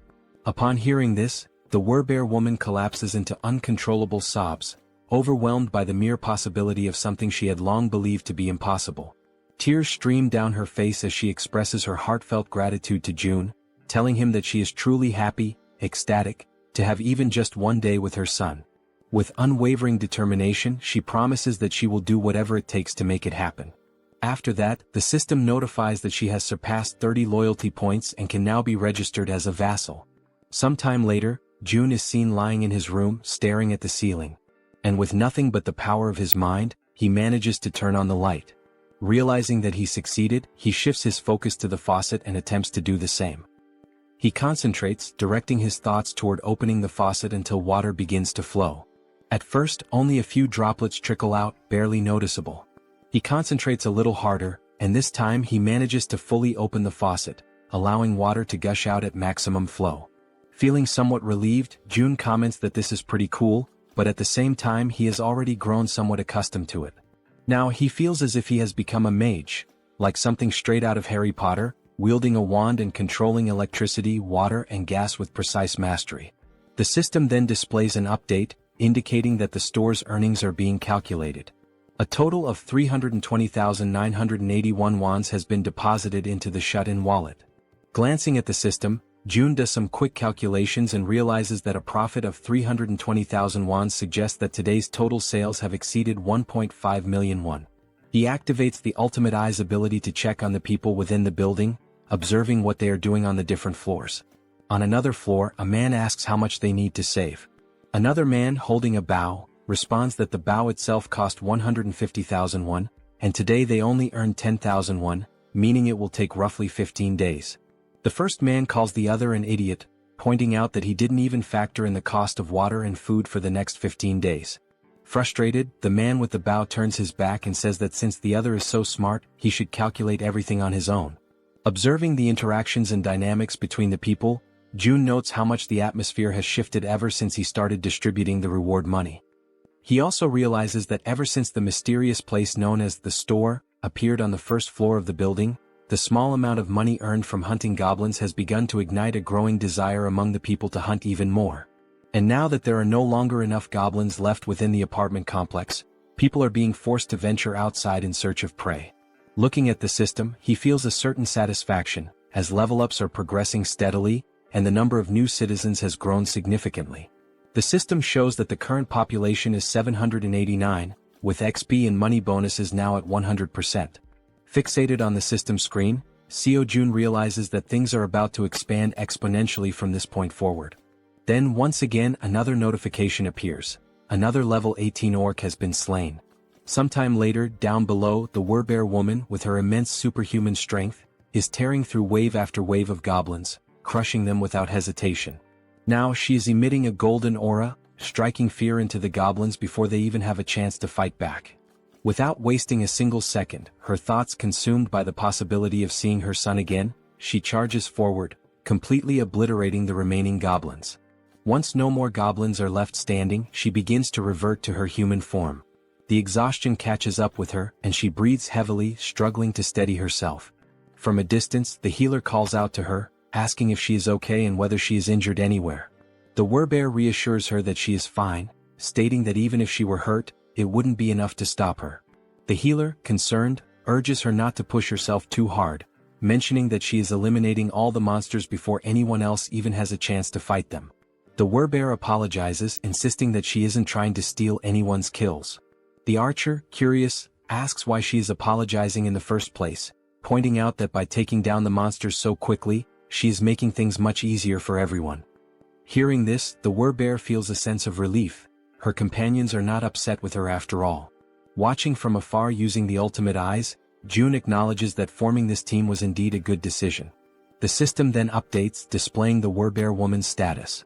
Her name is Yun, and she has now reached level 40, with her trust and loyalty both rising to 66. She has also acquired new abilities beyond just her Werbear transformation. The newly awakened abilities are Ancestral Vital Blood and Primal Frenzy. These new abilities grant her a 50% boost to melee attack damage. Additionally, whenever she sustains wounds, Vital Blood drastically increases her regeneration. Furthermore, her eyes turn crimson upon witnessing blood, triggering an effect that amplifies her physical abilities by an astonishing 300%. Before she has a chance to process these new developments, the women suddenly hear a terrifying, unfamiliar roar echoing through the air, immediately putting them on high alert. The growls grow louder and closer, signaling that whatever is coming is approaching fast. Then, out of the shadows, a monstrous figure appears, stopping just a short distance in front of them. Without hesitation, the archer swiftly pulls back her bowstring, while the Werbear instructs the healer to fall back slightly. Standing before them is an orc, its presence alone exuding an overwhelming aura of menace.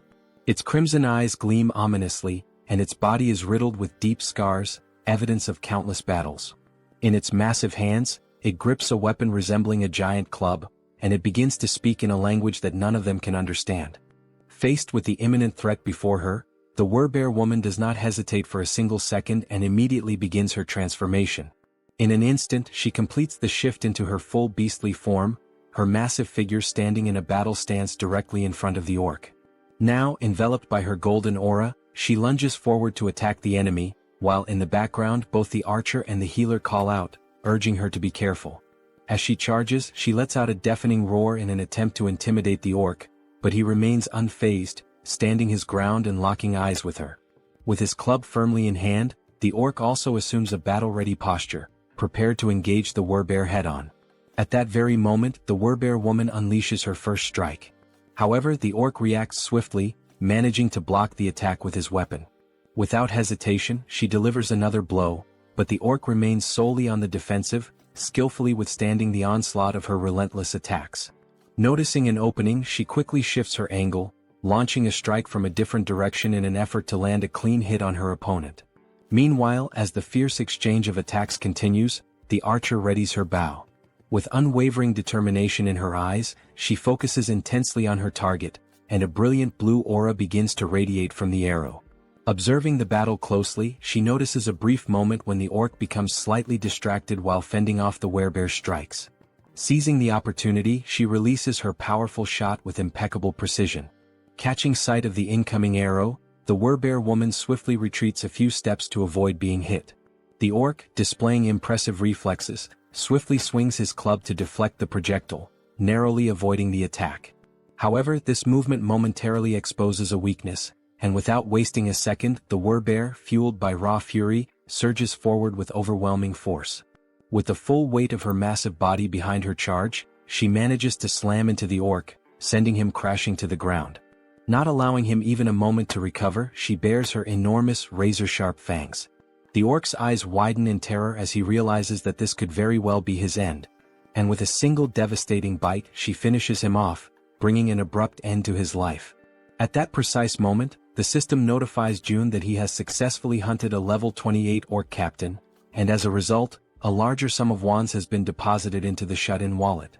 Additionally, a certain condition has been fulfilled, one that allows for the construction of a new forward outpost. This forward outpost resembles a defense tower, and according to the system, it serves as a safe zone located outside of the main home. When activated, it temporarily exerts the same protective influence as the house itself. There are two conditions for its activation. The first is that it will only be operational if a citizen holding the rank of knight or higher resides there. The second condition states that if an unauthorized individual remains inside for more than a day, the outpost will automatically be destroyed. Reading this information, June is caught off guard, surprised by the realization that he now has the ability to construct something entirely new. A grin spreads across his face as he remarks that, despite the staggering cost of 1.3 billion wands, his bank account has more than enough funds now that all the orcs have been dealt with. He decides that this forward outpost is well worth the investment. The system also displays additional details, revealing that the construction process will take 7 full days and will require 3 citizens of knight rank or higher to be stationed there. With that in mind, June realizes that his only option is to wait for those 7 days while the 3 necessary members return to occupy the outpost. As various thoughts race through his mind, the one that troubles him most is the sheer amount of time that will be lost, an entire week spent waiting. Deep in thought, he acknowledges that he cannot afford to waste too much time. Furthermore, most of the monsters near the outpost site have already been eliminated thanks to the efforts of his citizens. Understanding this, Seo Jun decisively presses the button on the system to initiate the construction of the outpost. Even though it will take 7 days, he realizes that it is not a bad option at all.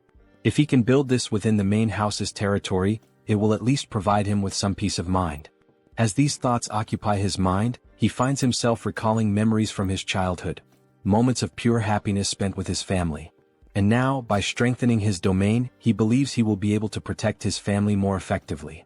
Staring out the window at the ruined city beyond, he feels a deep sense of unease, knowing that bringing his grandparents here will not be an easy task. Closing his eyes, he silently wishes for his family's safety. When he opens them again, his resolve strengthens. Since things have reached this point, he decides that tomorrow he will send Han's group to begin the rescue mission. The following day arrives and once again they find themselves back at the train station. A bespectacled man watches the events unfolding before him in absolute disbelief. At the front lines, the Werbear woman is tearing through enemies, completely unstoppable, while he observes in utter shock from the sidelines. Witnessing her eliminate the monsters one by one, he struggles to comprehend how a single person could possibly be capable of taking down an orc with nothing but her bare hands. With every orc she slaughters, the realization dawns on him: she is no ordinary human. She is a Werbear. Even though he is still overwhelmed by everything happening before his eyes, he acknowledges that it all makes sense. After all, she was already incredibly powerful even before receiving June's blessing. As she continues her relentless rampage, crushing orcs with ease, one thought refuses to leave the bespectacled man's mind. How the hell did June manage to win her over? After all, not too long ago this Werbear woman was utterly obsessed with hunting goblins. The bespectacled man then considers the possibility that she may have acquired new abilities, despite already being incredibly strong. At that moment, the system displays a notification indicating that there is a mission with a strict time limit of 1 hour. They must complete the mission and return home within this time frame, though there is no penalty in case of failure. Back at the station, the bespectacled man takes position at the front to scout the area, carefully scanning his surroundings. Not far from him, he spots the rest of the group who had accompanied him on this mission. Han calls out to him, suggesting that it would be best to head back home. The bespectacled man turns around, briefly considering the suggestion, and ultimately nods in agreement. As he waits, his raven, an extension of his newly acquired ability, returns from its reconnaissance flight. The bird lands gracefully on his arm, having completed its task, and the bespectacled man gazes at it with pride. Gently stroking the raven's sleek feathers, he decides to name it Black and expresses his gratitude for its good work. Han steps closer, placing a firm hand on his shoulder before asking if he can now take the lead in patrolling ahead, given his new ability. The bespectacled man turns to Black, instructing it to be cautious before sending it forward on a new scouting mission. The raven, its dark eyes filled with an eerie intelligence, silently observes its surroundings before taking flight once more. With a powerful beat of its wings, Black soars high above the station, climbing as high as possible among the towering buildings to gain a broad vantage point of the area. It moves in calculated circles, carefully surveying the entire perimeter. Thanks to the bespectacled man's new ability, he is able to access everything the raven sees as if their visions are linked, distance proving to be no obstacle to their connection. Once he fully processes the information relayed by Black, the bespectacled man turns to Han and reports that the area outside appears to be clear, confirming that it is safe to proceed. Han acknowledges the report with a nod and promptly signals the rest of the group. Upon receiving the order, everyone quickly moves into formation, positioning the strongest members at the outer edges while the healer remains securely in the center. As they march forward, the bespectacled man suddenly senses an unusual presence near his back. His instincts kick in and without hesitation he whirls around to check for any threats. A faint rustling sound reaches his ears and after a brief moment he identifies the source, a small rat scurrying along the path. Since he is positioned at the back line, the bespectacled man swiftly climbs onto the platform, stepping away from the train tracks to avoid obstructing the others. His companions continue moving ahead, yet an uneasy feeling lingers. Unable to shake it off, he turns once more to scan the area behind them, double-checking to ensure that they are not being followed. In the dimly lit tunnel, just beyond the tracks, something catches his attention, a pair of gleaming eyes watching from the shadows. The eyes belong to a rat. Without hesitation, the small creature leaps forward, mirroring the group's path with uncanny precision. Relentlessly, despite its diminutive size, the rat pursues them, its glowing eyes locked onto their trail. Carefully and persistently, it follows their every move, all the way to the station's exit.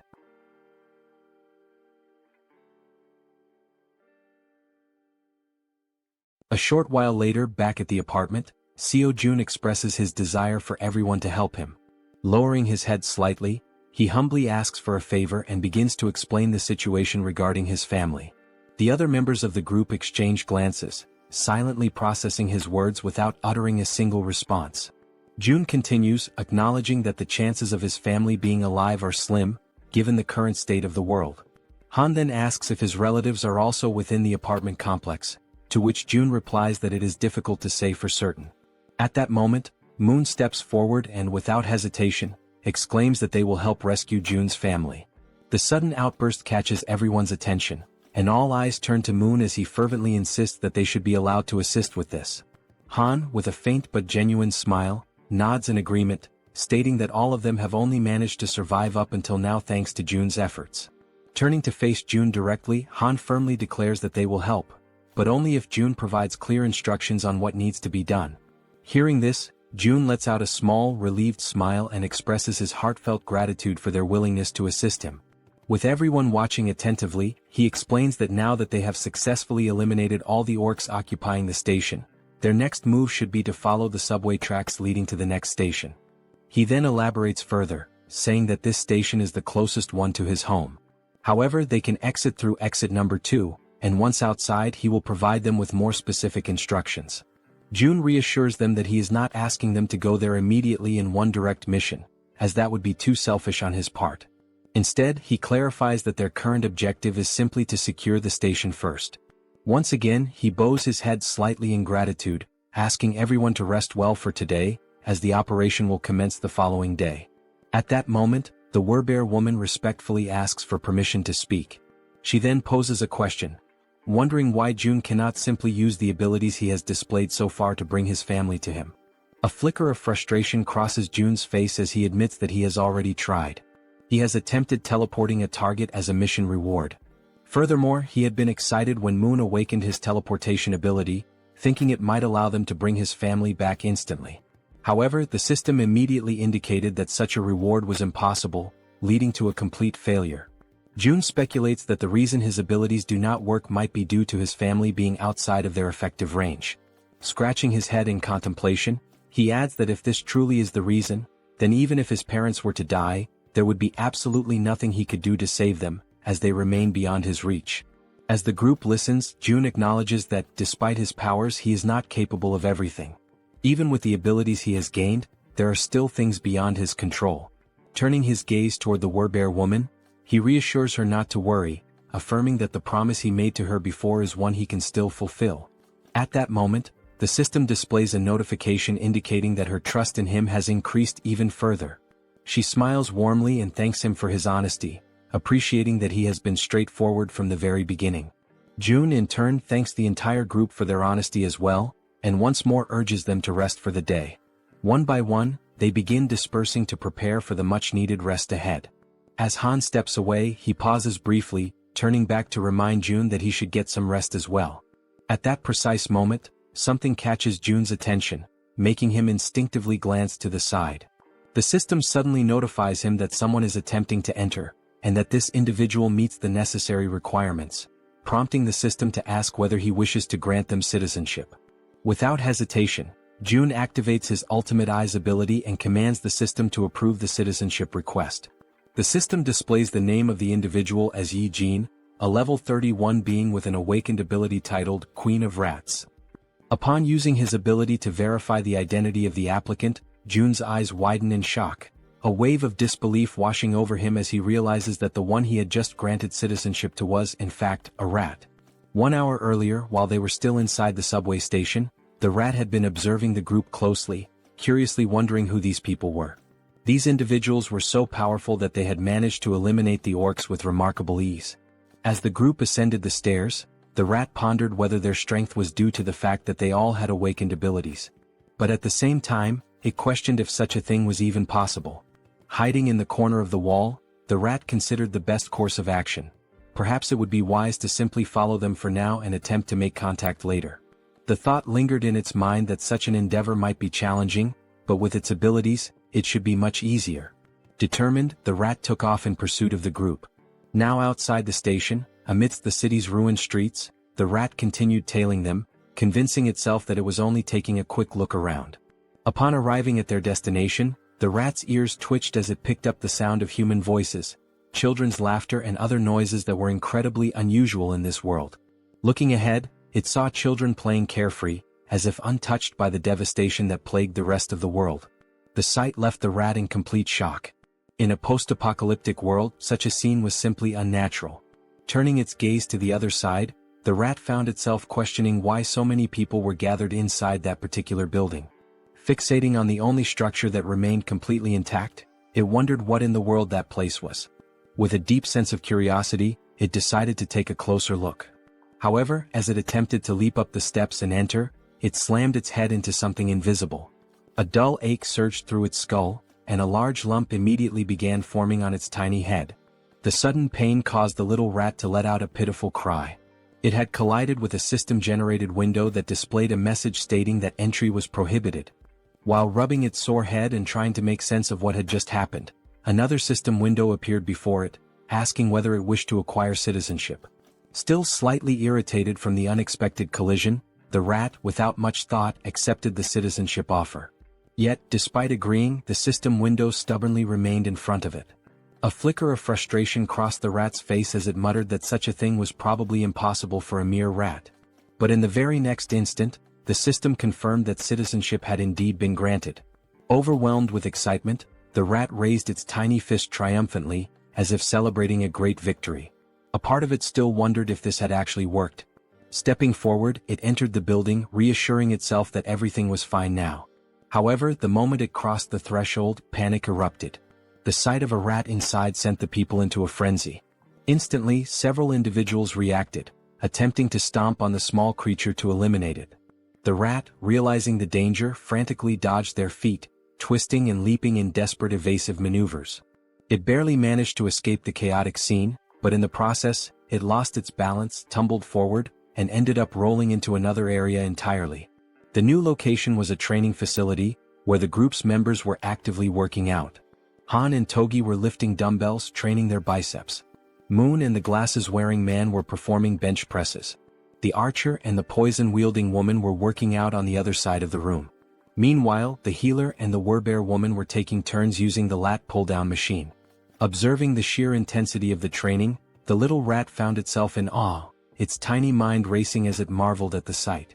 What kind of place was this? At that very moment, elsewhere, a new figure appeared. A woman, clutching her head, muttered that she was experiencing pain. She had been inside that very subway station earlier, and now she was suffering from a splitting headache. Perhaps this pain was a lingering effect of when the rat had collided headfirst into the system's invisible barrier. Bringing her hand to her mouth, she let out a smile, one that gradually morphed into something filled with twisted excitement. She spoke softly to herself, claiming that now, at long last, an opportunity had presented itself. A low chuckle escaped her lips, and soon she was grinning almost maniacally. She had finally found a way to survive. However, she quickly realized that the real challenge was how to actually reach that place. For now, she only needed to make her way to the station where the group had been. As she gnawed at her nails, she considered the possibilities. Perhaps the only viable method would be to traverse the subway tracks.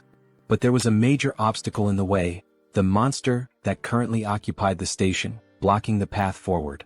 And yet, instead of despairing, she clenched her fists with determination. That was precisely why she still had a chance. There was nowhere in this world that she could not reach. At her command, a swarm of rats began to emerge, flooding the entire area. At that moment, a system notification appeared, indicating that he had hunted a trained level 2 rat and had gained a small amount of XP.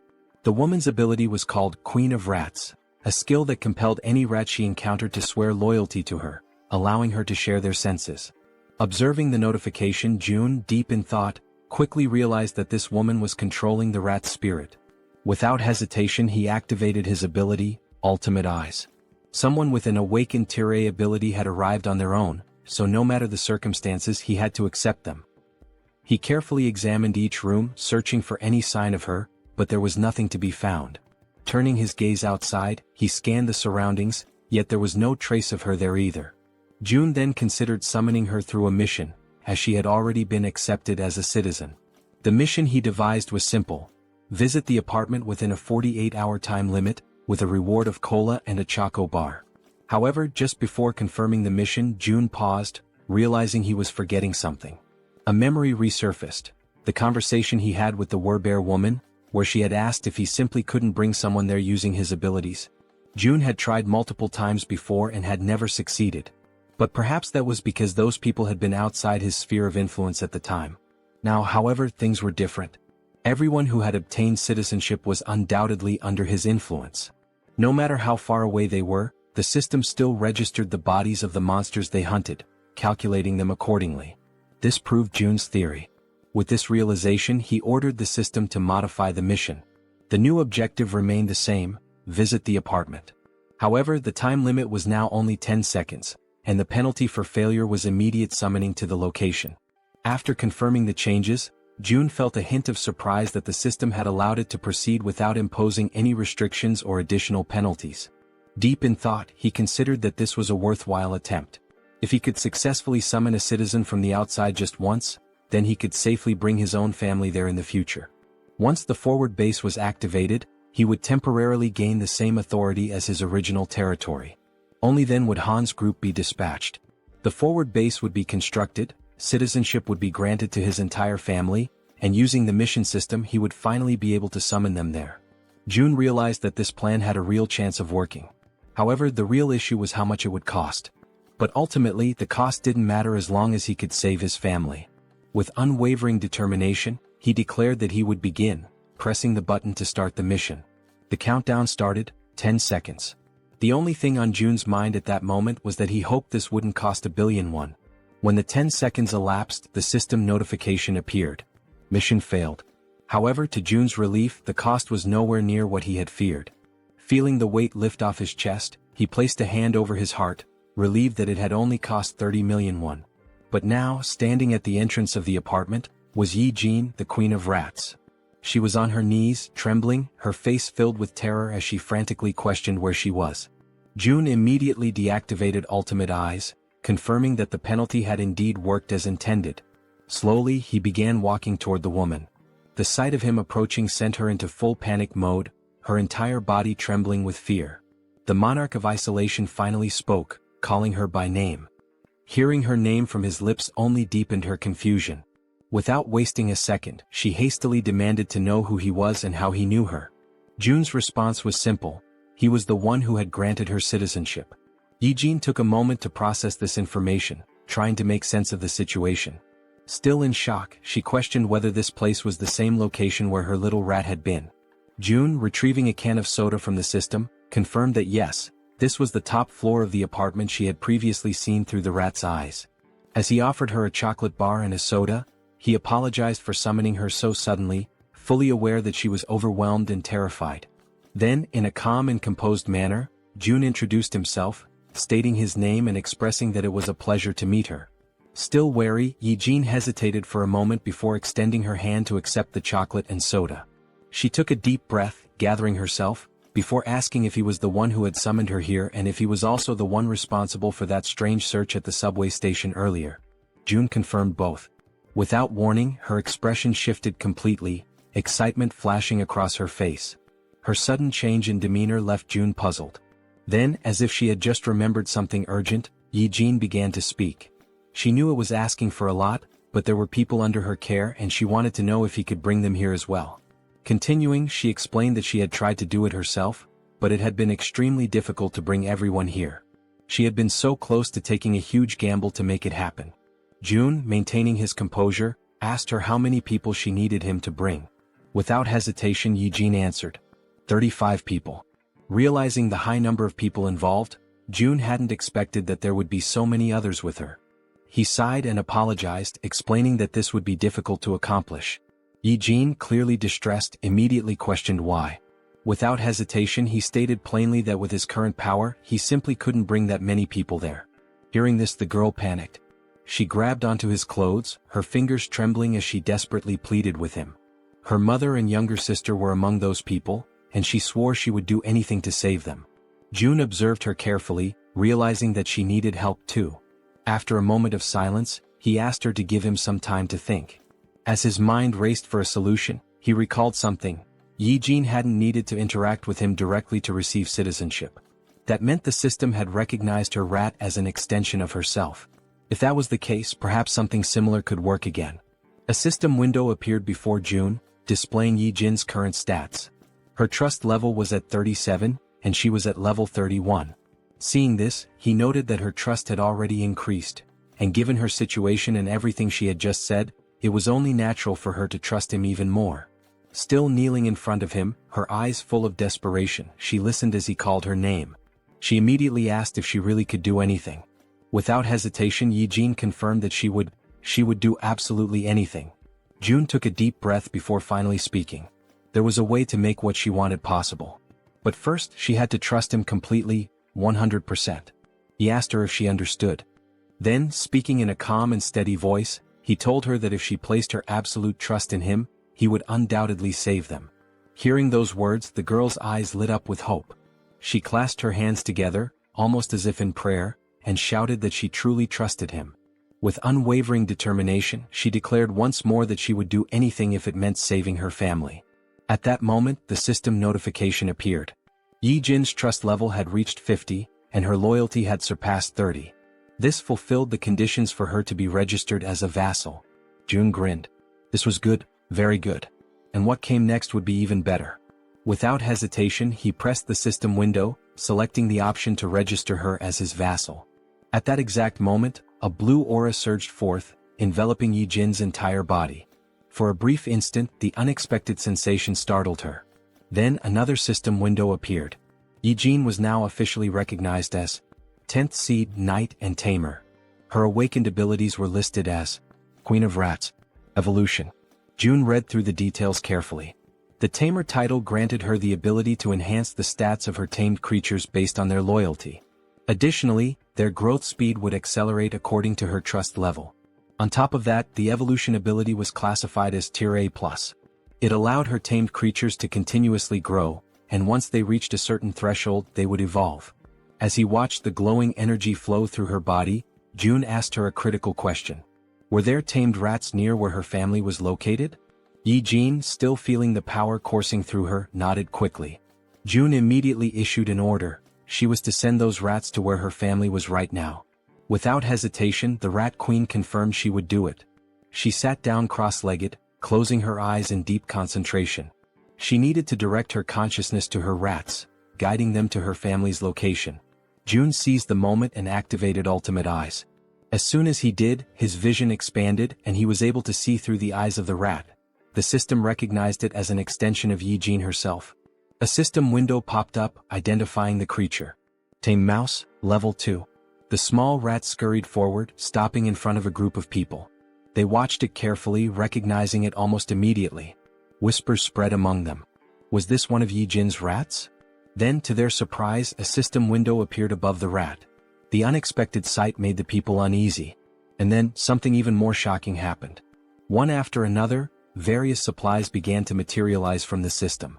Food, water, necessities, all appearing out of thin air. The people stared in disbelief, struggling to comprehend what they were witnessing. Someone muttered a question. Was this Yi-jin's doing? With this, the system updated once more.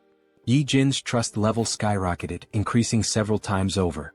From a distance, June observed it all. This was exactly what he had anticipated. He continued watching as the rats moved. A realization struck him. Yi-jin's ability and his absolute eyes were a perfect combination. From this moment on, the tens of thousands of rats crawling through the sewers would now serve as his eyes. June couldn't help but smile. This was insane. And now he had acquired the ultimate scout. The Rat Queen politely asks for permission to speak, her voice calm but firm. She then inquires if the place June wants to know about is the one located near the beach. June nods in confirmation, stating that yes, that is indeed the place he is referring to. A realization dawns upon him. Coincidentally, Yi-jin had gone to Nambu-Mindong, which happens to be where his family's house is located.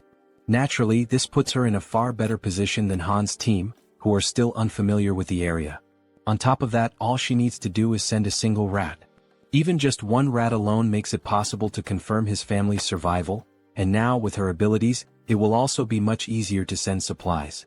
After June explains the plan to her, Yi-jin smiles, confidence shining in her expression, and assures him that he can leave everything to her. Right at that moment, the system notifies that both her loyalty and trust have increased. Not wanting to waste any more time, June immediately asks if she can go right now. Yi-jin, still smiling playfully as she absent-mindedly plays with one of her rats, confirms without hesitation that she can.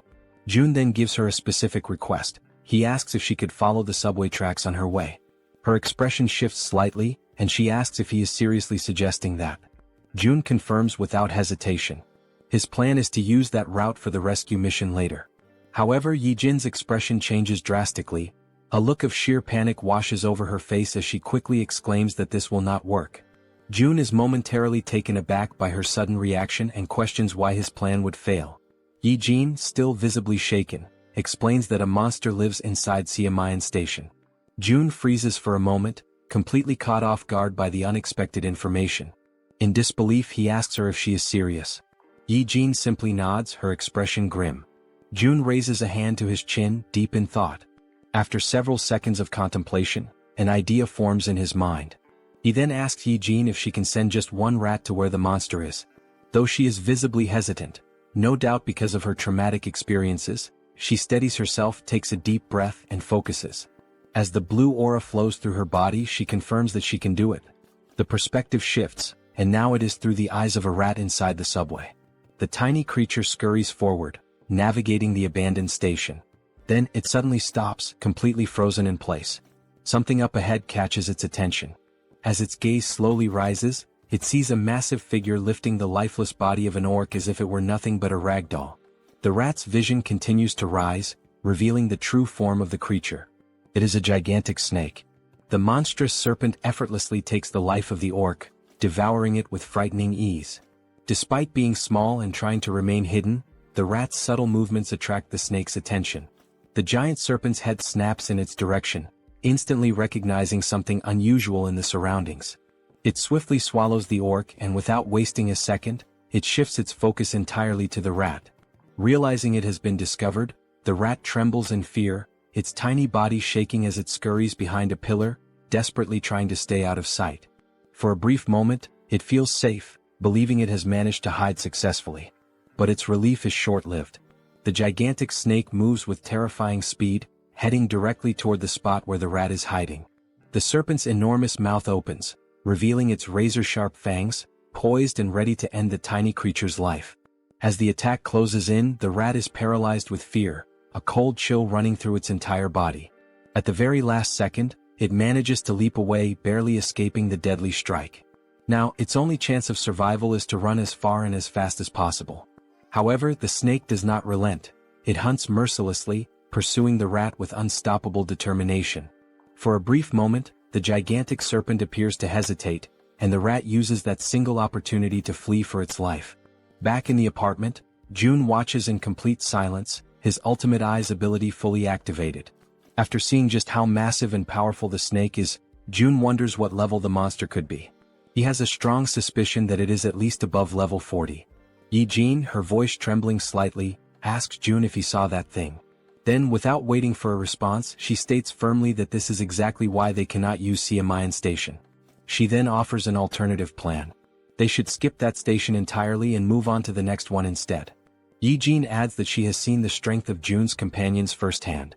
She is confident that getting to the next station won't be a problem for them. June ponders for a moment and then realizes that Yijin is absolutely right. He nods in agreement, thanks her, and states that her idea sounds like a good plan. With a grin, he then tells her that she can head to Unit 2701, which is the next station. From today onward, that will be her base. However, she will need to do some cleaning up first. Yijin nods in understanding, then stands up and expresses her gratitude. She asks for permission to leave and informs him that she is heading out now. June reminds her to be careful. As Yijin walks away, June finds himself lost in thought. Had it been before he met her, this would have likely been his exact plan. A small smile plays on his lips as he acknowledges this fact. With that, he opens the system interface and gives the command to install solar power generators. The system confirms that the installation process will take 24 hours to complete. Outside, numerous photovoltaic panels begin automatically installing themselves on the rooftops, as the system efficiently carries out the task. Gazing out the window, June watches the progress. This system is impressively efficient, that much is clear. However, even with its current capabilities, it is still not enough to sustain the nearly 800 people under his care. And if they want to raise funds to install more facilities, they will need more people working. At the very least, they must establish a 3-shift system. The same applies to the new common facilities, which include solar energy, the store system, and the training center. Still standing and looking at the system, June says that now is when it truly begins. More hunts. The scene shifts to Han's group, who are running in fear from something chasing them. As they sprint forward, Han quickly glances back and realizes that their pursuers are closing in. Knowing they won't be able to outrun them forever, they decide to stop and prepare for battle. The creatures chasing them are massive bats, flying at incredibly high speeds. The entire group launches their attacks at once, unleashing powerful projectiles. Arrows soar through the air, and as everyone knows, they are infused with a brilliant blue mana. They pierce the bats in multiple places, causing the creatures to screech in agony. After a relentless barrage of attacks, they finally defeat all the bats that had been pursuing them. Once the battlefield falls silent, and none of the bats show any signs of movement, the archer turns to the group and asks if anyone is injured. The group reassures her that they are all unharmed. The poison-wielding woman then shifts the topic, asking the archer about the giant serpent that June mentioned residing in Siamayan Station. She questions whether they truly believe they can take it down on their own. The archer responds confidently, saying that everything should be fine since, if things go south, June can summon them back to the apartment at any moment. The poison-wielding woman nods in agreement, realizing that she is worrying too much. Listening to their conversation, Han grins and reassures her, saying that she doesn't need to overthink things since June is monitoring everything from afar. He then issues the order to move forward. After walking for some time, they finally arrive at the station where the giant serpent is lurking. The first sight before them fills them with horror and an overwhelming sense of dread. Scattered across the ground are the lifeless bodies of goblins and orcs, torn apart in a gruesome display. Among the carnage, a train car has been derailed, lying on its side off the tracks. The grotesque sight is enough to make the poison-wielding girl gag, barely able to hold back her nausea. Han orders the rest of the group to proceed while she takes a moment to recover. As they advance slowly, exercising extreme caution, Han suddenly senses something off, an eerie, unsettling feeling, accompanied by the distinct sound of a snake hissing. His instincts scream at him, and he immediately shouts for everyone to stop and be on high alert. The group tenses up, readying themselves for whatever might come next. Being at the front, Han is the first to see it, and his body freezes in terror. Emerging before them is the giant serpent. Its scales shimmer with a deep purple hue, and its golden eyes gleam with an insatiable thirst for blood. Faced with such an overwhelming presence, the entire group trembles in fear, unable to utter a single word as adrenaline surges through their veins. Toji is the first to break the silence, shouting in desperation, asking how they are supposed to fight a monster like this. At that moment, each of them frantically tries to think of a way to survive. Despite his own fear, Han instinctively pulls the archer into his arms as she, too, is frozen in place. With a firm voice, he yells for everyone to drop to the ground immediately. Without hesitation, the group obeys, crouching low as a series of devastatingly fast strikes slice through the air above them. The attacks are so rapid that they can only hear the sharp sound of the wind being cut, followed by the impact of the strikes smashing into the metro walls. At that moment, a system notification appears, revealing a new party quest. The objective: eliminate the giant serpent. Time limit: 10 minutes. The reward: a massive amount of XP. There is no penalty for failure, but everyone knows the truth. Failing this battle will cost them their lives.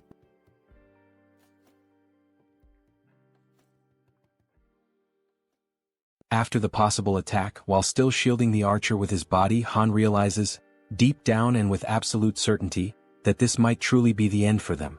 As the others begin to recover from the shock, confusion sets in, and they start questioning what exactly just happened. They wonder if that impact could have been an earthquake and whether it really came from the serpent itself. At that precise moment, a system notification appears before Han's eyes, causing them to widen in shock and disbelief. A party quest has been granted. The objective is to finish off the giant serpent. Staring at the notification, Han questions aloud why the system used the term "finish off the snake," rather than simply instructing them to fight or defeat it. But when he turns his attention back to the creature, he notices something has changed. Observing from a distance, with the archer still kneeling by his side, Han wonders aloud what in the world is happening and why the serpent is behaving so strangely. The serpent's scales are soaked in blood, and parts of its flesh seem to be melting, as if it is dissolving from the inside. Han glances over at the werbear woman, and they exchange a meaningful nod, silently agreeing to take initiative. Frowning, Han admits he has no idea what's going on. As equipment materializes across his back, he draws a spear and, summoning all his strength, hurls it with great force. The spear strikes the serpent squarely in the center of its massive head, already weakened and writhing, and the beast lets out a final echoing cry of pain. At this point, it is revealed to us that giant serpents have a habit of consuming their prey while it is still alive. And this detail is far from insignificant. A living creature swallowed whole poses a real and serious threat if it manages to act or strike in the final moment. This is precisely why the giant serpent uses venom to completely subdue its prey or strangles it until it suffocates before swallowing. However, this rule only applies to prey of a certain size. Something as small as a mouse, in comparison to its enormous body, is not a concern. Then we see a flashback, how the mouse deliberately and with striking precision leapt directly into the serpent's mouth, allowing itself to be swallowed in less than a second. And this small, calculated move would bring about consequences no one could have ever imagined. However, Jun had been clever enough to come up with such a plan, and now he lets out a quiet laugh while giving the command to open the warehouse. Watching the little mouse with his ultimate eyes ability, he notices two skills that are now available: warehouse and shop. With the mouse already inside the serpent's body, Jun issues the command to summon gas, causing the serpent's belly to bloat and swell. On top of that, he also summons burning papers, already ignited. The combination of gas and fire results in a massive internal implosion. In other words, the serpent explodes from the inside out, unable to withstand the pain and pressure building within. After the blast, the Queen of Rats experiences a sharp discomfort, as if she is directly connected to the pain the little mouse suffered. Jun walks over to her, noticing her unease, and asks if she's all right. She responds that she is. It just startled her a bit. Jun acknowledges her efforts, saying she did a good job, and she exhales in relief, finally relaxing a little. With ultimate eyes still active, he shifts his attention back to the metro and reflects on the fact that he wasn't the one who delivered the final blow to the serpent. Rather, he wants this creature to be slain by his vassals who have earned the title of Knight, Han and the Werbear Woman. By doing this, he knows he will receive 6 times the amount of experience points and profit. We are brought back to the same scene from earlier, just after Han threw the spear at the serpent's head. The Werbear Woman, wasting no time, charges forward while her transformation nears completion.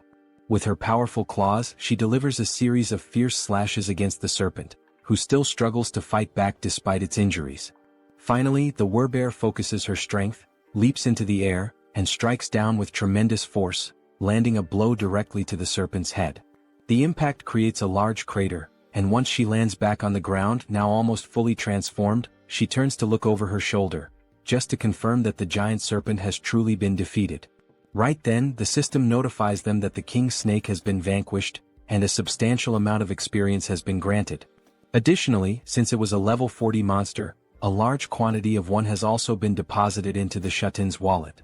Now that Han and the Werbear Woman have defeated the boss of Siamayan Station, it becomes possible to construct an outpost at that very location.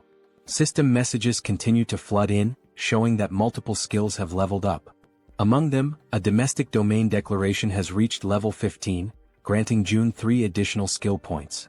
As always, after each evolution, Jun experiences that familiar sharp pain, a tightness in his chest that signals the price of his advancement. Outside, his domain continues to grow, stretching farther and farther without pause. The system then alerts that a being has been discovered that meets the citizenship requirements, asking whether Jun would like to grant it. Still clutching his chest in pain, Jun gives the command to grant citizenship to the candidate. The system reports that the total number of citizens has now reached 1,000, and as the citizen count reaches that milestone, every citizen unlocks a new passive ability called Base Salary. This Base Salary skill is a passive ability that grants every citizen an additional 100% XP and profit bonus.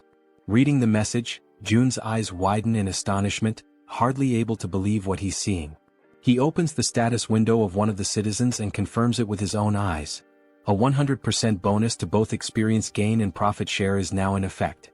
Then Jun becomes thoughtful, allowing himself a moment to process everything. He realizes that this is actually quite a fascinating feature. He now fully understands what the Base Salary ability truly means. Even if he sets their profit participation at 0%, the citizens still receive the additional 100% bonus in both experience and profits. But before he can dwell on that thought any further, his concentration is broken. The Queen of Rats calls out to him, gently pulling him out of his reflections. He turns around and asks what she needs. She apologizes for asking this at such a moment but proceeds to make a request. She wants to know if it would be possible for him to bring her group to that place as well. Jun takes a moment to consider her words, going quiet for a few seconds as he thinks.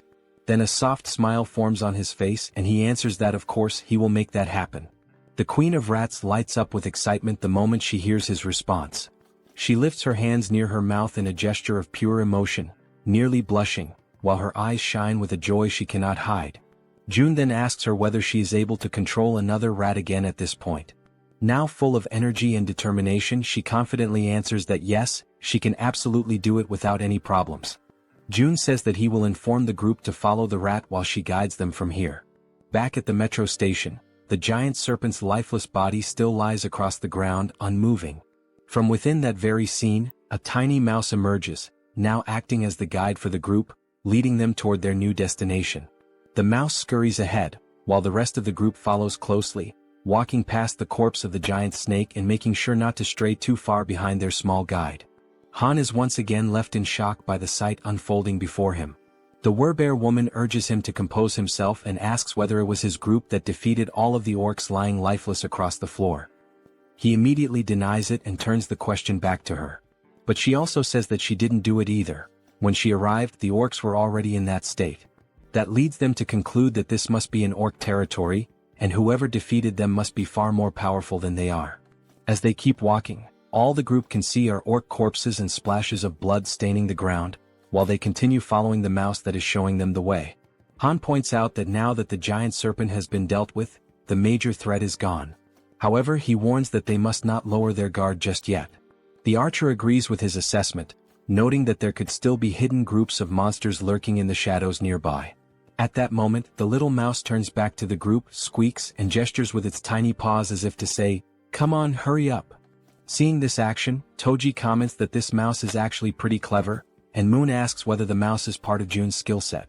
The group presses on, continuing forward while June watches from a distance. Observing everything from afar, he judges that for now there don't appear to be any major threats in the vicinity. He shifts his gaze slightly toward a system notification, which informs him that he currently has 3 available skill points. Looking at the system message with a bit of anticipation, June begins to wonder where he should invest those points. He reasons that since his territory has recently expanded, the highest priority should be the Ultimate Eyes skill, especially because it synergizes with the Queen of Rats' abilities. So he gives the command to upgrade Ultimate Eyes. Once again, as always, he feels the painful consequences of evolving his skill. But this time, unlike the usual sharp sensation in his chest, he experiences something far worse, an unbearable and splitting headache. And unlike the previous version of this skill, the new level now allows him to see the level of monsters displayed above their heads. In addition to level, he can now see other data as well, such as height, behavior, intelligence, and even specific attributes or traits that make each monster stand out. Realizing how much easier this will make things moving forward, he affirms to himself that he definitely needed this ability. Because first, he needs to identify monsters of the correct level in order to assign suitable quests to people. This way he can reduce the cost of resurrection. Already aware of how useful this tool will be, he decides to use his remaining points. The next skill he chooses is dignity maintenance because now that he is meeting and managing more people, trust and loyalty are becoming increasingly important. He gives the command to level up that skill as well. However, just at that moment, right in the middle of his planning, something interrupts Seo Jun, throwing him completely off balance and into a state of panic. A deafening sound crashes through the area, abruptly ending his moment of reflection. That's when he realizes that the noises he just heard were similar to gunshots, sharp, loud, and unmistakably threatening. Since June had his Ultimate Eye skill activated at that moment, he was able to quickly realize that the gunshots had not originated from the apartment complex, but rather from the metro station. He immediately redirects his gaze back toward the metro and sees several goblins wielding revolvers in their hands. The goblins wear malicious, twisted smiles, clearly aware of the immense power they now hold with such weapons. Watching the scene unfold before him, the only question running through June's mind is why on earth goblins have firearms, and more importantly, how they managed to get their hands on them. Because it wasn't just one goblin with a gun, there were several of them, causing chaos and panic as they wildly fired their revolvers, spreading terror through the metro. Han and his group had already faced countless formidable enemies in the past, but never had they encountered a threat that escalated in danger so quickly and so unexpectedly. The suddenness of it put the entire group on high alert. Realizing the goblins were opening fire, Han immediately shouts out, commanding the group to run for cover and hide behind whatever protection they can find. The gunfire continued echoing throughout the metro station as the entire group managed to temporarily hide.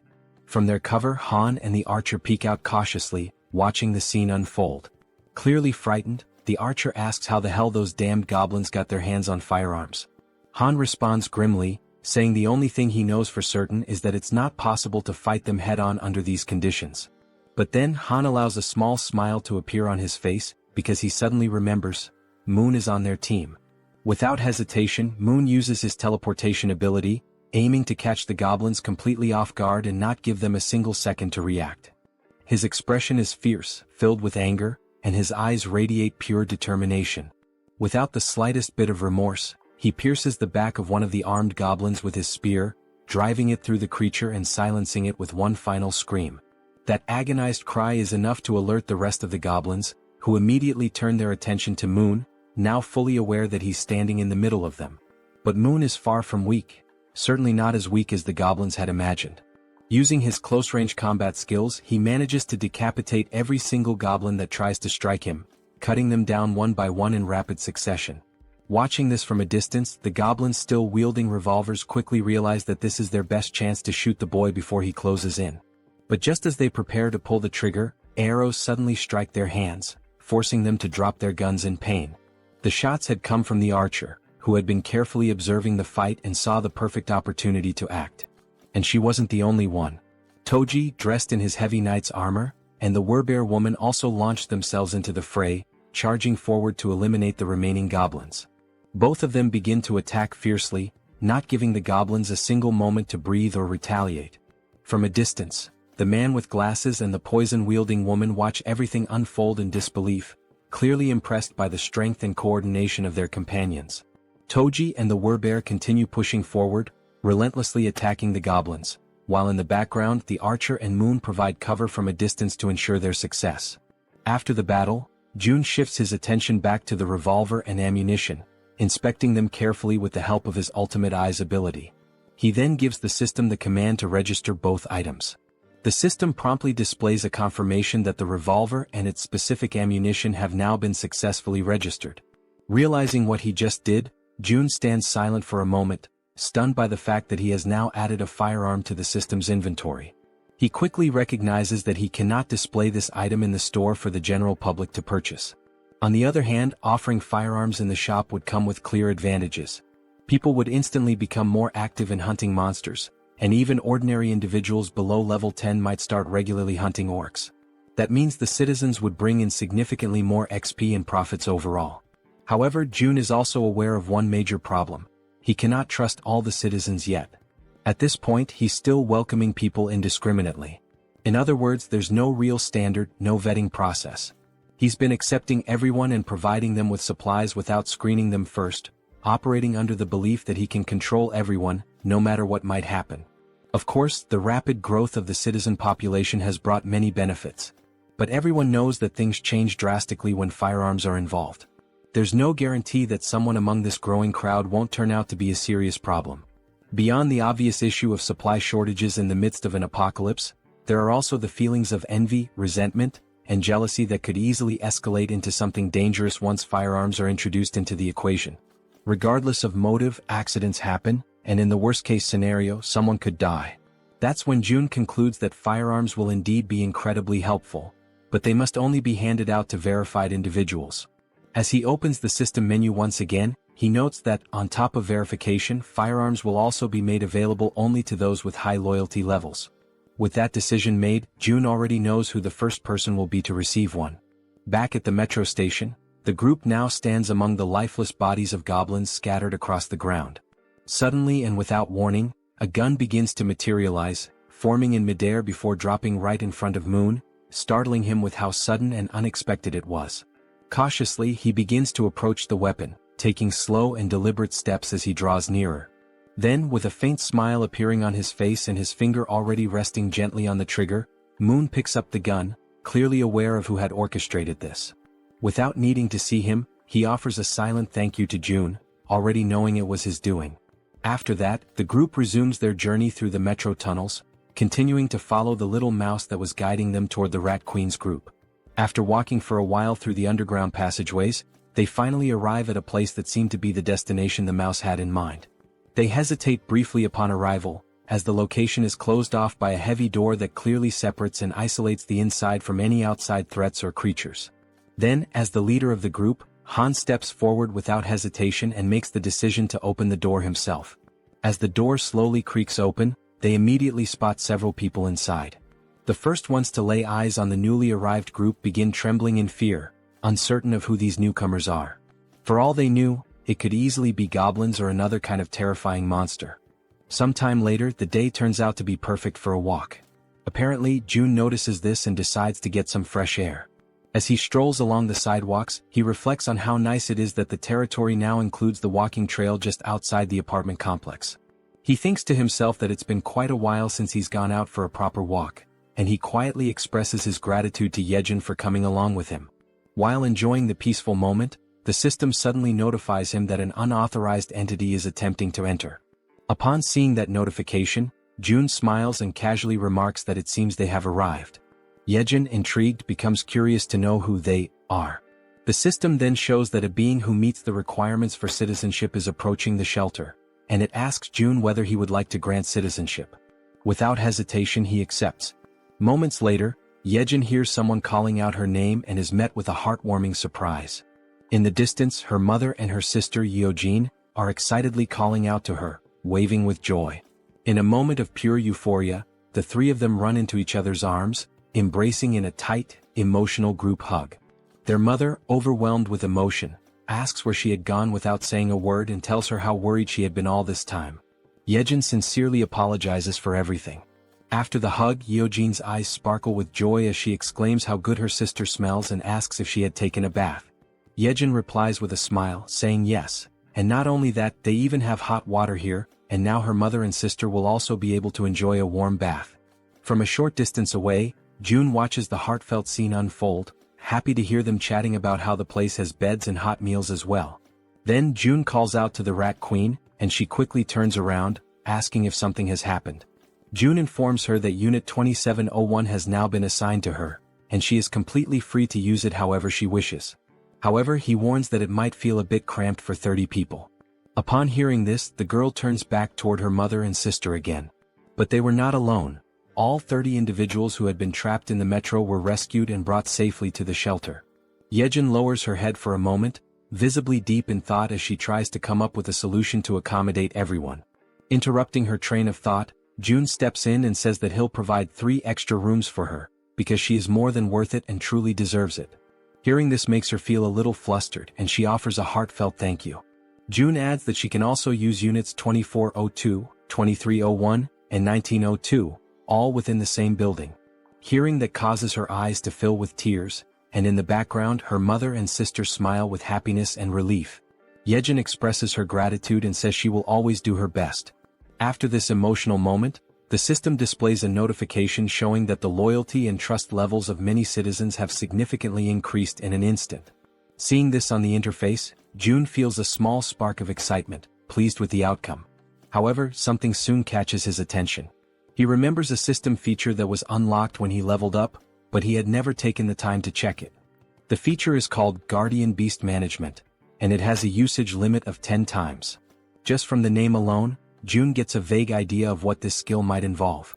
But when he finally checks the cost of activating it, he is completely stunned. The cost is 1 billion, and the number leaves his jaw hanging in disbelief. Still trying to process this, someone suddenly calls his name and asks if he has a moment to talk in private. They head toward a nearby room and June opens the door, motioning for the person to come in.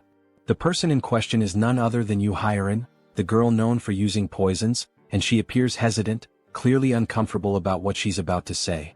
June gently asks her what she would like to talk about.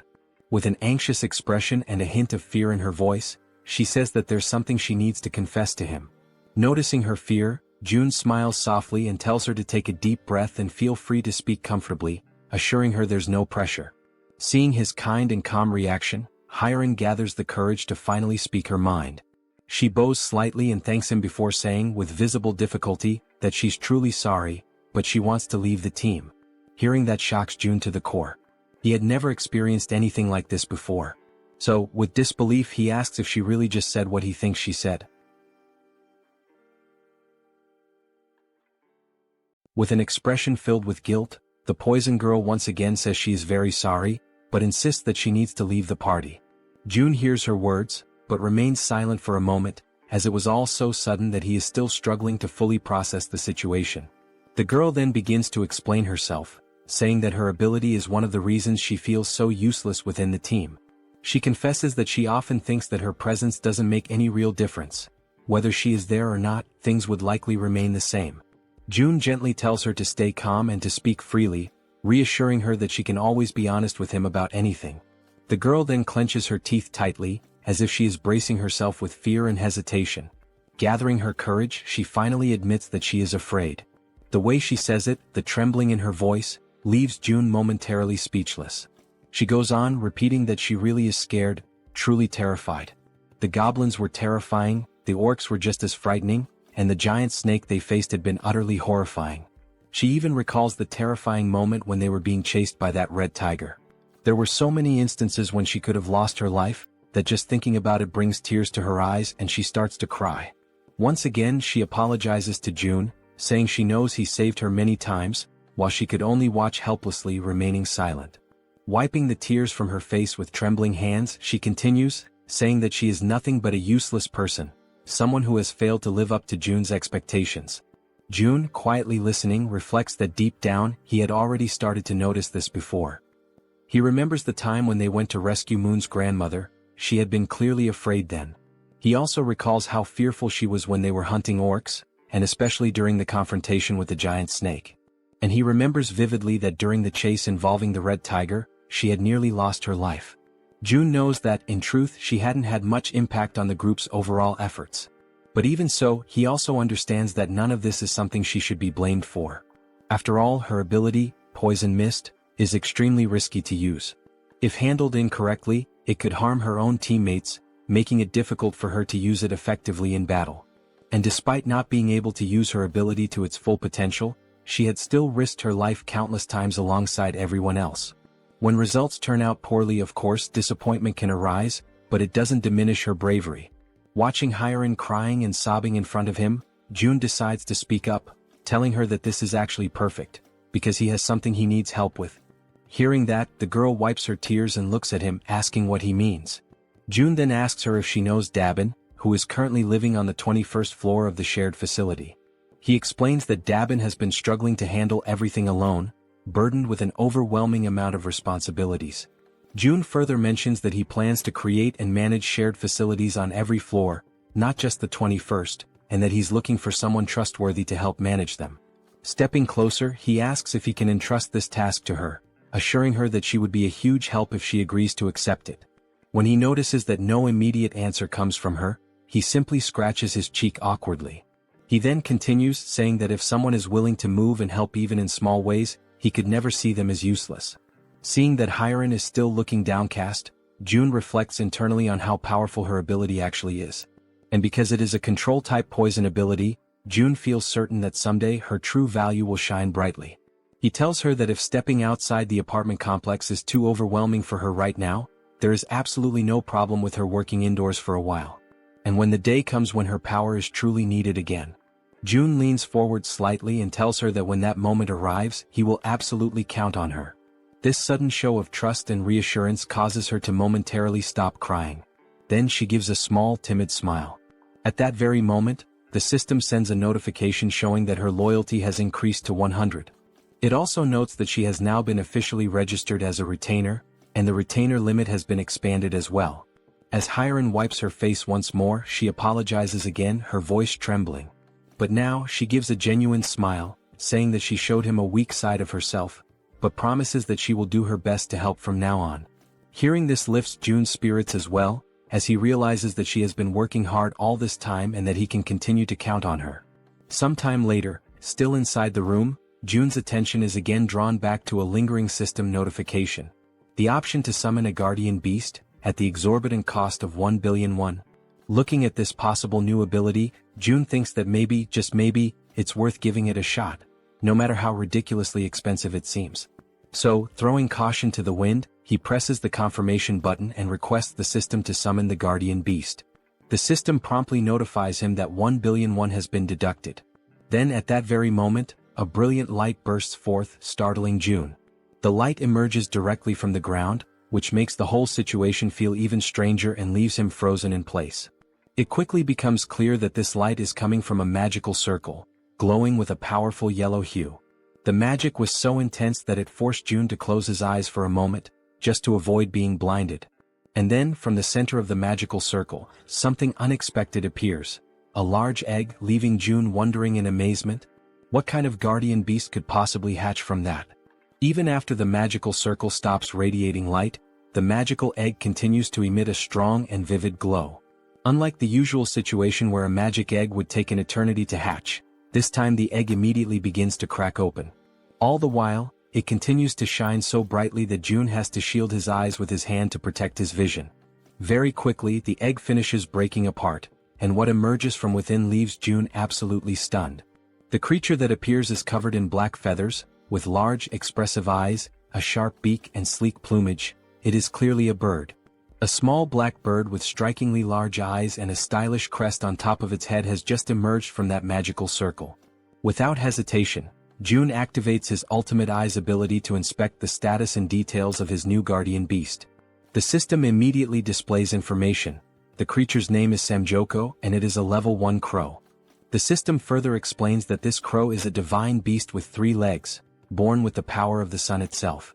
It also states that Samjoko is currently just a hatchling, a baby who still needs protection, and that for it to grow properly, it must be bathed in high-quality sunlight regularly. June waves cheerfully at his new pet and, smiling warmly, says a genuine, heartfelt, "Hello." The little creature's large, shiny eyes begin to sparkle with excitement, and it starts making small chirping sounds as if trying to communicate back with June. June then places his hand thoughtfully under his chin, pondering for a moment how he should name his new companion. Looking at the adorable black-feathered creature in front of him, June comments that it is truly a jet black crow, and then suggests that perhaps its name could be Cammy. Upon hearing the name, the crow's eyes light up even brighter, practically gleaming with happiness. The tiny bird immediately celebrates, chirping excitedly as if shouting out its new name in pure joy. June leans closer and asks the bird if it really likes the name. The 3-legged crow, Cammy, responds with even more enthusiastic chirping sounds, almost as if it were trying to say yes, which makes June feel a wave of relief and happiness. However, after some time passes, June notices that Cammy just won't stop chirping incessantly. He starts to assume that the little creature must be hungry. A little while later, June offers some snacks to Cammy, and the bird seems to enjoy them very much, happily munching away. After devouring the entire packet of snacks, Cammy lets out a loud burp, indicating that he has completely filled his belly. And just like that, after the meal, as everyone knows well, drowsiness quickly overcomes the little mascot. Watching the scene, June realizes how easily Cammy can fall asleep after eating, and he muses to himself that someday this tiny being will surely grow into a true guardian beast. Crouching down beside him, June says aloud that he wishes he could also fall asleep as easily as Cammy does after eating. Just then, something suddenly appears in front of June, a system notification. It shows that Cammy's level has increased, and that the efficiency of the solar generator has also increased by 100%. Another screen pops up explaining that the solar generator is a facility that produces electricity using solar energy, generating between 80,000 to 100,000 won per day, and that any excess energy is credited back to the shut-in wallet. Reading this, June has a sudden spark of inspiration, and if things go the way he thinks. He recalls that the 10 new buildings he recently acquired still do not have any solar generators installed. He had already used most of the financing for other projects, and at the time he thought it would be a waste to invest 130 million won for just a 30 million won annual return. But now he chuckles quietly to himself, realizing that with this new change the situation is completely different. As more time passes, the system continues to notify him that Cammy's level keeps increasing, and along with it, the efficiency of the solar generator continues to rise. Reading the latest notification, June realizes that the generator's efficiency has tripled almost instantly, going from a 30 million won annual return to 90 million won per year. With a broad smile spreading across his face, June understands that there is no reason to hesitate any longer. Without wasting a second, he gives the command to the system to install solar generators in all 10 of the new buildings. The system promptly displays that the installation will be completed within 24 hours. Sometime later in room 3001, someone rings the doorbell of that room. It is June. From inside, the occupant asks who it is, and June calmly replies that it's him. The door swings open quickly and Fatty appears, asking if something is wrong. June replies with a serious expression that he needs to ask a favor. Still looking surprised, Fatty asks what kind of favor June could possibly need. With a stern, resolute face, June explains that he needs Fatty to safeguard his money. They exchange a few words that the narration doesn't reveal to us, and shortly after that, Fatty is left standing there, completely in shock by what he has just heard. Before all of that, the conclusion that June came to while thinking carefully about the tax collection ability was as follows.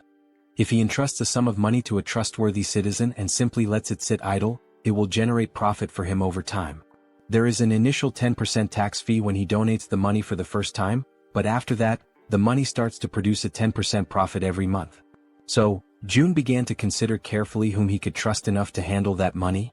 He went through the status screens of various citizens and then stopped when he reached Choi, also known as Fatty, and noticed the 89 points in trust and 98 points in loyalty. It became absolutely clear to June that it had to be Fatty. His level of trust and loyalty were on an entirely different scale, significantly higher than that of any other citizen. Immediately, the system notified June that he had successfully donated 1 billion won to Fatty, with a 10% fee deducted from the total amount. Right after the donation, the system also showed that Fatty's loyalty and trust had increased even further. Still visibly nervous but wanting to confirm, Fatty asked if he really was only supposed to hold on to the money, or if he could maybe use just a little bit of it. That had actually been June's original plan all along, but he had not expected Fatty's loyalty to reach 100, so in the end he replied that yes, Fatty has permission to use a small portion of the money. Still in shock over what he had just heard, Fatty bowed deeply in gratitude, offering a sincere thank you. June in turn told him to stop bowing and said that he trusted him completely. With that matter taken care of, it was now time to move on to the next thing he needed to handle. June went to talk with Dabin, and she asked if she was allowed to choose whoever she wanted. He replied that yes, it was fine, she could choose freely. Then he introduced her to Hyerin, the so-called poison girl, and said she could include her in the team. He added that now that Dabin would be the team leader, he would be paying her double the regular weekly salary. At that moment, Dabin's loyalty increased a bit more. Excited by the sudden raise, Dabin pulled Hyerin close to her and gratefully said she would do her best. Overflowing with energy, she then dashed off with the poison girl, calling out to her and saying they were about to go on their first delivery. Hyerin, trying to keep up, asked Dabin to slow down a little. Watching the whole scene unfold, June felt glad, knowing that the two of them would likely get along very well. And then he realized it was time for a difficult conversation. Over at apartment 2109, June arrived and told everyone that he knew they had all worked hard today, and he asked how they were feeling. Everyone came out to greet June, and Han spoke up to say that they were all doing completely fine, then asked what had brought June to visit them. June explained that, thanks to the monster at Jaehyeon Station, the surrounding area was now considered a monster-free zone, especially the subway tracks. Everyone listened as June said that from Jaehyeon to the next station, there were almost no monsters, and that this was their opportunity, before another monster appears and claims the area. He told them they would have to act first. There was one thing June realized, especially after witnessing Hyerin begging with tears in her eyes. Looking at these people now, he saw that they were risking their lives to fulfill the tasks he gave them. And thanks to Jaehyeon, the queen of rats, they had been able to identify the giant snake at the station ahead of time. If they hadn't, the situation would have been unimaginably dangerous. In a world where death at any moment is a constant possibility, June understood that wanting to keep his family safe, wanting to protect them, could be seen as selfish. But even so, he gave the order. Han's group would go to Jaehyeon Station tomorrow, because he could not give up. The next morning, Cammy was stretching after waking up, and June was having his breakfast. The system displayed that the efficiency of the solar generator had increased, and that Cammy's level had also gone up. As he ate, June felt excited to see that Cammy had already reached level 5. The system then displayed that Cammy was now releasing part of the sun's power, inheriting a portion of the divine beast's abilities, and that June had awakened basic elemental fire magic. The idea of having magical powers caught June a bit off guard, leaving him slightly surprised. Raising one of his fingers, he quietly wondered to himself how he was supposed to use this fire magic. Then, a small flame suddenly appears at the tip of his finger, and he immediately realizes that it actually works. While the flame continues flowing gently from his fingertip, he notices that the sensation feels oddly familiar, and it doesn't take long for him to remember. It is quite similar to the feeling he experiences when he uses the dignity maintenance ability. And if that's really the case, Jun decides to go for a walk outside to test things more freely.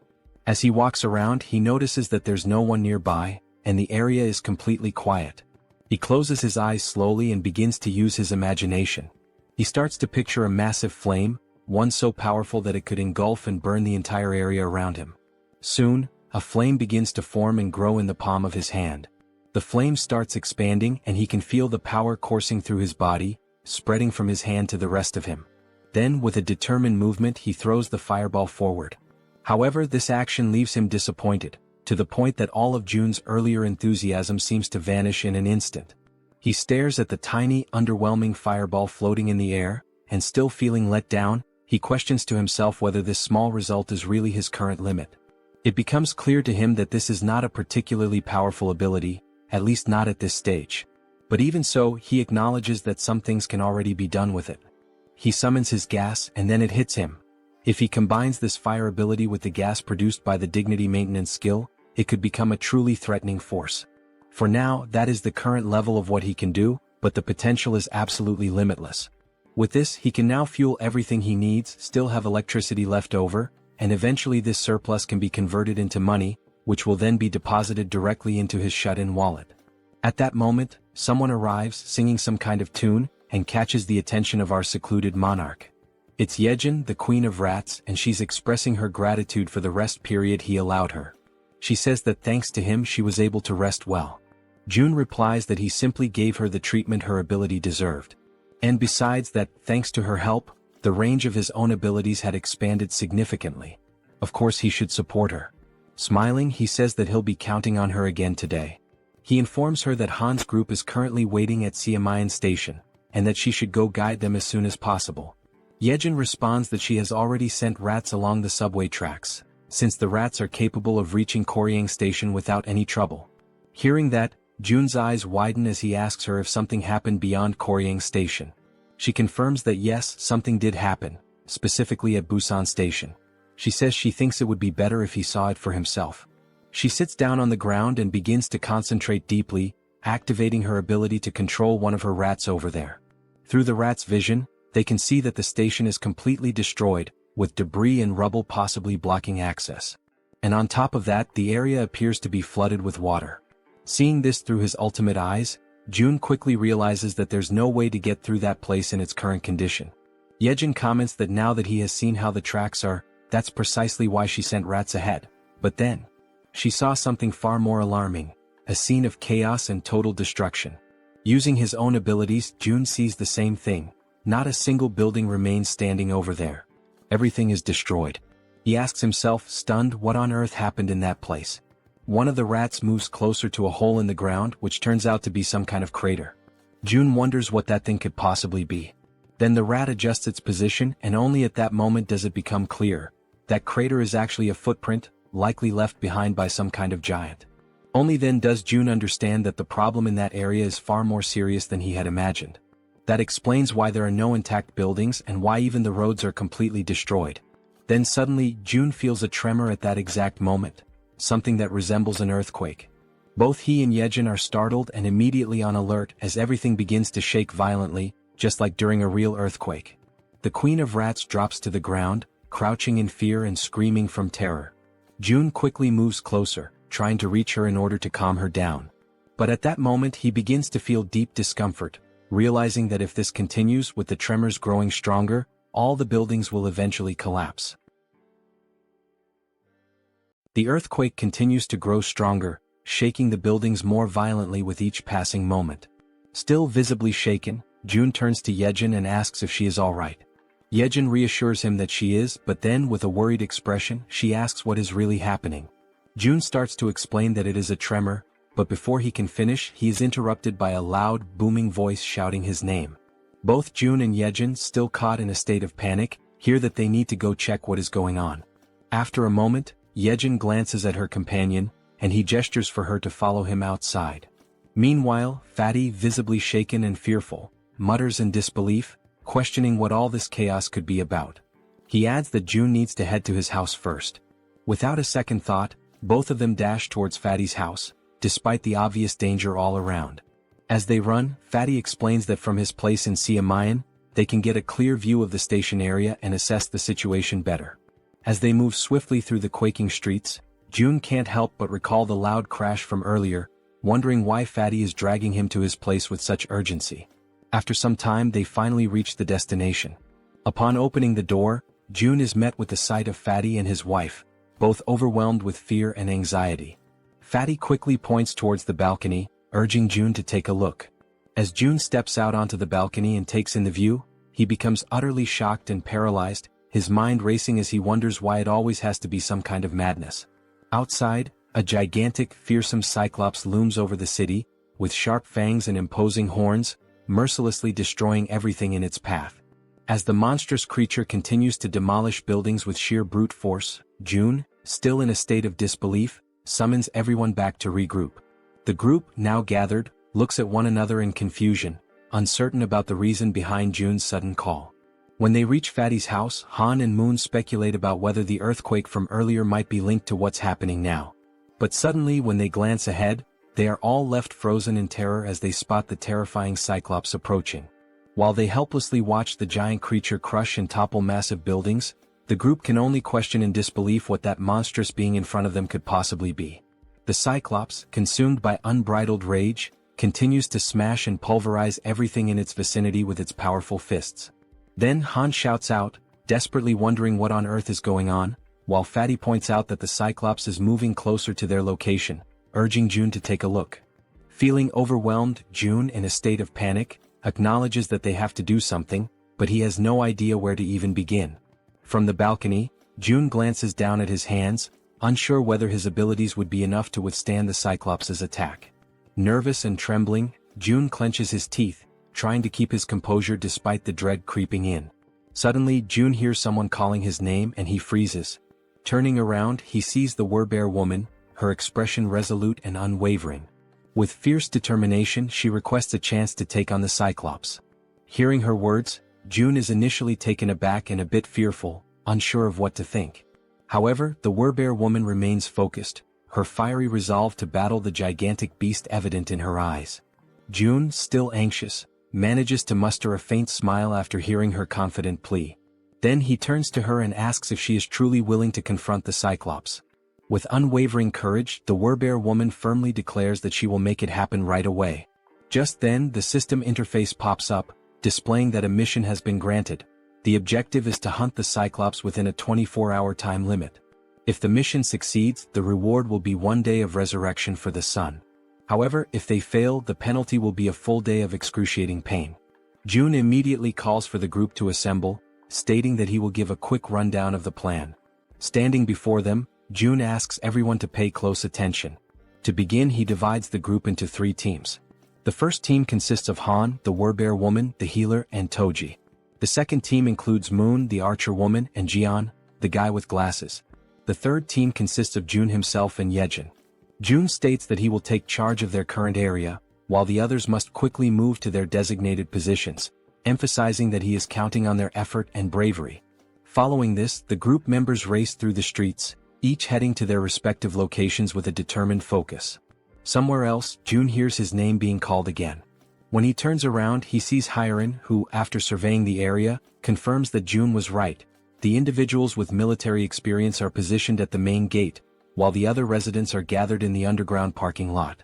Smiling in relief, June thanks her for the efficient work and suggests that she move to the underground parking lot as well to continue assisting the others. However, Hyeon, with her gaze fixed firmly on June, states that she wants to contribute more, despite her body, especially her trembling hands, clearly revealing her fear and nervousness. Hearing this unexpected declaration, June is momentarily taken aback and, with a hint of concern, asks her if she is really sure that she will be okay. Hyeon, lowering her head while tears well up in her eyes, admits that she is indeed scared. Yet, almost immediately, she lifts her head with newfound resolve and declares with a spirited voice that she will strive to be brave. Feeling a sense of relief and admiration, June allows a faint smile to appear on his face.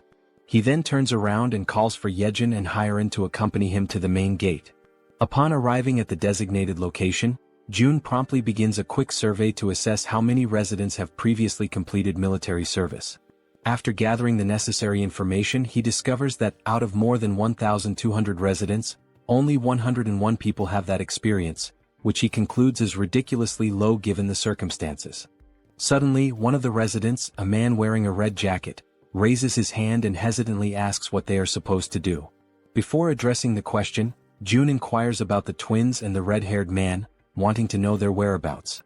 As soon as he hears this question, the man in the red jacket scratches his head nervously, his entire demeanor shifting as unease visibly takes over his body. In that instant, June, with a sharp intuition, realizes something that catches him completely off guard. They ran away. He quickly notices that not only did the twins and the red-haired man escape, but they were also accompanied by hundreds of other people who fled to the underground parking lot. Anger immediately surges through June's veins, and he clenches his teeth, feeling utterly furious at their cowardice. Without hesitation, he calls them cowards, his voice filled with a mix of disappointment and frustration.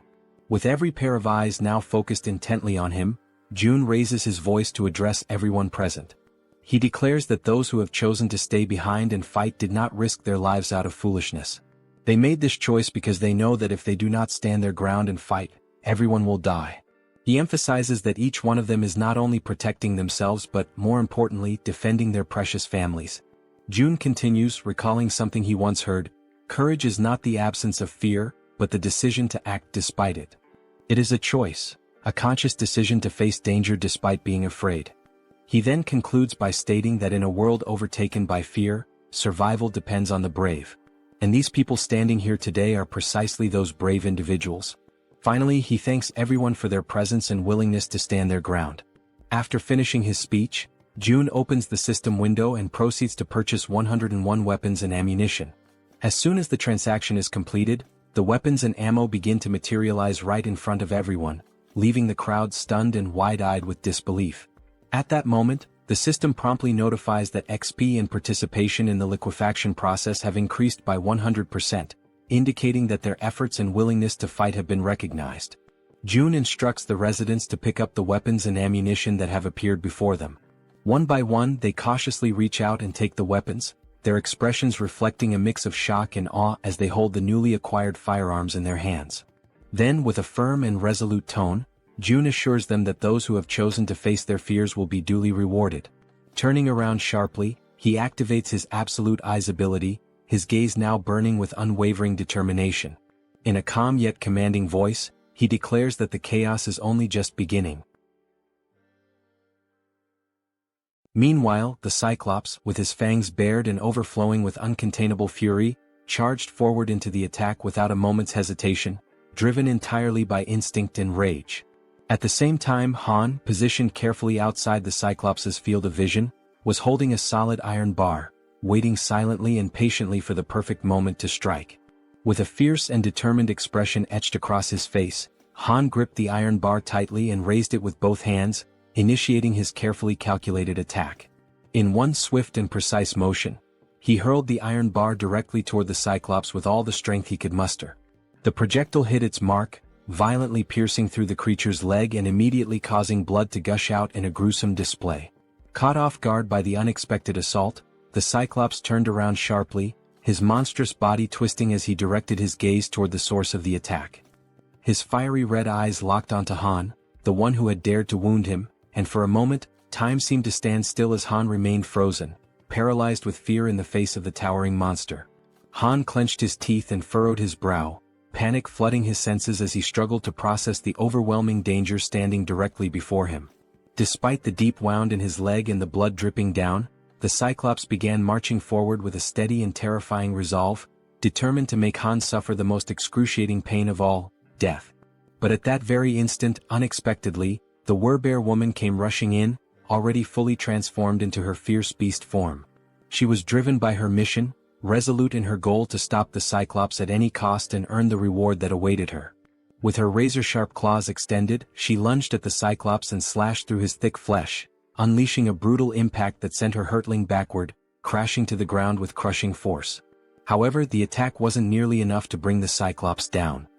He remained upright, completely consumed by rage, his fury only intensifying with every passing second. With a cruel and merciless grin spreading across his monstrous face, the Cyclops lifted the same leg Han had wounded. Summoning all his wrath, he delivered a savage and hate-filled kick straight at the Werbear woman. She was sent flying through the air with terrifying force, soaring from an unimaginable height, the wind violently whipping around her as she fell. Her cries of resistance sliced through the air until, finally, her body crashed with tremendous violence against the ground, as though the very heavens themselves had rejected her.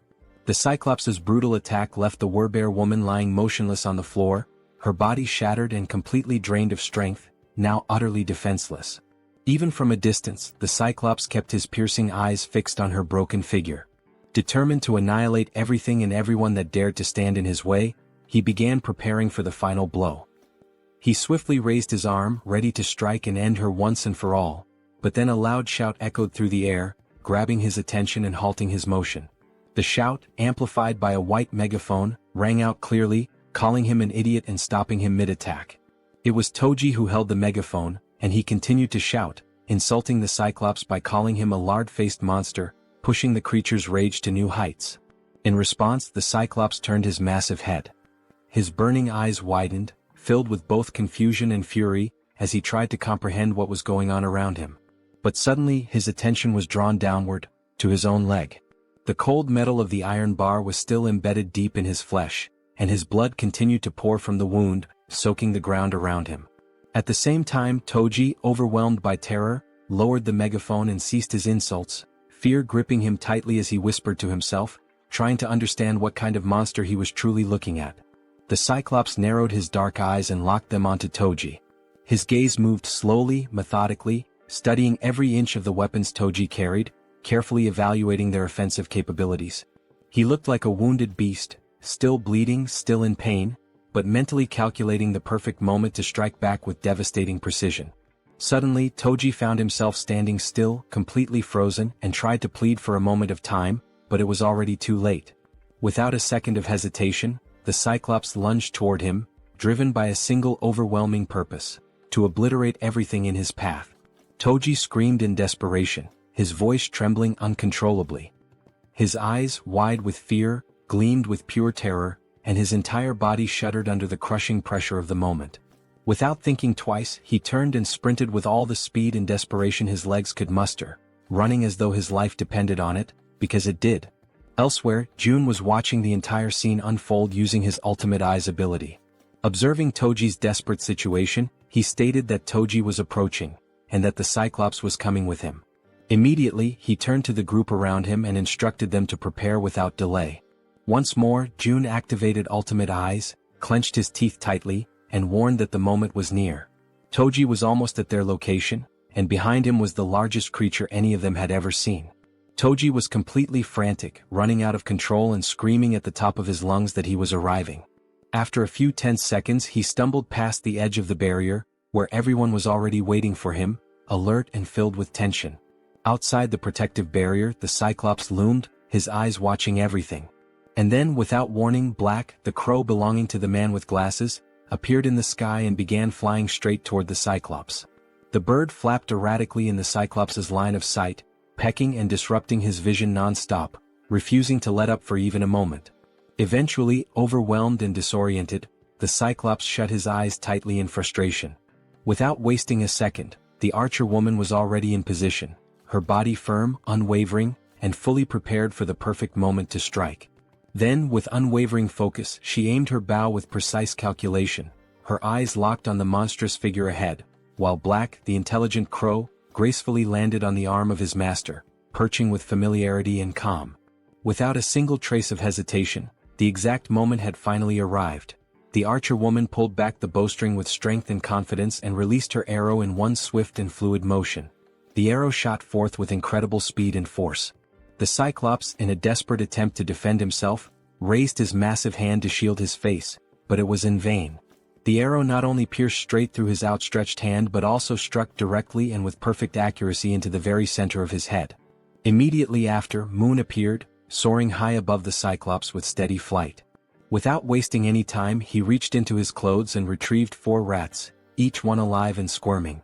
Then, with firm resolve and no hesitation, he hurled all 4 rats directly toward the Cyclops' mouth, which was wide open as the creature roared in agony from the arrow embedded in his face. With all the power in his lungs, Moon screamed out Jun's name, his voice ringing through the battlefield, demanding immediate action. Up until that moment, everything had been unfolding exactly as planned. Now, with his ability already activated, Jun initiated the release of the gas that had been hidden inside the Cyclops' body. At that exact instant, the creature's eyes flew open, and despite the intense pain radiating from the arrow lodged within them, he seemed to forcefully ignore it. The Cyclops slowly lowered his massive head and looked down at his abdomen with a focused and steady gaze, as if noticing something unfamiliar. He took in a long breath, bracing himself for whatever was about to come next. Soon after, Jun raised his arm firmly and pointed it straight at the Cyclops.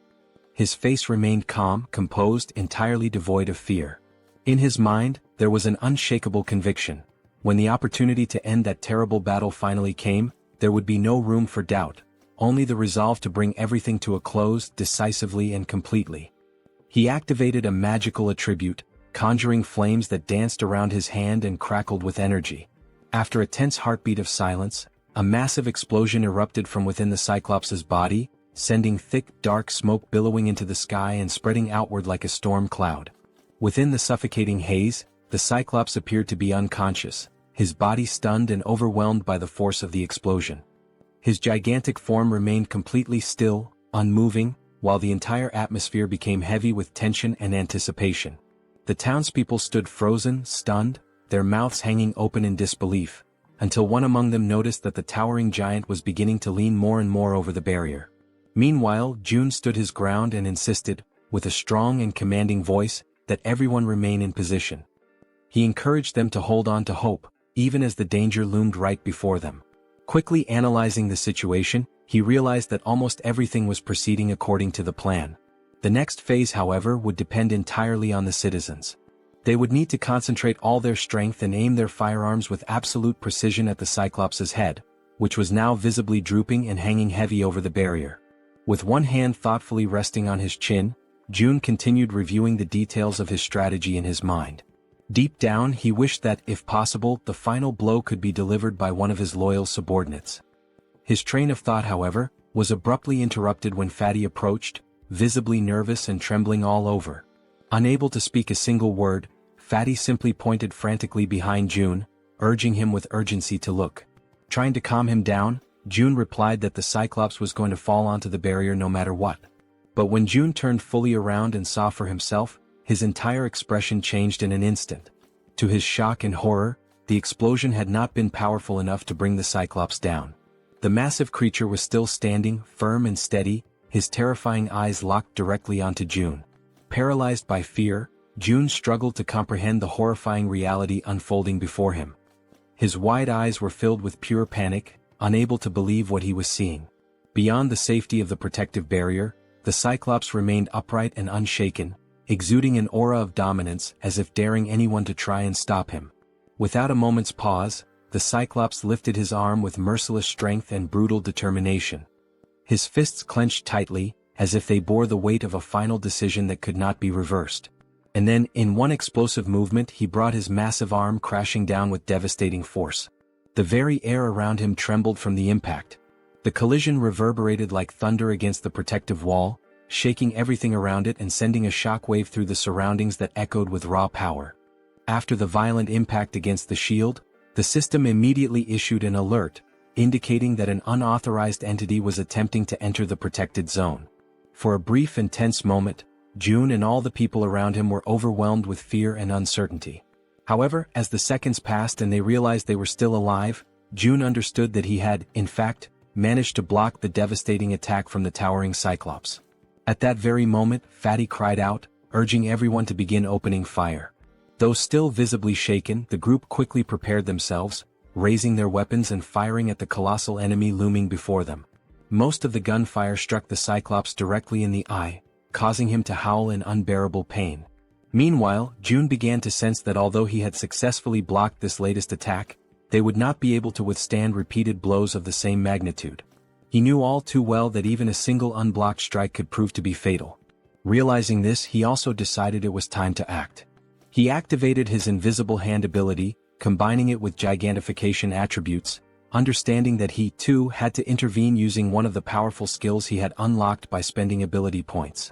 In an attempt to counterattack, the Cyclops raised one of his enormous fists once again, clearly preparing to deliver another crushing blow. The citizens, noticing the movement and realizing that yet another attack was coming, were filled with fear once more. The monstrous creature gathered all his brute strength and threw another punch. But once again the devastating strike was stopped by the protective barrier. Only this time the blow came with even more force, and it wasn't just a single hit. The system responded promptly, issuing another notification that an unauthorized entity was attempting to breach the barrier.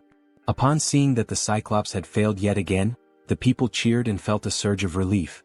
They had successfully resisted once more and now decided to continue opening fire on the giant creature. June observed the situation carefully and realized that, although they had not yet brought the Cyclops down, they were inflicting damage. The rats with bombs and the citizens' repeated attacks were slowly but steadily accumulating injuries on the monster's body. He concluded that if they continued this strategy they could eventually take the Cyclops down, but they still needed something capable of delivering a critical strike. Then, a spear was launched with that very intention.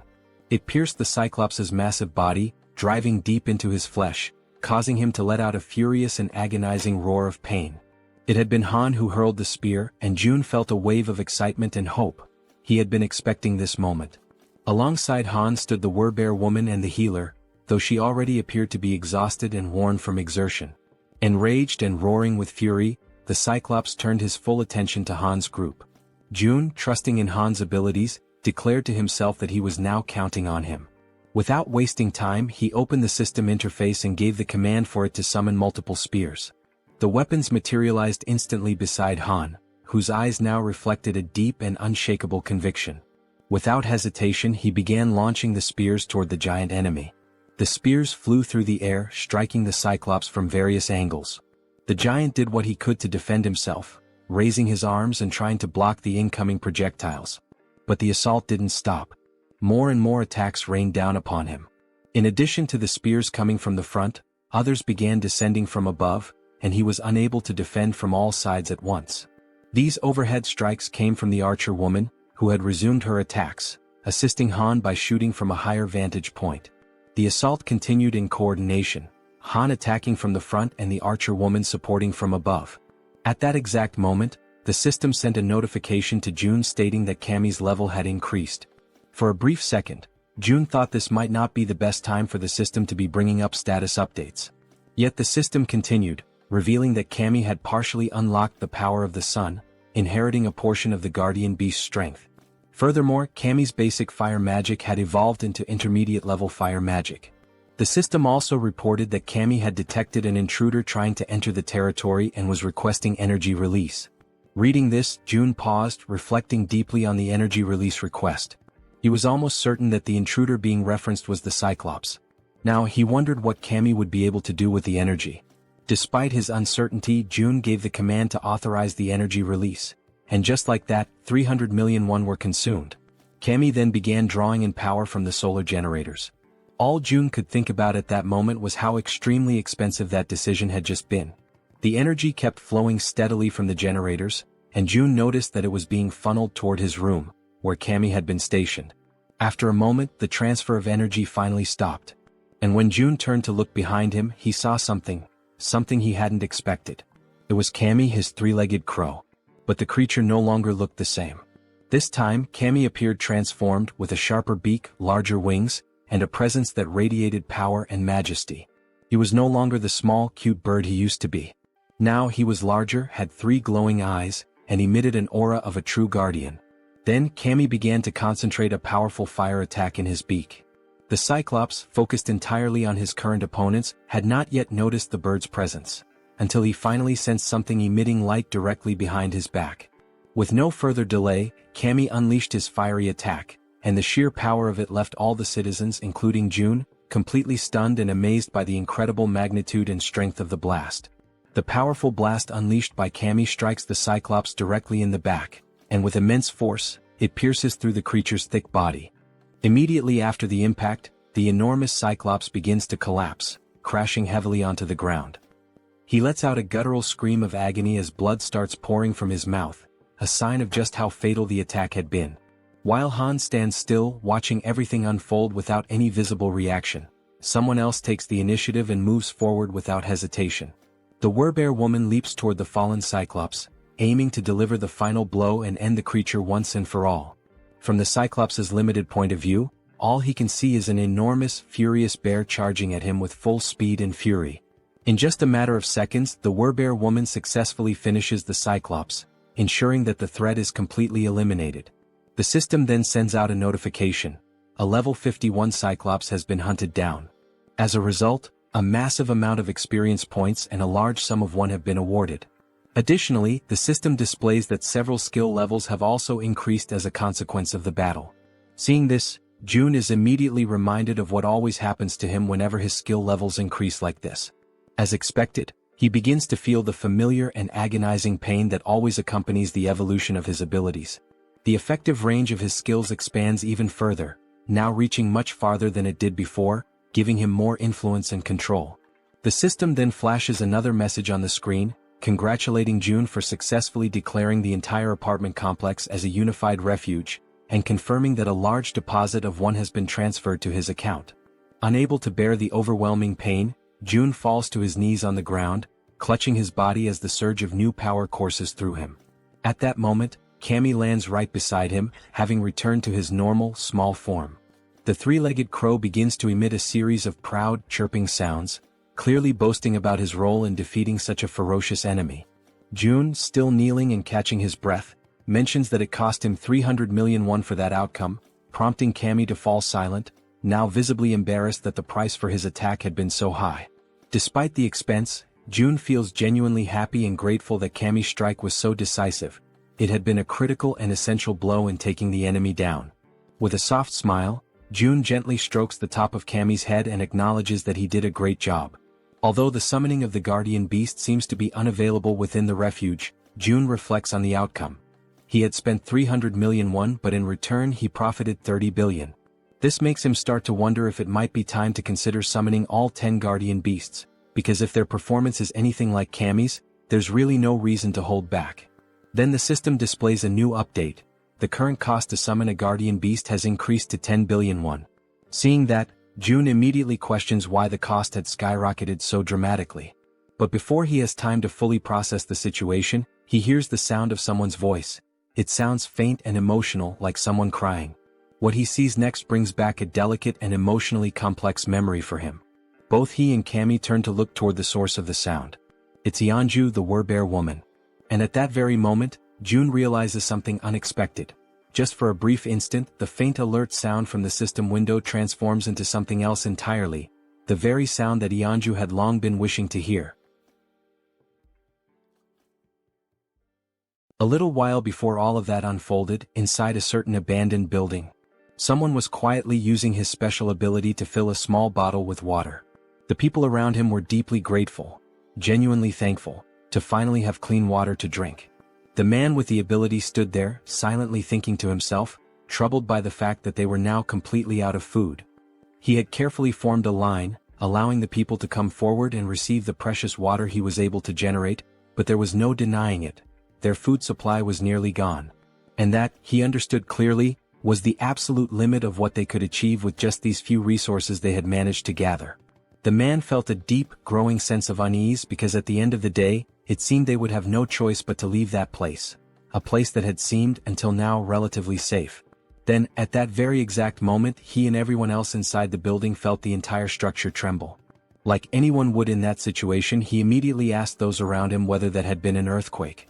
Right then, another man came rushing in, shouting frantically and begging everyone to come see something that was happening up above. When the man mentioned the word monster, the one with the water ability was stunned, completely frozen for a second. Without wasting any more time, he began running, dashing up the staircase to reach the top floor and see what was going on with his own eyes. Once he arrived at the rooftop, what he saw left him breathless. The enormous Cyclops was still standing tall, radiating overwhelming fury and power. While the white-haired man trembled beside him, anxiously asking what they were supposed to do now, the one with purple hair, Jun Hyuk, was already thinking ahead, telling the other to go and hide everyone else in the basement to keep them safe. Jun-hyuk, overwhelmed and desperate, ran his hands through his hair in frustration, desperately trying to think of a plan. But the truth was undeniable: facing off against the Cyclops was utterly impossible. He tried to offer a bit of comfort to the other man, explaining that there was nothing they could do against something like that. In the background, without them realizing, the powerful light of Cammy's upcoming attack had begun to form. The men could only speak in hushed, fearful tones, saying that all they could do now was pray that the monster wouldn't find its way to them. And in the background once again the Cyclops was being obliterated. That moment caught them completely off guard. They had no idea what had just happened, what kind of power had been unleashed.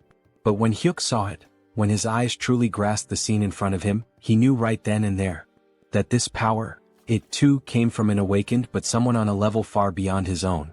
Hyuk then called out to the silver-haired man, addressing him as Hyun, and told him to gather the people. Hyun, utterly shocked, asked him if he had lost his mind. Was he really suggesting they go toward that? But Hyuk was certain. Even though he didn't know who the awakened one was, he had no doubt about what needed to be done. If they truly wanted to survive in this wretched, merciless world, they had to stand beside the person who possessed the kind of power capable of bringing down a creature like that Cyclops. As they began walking toward Jun's location, the people silently hoped, prayed, that whoever they were going to meet would be someone good-hearted, because they had no other options left. Their fate was entirely in the hands of chance now. They eventually arrived at the apartment complex and immediately suspected that this must be the place. After all, the buildings were still intact, completely untouched in a world otherwise devastated. Hyun, walking ahead of the group, remarked with disbelief, wondering how such buildings could remain standing in a world that had fallen apart. But then he suddenly smacked right into some kind of invisible barrier. Right after that, a message appeared in front of them from the system, declaring that entry was prohibited. Another message followed immediately, asking them whether they would like to obtain citizenship. They confirmed the prompt, and the system quickly responded, showing that they had been successfully granted citizenship. However, along with their new status came an initial quest. They were instructed to proceed to Jun's apartment on the 30th floor. Once they arrived there, Jun was already waiting to receive them. Strangely, he was already calling them by their names, despite the fact that they had never met before. Jun introduced himself as well, calmly stating his own name.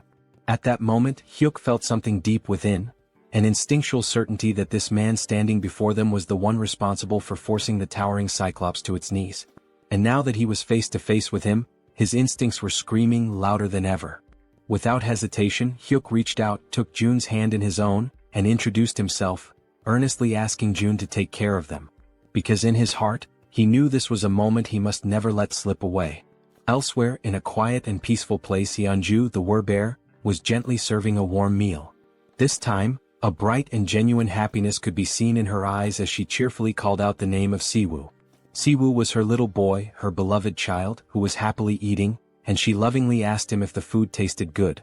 With a big smile he replied that it was absolutely delicious. The small boy then turned to his mother with innocent curiosity and asked whose birthday it was, because they were having seaweed soup, a dish traditionally served on birthdays. She responded with a warm and affectionate embrace, hugging him tightly while he told her how much he loved that particular food. At that very moment someone opened the door. It was Jun. Upon seeing him, the little boy excitedly called him Wizard Uncle. Yeonju asked Jun whether everything went smoothly with the new residents, and he confirmed that it did. He had already provided them with food and a place to stay. Then Jun apologized for something, and Yeonju, curious, asked why he was suddenly saying sorry. He explained that the newcomers wouldn't be able to leave the house, and that he hadn't expected that restriction to be in place. However, Yeonju didn't seem the least bit concerned about that detail. She calmly replied that just being there, together like that with her little boy, was more than enough for her.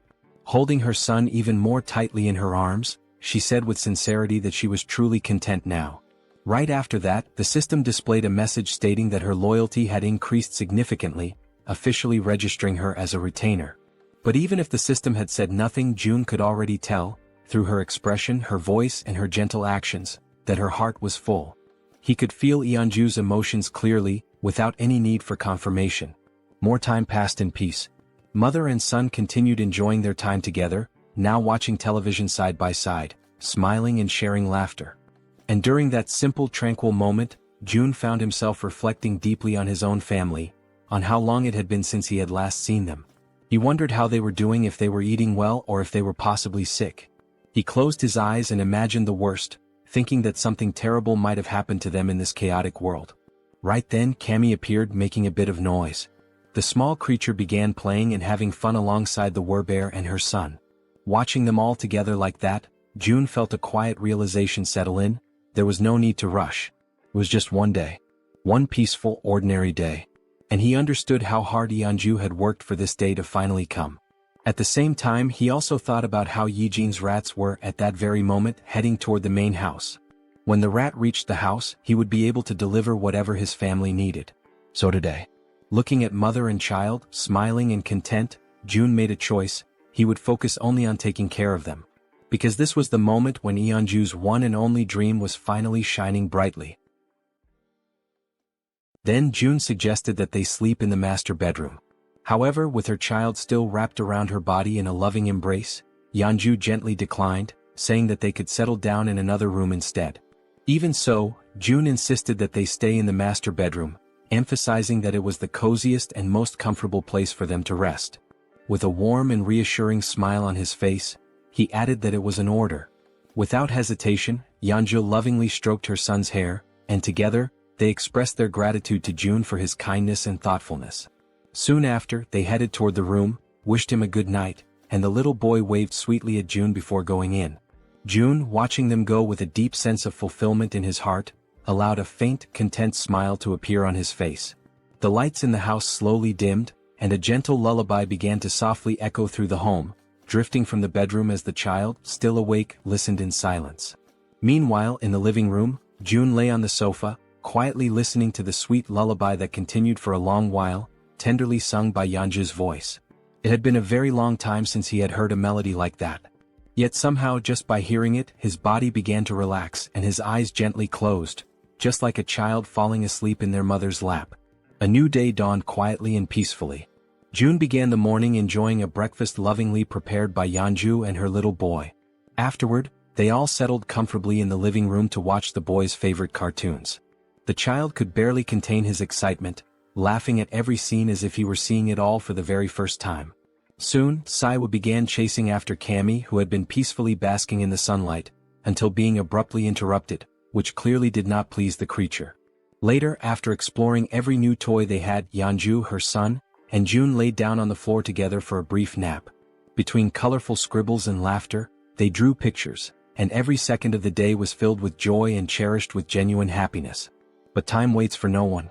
With Cammy perched on his shoulder, June quietly wept, consumed by the silent grief of having only been able to offer a single day of life to Yeonju's beloved son. Soon after, Yeonju knelt down on the floor, saying her final goodbyes while holding her son tightly, pouring all her love and strength into that embrace. Still too young to fully understand the intensity of that moment, the boy asked innocently if she was crying. With tears already streaming down her face, she struggled to keep her voice steady and calmly whispered that she wasn't crying. But with his tiny hand resting gently against her cheek, he could feel the tears slipping down her face. So softly, Saiwa began wiping away her tears, doing his best to comfort her and asking her, ever so kindly, not to cry.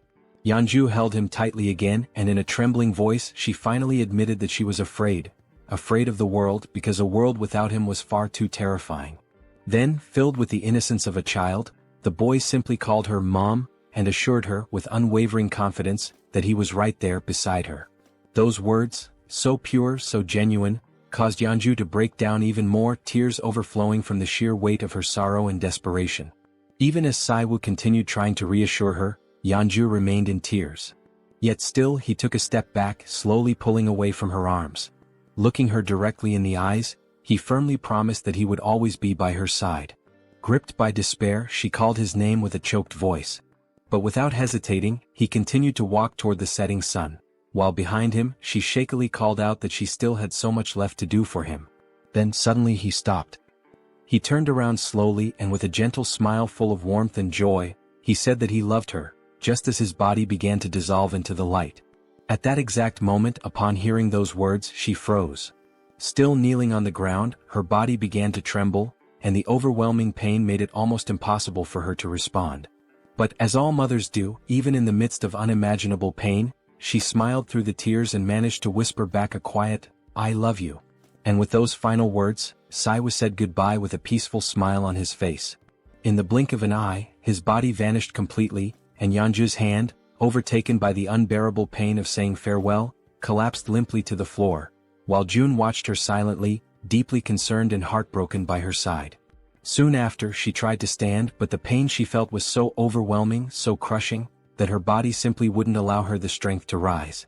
Moved by the scene unfolding before him, June could only think that hope is like a delicate flower that chooses to bloom right in the middle of despair. With his eyes closed tightly, he came to a painful conclusion. Those who cling to hope must be prepared to face the darkest depths of despair, no matter how cruel. Then he extended his hand to her and gently urged Yeonju not to lose herself in grief, reassuring her that this moment was not the end. At that, Yeonju lifted her head, turned toward June, and in a hesitant, trembling voice, she asked if that was really true, if this wasn't truly the end. With unwavering conviction, June answered that if there was even the slightest chance, he would bring her son back, again and again, as many times as it took. His words ignited a new spark of hope, and Yeonju received them with a renewed sense of determination and strength. At that exact moment, the system displayed a notification. Yeonju's trust level had reached 100%, and she had obtained primordial vitality. The scene then shifted to the red-haired man, who was screaming with uncontrollable rage and fury.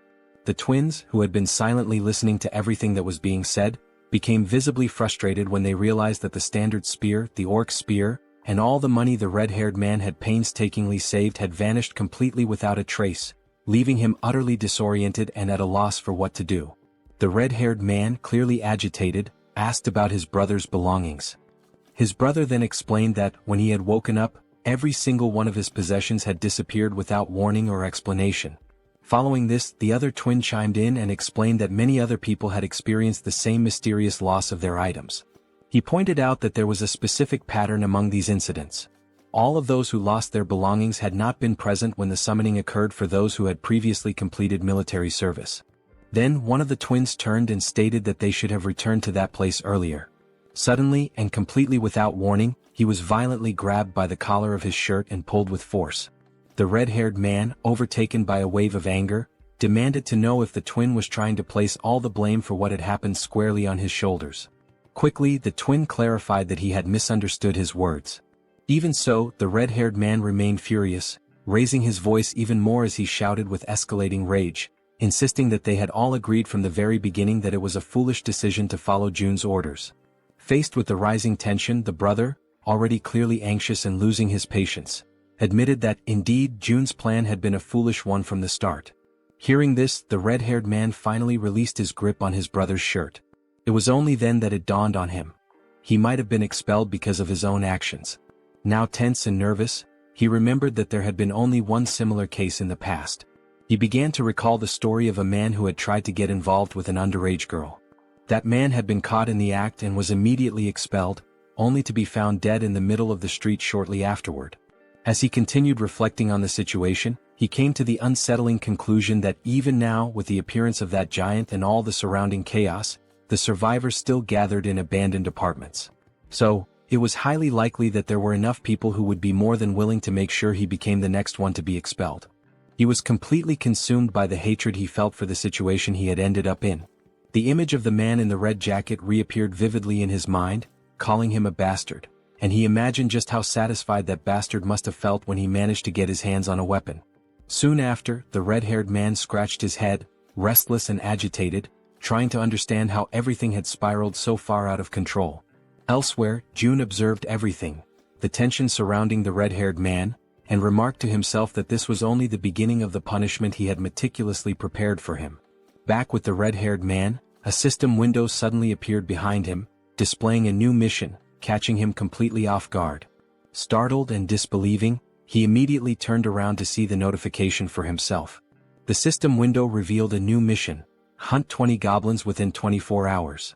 If successful, the reward would be a small amount of experience. However, if they failed, they would suffer 1 minute of extreme, unbearable pain. Returning now to Yeonju's most recent and impressive achievement, the dreaded primordial vitality. A rare and highly coveted ability which June now also possesses, it is known for amplifying regeneration to absurd levels, always in direct proportion to the severity of the injuries sustained. June could barely process what he had just witnessed. Not even for a moment had he imagined that, upon reaching 100 trust points, Yeonju would awaken precisely that ability. Still deep in thought, June soon realized that, at least for now, this ability wouldn't have much practical use. With his gaze locked on the system window, he continued following his own line of reasoning. After all, he wouldn't be the one doing the fighting. Even if he were to leave the building, the chances of sustaining any real injuries were practically non-existent. Even so, the fact that such a powerful skill had been granted as a reward for reaching 100 trust points was undeniably noteworthy. His thoughts then began to drift toward Moon, who was also dangerously close to reaching that same 100-point threshold. The idea of what might happen next began to take shape in his mind. If Moon were to awaken an ability upon hitting 100 trust points, and if, as a result, June were also to acquire that same skill, one that would allow him to instantly teleport to any location he could see, then the possibilities would expand dramatically. Taking his speculations even further, June began to envision a future where this teleportation ability could be combined with the absolute one's eye, along with the support of an activated advanced base.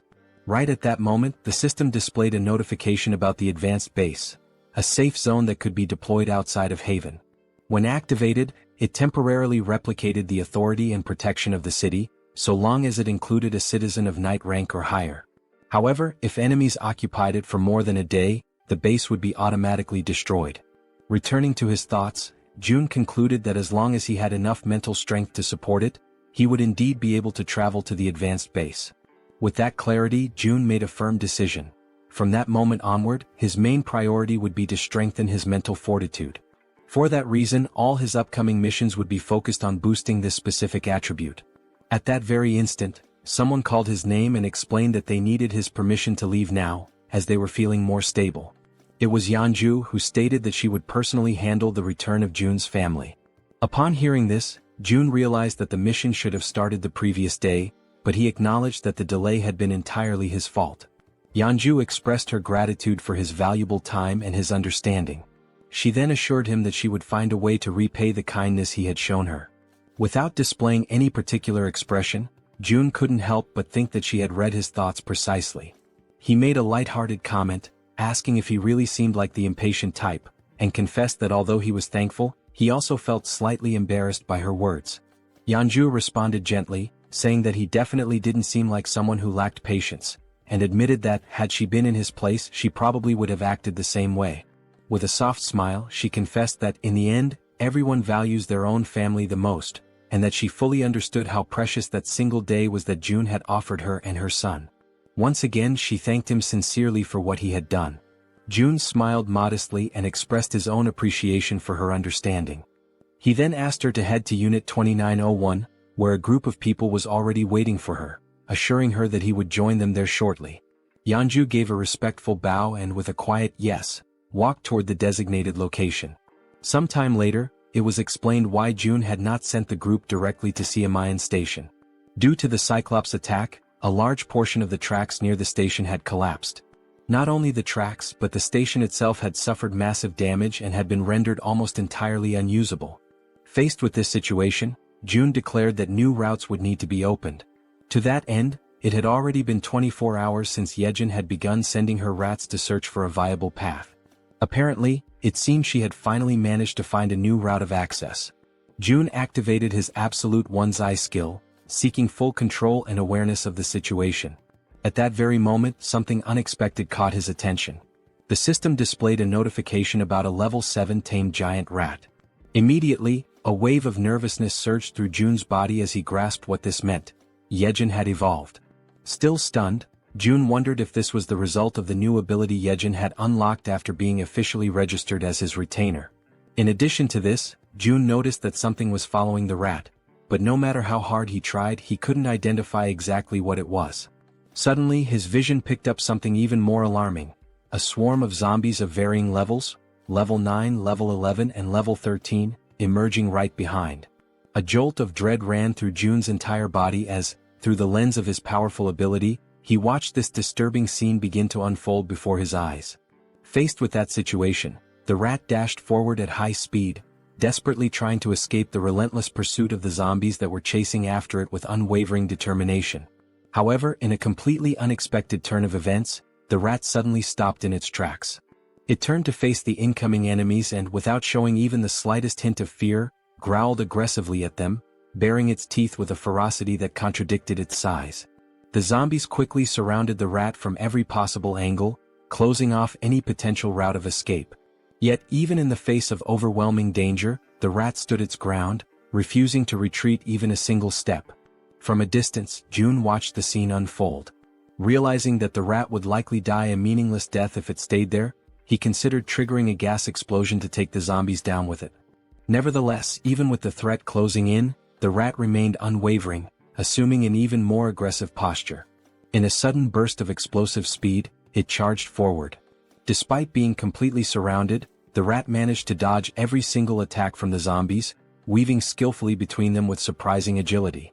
Still observing from afar, June was thoroughly impressed by what he was witnessing. After evading the zombies, the rat leapt forward and continued its mission. Remarkably, it emerged from the encounter without a single scratch and resumed its rapid sprint toward the designated exit.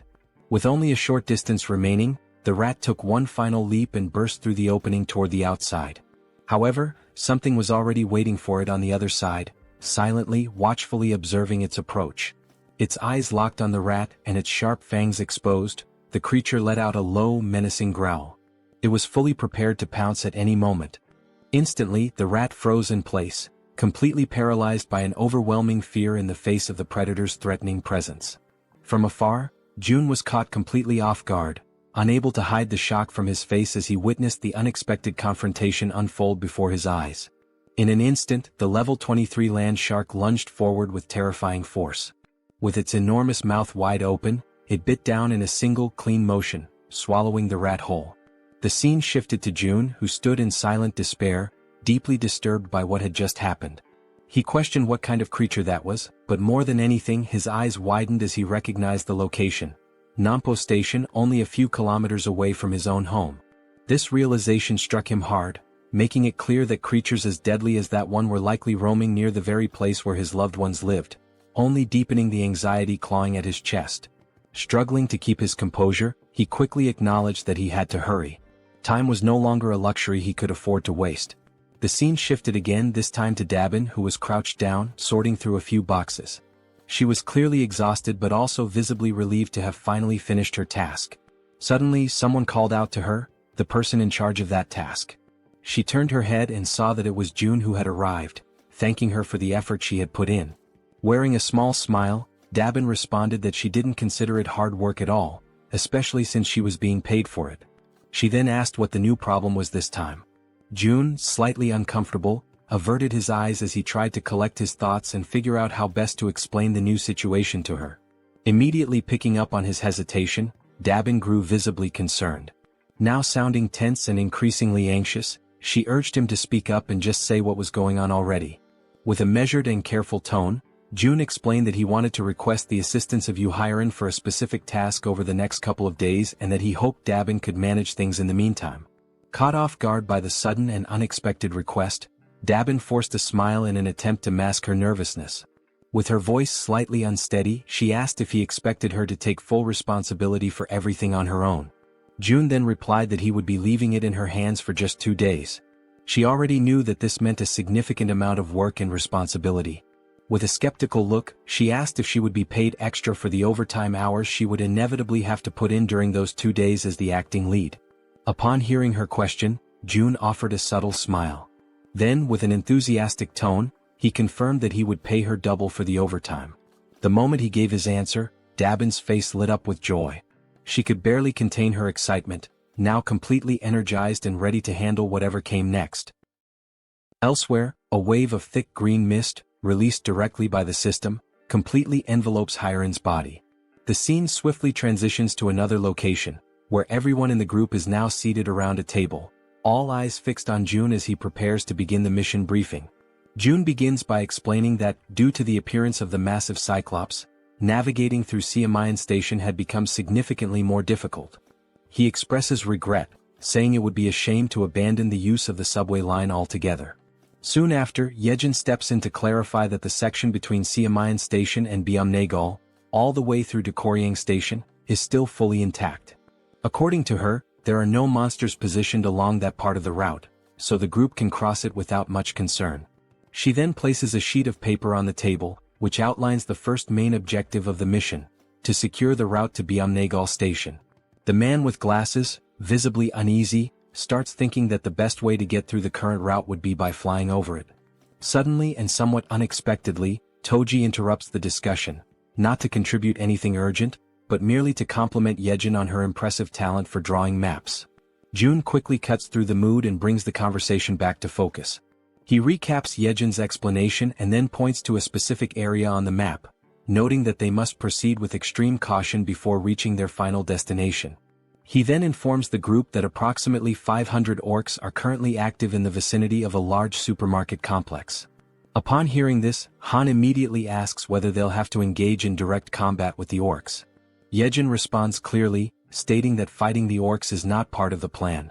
They only need to reach Byumnagal Station and use the underground subway line.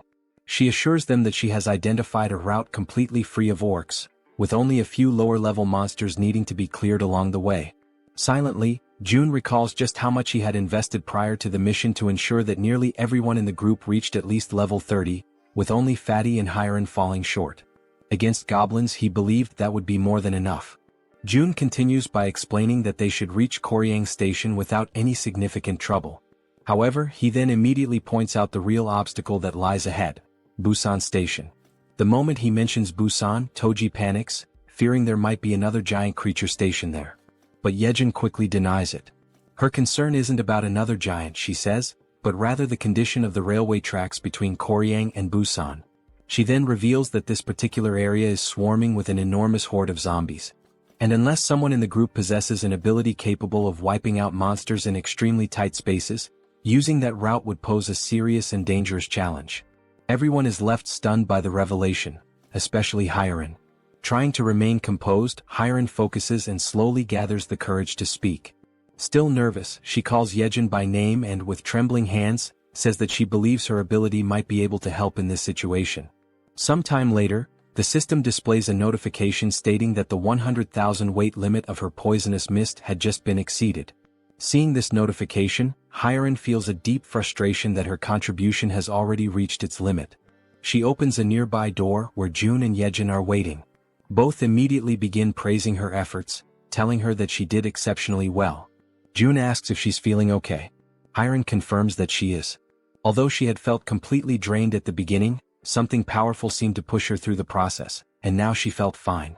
What she didn't know was that the strength she had felt came from June, who had secretly upgraded his retainer management level. June reflected on the cost of the upgrade. It had been expensive, but ultimately worth it since he ended up earning billions in return. Still unsure, Hyeon then asks June if he's truly certain that it's okay for her not to go in person. June calmly reassures her, explaining that just staying in place and continuing to produce poisonous mist is more than enough for the mission's needs. With all preparations now complete, June activates his ultimate eyes ability and officially declares the beginning of the operation. Immediately, through his ability, he sees an enormous swarm of zombies located exactly where they had anticipated. Suddenly, something catches the attention of the zombies, and they all turn simultaneously to face whatever is approaching them. It's a level 3 rat charging rapidly toward them at full speed. The zombies are momentarily stunned the instant they realize what, or rather who, is approaching them. Following the plan with careful precision, June opens his inventory within the system. A dense and toxic green mist is released, spreading swiftly over the horde of undead. In perfect coordination, the rat dashes forward at high speed, weaving through the crowd of bodies and leaving the zombies behind in its wake. Hyeon's poisonous mist, upon being inhaled, induces paralysis by targeting muscles such as the diaphragm, ultimately causing suffocation. However, the targets this time are zombies, creatures that are already dead and no longer require breathing to function. That is why June had already anticipated this limitation and had prepared a contingency, Plan B. He had instructed Jaehyeon in advance to take over the operation when necessary.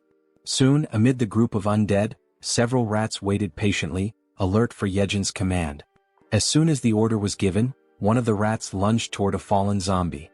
Through the reflection in the zombie's still open eye, the system captured the exact moment the rat bared its fangs and sank them mercilessly into the creature. At that precise instant, a system notification appeared.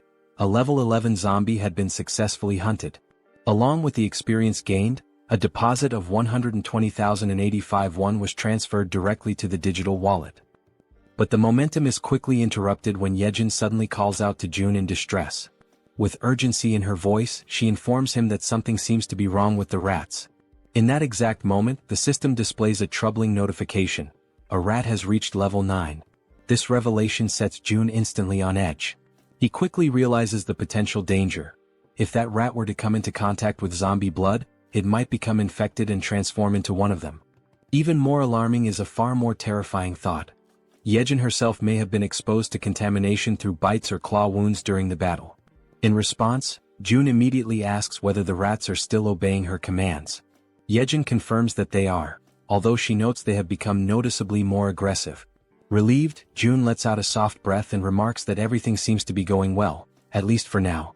Internally, he begins to reflect on what's ahead. If they can make it safely to Jaehyeon Station, then maybe, just maybe, he'll finally have the chance to reunite with his family. But just as this thought forms in his mind, it is abruptly interrupted by a system notification. An unauthorized individual is attempting to access the shelter through the main entrance. Baffled and alarmed, June stares at the message, struggling to grasp what is happening. Before he has time to act, a second notification appears. The system states that a group of 157 individuals meets the requirements for citizenship and asks if he wishes to grant it. Relying on his instincts, June gives his confirmation. Immediately, another system message is displayed. The total population has now reached 3,000 residents. As a result, a new ability has been unlocked, Economic Activity Subsidy. Reading this new development, June feels a brief moment of apprehension, uncertain of what the implications might be. But then gradually, a small smile forms on his lips. After all, this might actually turn out to be a good thing. The system continues to display new information, this time announcing that salaries will now be paid to citizens, with the amount determined by the titles or positions they hold. The wages will be dispersed separately from the chief's wallet, depending solely on the person's assigned role within the community. Reading this update carefully, June realizes that this would be the perfect opportunity to assign official titles to Dabin and the entire team responsible for managing public facilities. After all, a weekly salary of 700,000 won neatly aligns with a daily wage of 100,000 won, making the accounting straightforward. Tapping the system's interface, he remarks that there is no longer any need to pay people manually, especially when doing so previously meant sacrificing reduced taxation benefits. At the pace things are advancing, it becomes clear to him that they need to expand the department responsible for public facilities management. After all, the funds distributed to citizens through the Economic Activity Support Fund are essentially free resources provided by the system. It's not a small sum either. Even the 100,000 won paid to each employee is considerable. Doing a quick calculation in his head, if 300 workers are on the payroll, that's already 30 million won per day. And if all positions, ranging from basic workers to general managers, are filled, the total amount paid daily could easily reach 50 million won. Thinking ahead, June envisions that as this money circulates, the total income he receives from his tax collection ability will continue to grow. On the other hand, the citizens will inevitably spend that money in his store, effectively funneling it right back to him. This leads him to the realization that assigning titles to as many citizens as possible is likely the most profitable long-term strategy. Yet, he still isn't entirely sure which titles would be most appropriate beyond facility management. Soon, another idea sparks in his mind. Positions related to maintenance, cleaning, and security would be practical starting points to invest in. So, before doing anything else, he goes ahead and appoints Dabin as the general manager. He recalls that she had already accepted Fatty and Hyeon as members of the team, although he can't quite remember who the remaining members were. Just then, something catches June's attention. It's the system again, this time displaying a notification that Dabin has reached 100 loyalty points, officially registering her as a retainer. At that moment, June realizes something significant. Once a citizen reaches 100 loyalty, they automatically become a retainer. And now he begins to wonder, do all retainers awaken a new skill at that exact point?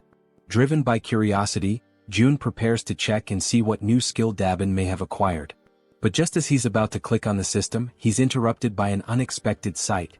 Hyeon, completely relaxed, sound asleep on the sofa to the point of drooling. Watching the scene, Jaehyeon appears slightly uncertain and asks if they should wake her up. June replies that they should let her rest, she's completed her duty and she must be completely worn out. Smiling faintly, he acknowledges to himself that although she tried to appear fine, she likely went through something difficult and pushed herself right up to the edge of collapse. If anyone deserved a break, it was her. June activates his invisible hand ability and gently picks her up, carrying her carefully to a bed in one of the rooms so she can sleep more comfortably. Returning to the living room, the two of them talk quietly, agreeing that Hyran may indeed be going through a rough time. June then turns to Jaehyeon and asks how she herself is doing. Jaehyeon responds calmly that nothing is difficult for her, that she's doing perfectly fine, especially now that they've reached the tracks near the station. June nods in understanding and encourages her to keep up the good work. She smiles and tells him to leave it to her. However, at that exact moment her expression shifts subtly. Something makes her hesitate. June, immediately picking up on the change, asks her if something's wrong. She stammers slightly and replies that all of a sudden the link isn't connecting anymore. June, caught off guard, asks what she means by that and she tells him to give her a moment. Closing her eyes, she tries to reconnect with the link. But apparently it's no use. She then explains that it's probably the distance. It seems to be just too far this time. June asks whether the link had been working properly before. She responds that it's possible to go a little beyond the maximum range if the link was already established beforehand. However, the reach of the link currently only extends as far as the central station. She then turns to him and asks what they're supposed to do now. Without an immediate answer, June falls into thought. He realizes that something always seems to go wrong at a critical moment, and just beyond the station lies the house where his family is supposed to be. He had been counting on using one of Yeon's rats to check the house before making a move. Clenching his fist tightly, June mutters that this is a complication. Still, he asks Yeon to try re-establishing the link from the central station in any way she can. She agrees, saying she'll give it her best shot. Closing her eyes once again, she begins to focus her powers in an effort to restore the connection. With the vision of zombie rats moving through the station still lingering in his ultimate eyes, June reminds himself that they have to explore every possible option available to them, and until then, all Kim can do is hope, with all his heart, that his family is still safe. The system now displays the current locations of everyone participating in the mission. Yeon's rats are moving ahead to scout the path, while Han's group remains further back, following at a safer distance. The scene then shifts to the station where Han's group has just arrived. Everyone stands frozen, completely overwhelmed by what they see before them. The entire area is a scene of utter devastation. All the surrounding buildings have been reduced to rubble, and massive footprints, far larger than anything human, are deeply embedded in the ground, scattered across the terrain. Jaehyeon, the bespectacled man, stares at the destruction in disbelief and finally mutters that the sight is incredible. The archer, noticing that he's distracted and not focused on their task, prompts him to begin scouting the area immediately. Obeying her prompt, Jaehyeon commands his raven, named Black, to begin aerial reconnaissance of the area. After some time observing through the raven's vision as it flies overhead, he reports that there appear to be no monsters nearby. Toji then speaks up, saying that the station itself also seems to be clear of any goblins, and that thanks to the massive avalanche that occurred earlier, they should be able to move through the area with little resistance. Jaehyeon agrees and comments that it's likely the case because no sane person, or creature, would dare approach a place marked by such overwhelming destruction. With a hint of concern in her voice, the healer mentions that night is falling fast and that they should find somewhere safe to stay until morning. The archer quickly reassures her, explaining that, based on known goblin behavior patterns, nighttime is actually the safest period, since goblins tend to hide away or go dormant once darkness sets in. At this point, Han appears deep in thought. After a moment of silence, he speaks, saying that they should keep moving. If anything truly dangerous happens, there's a high chance June will summon them back right away. Suddenly, one of Yeon's small rats appears, making faint gestures as if trying to communicate something important.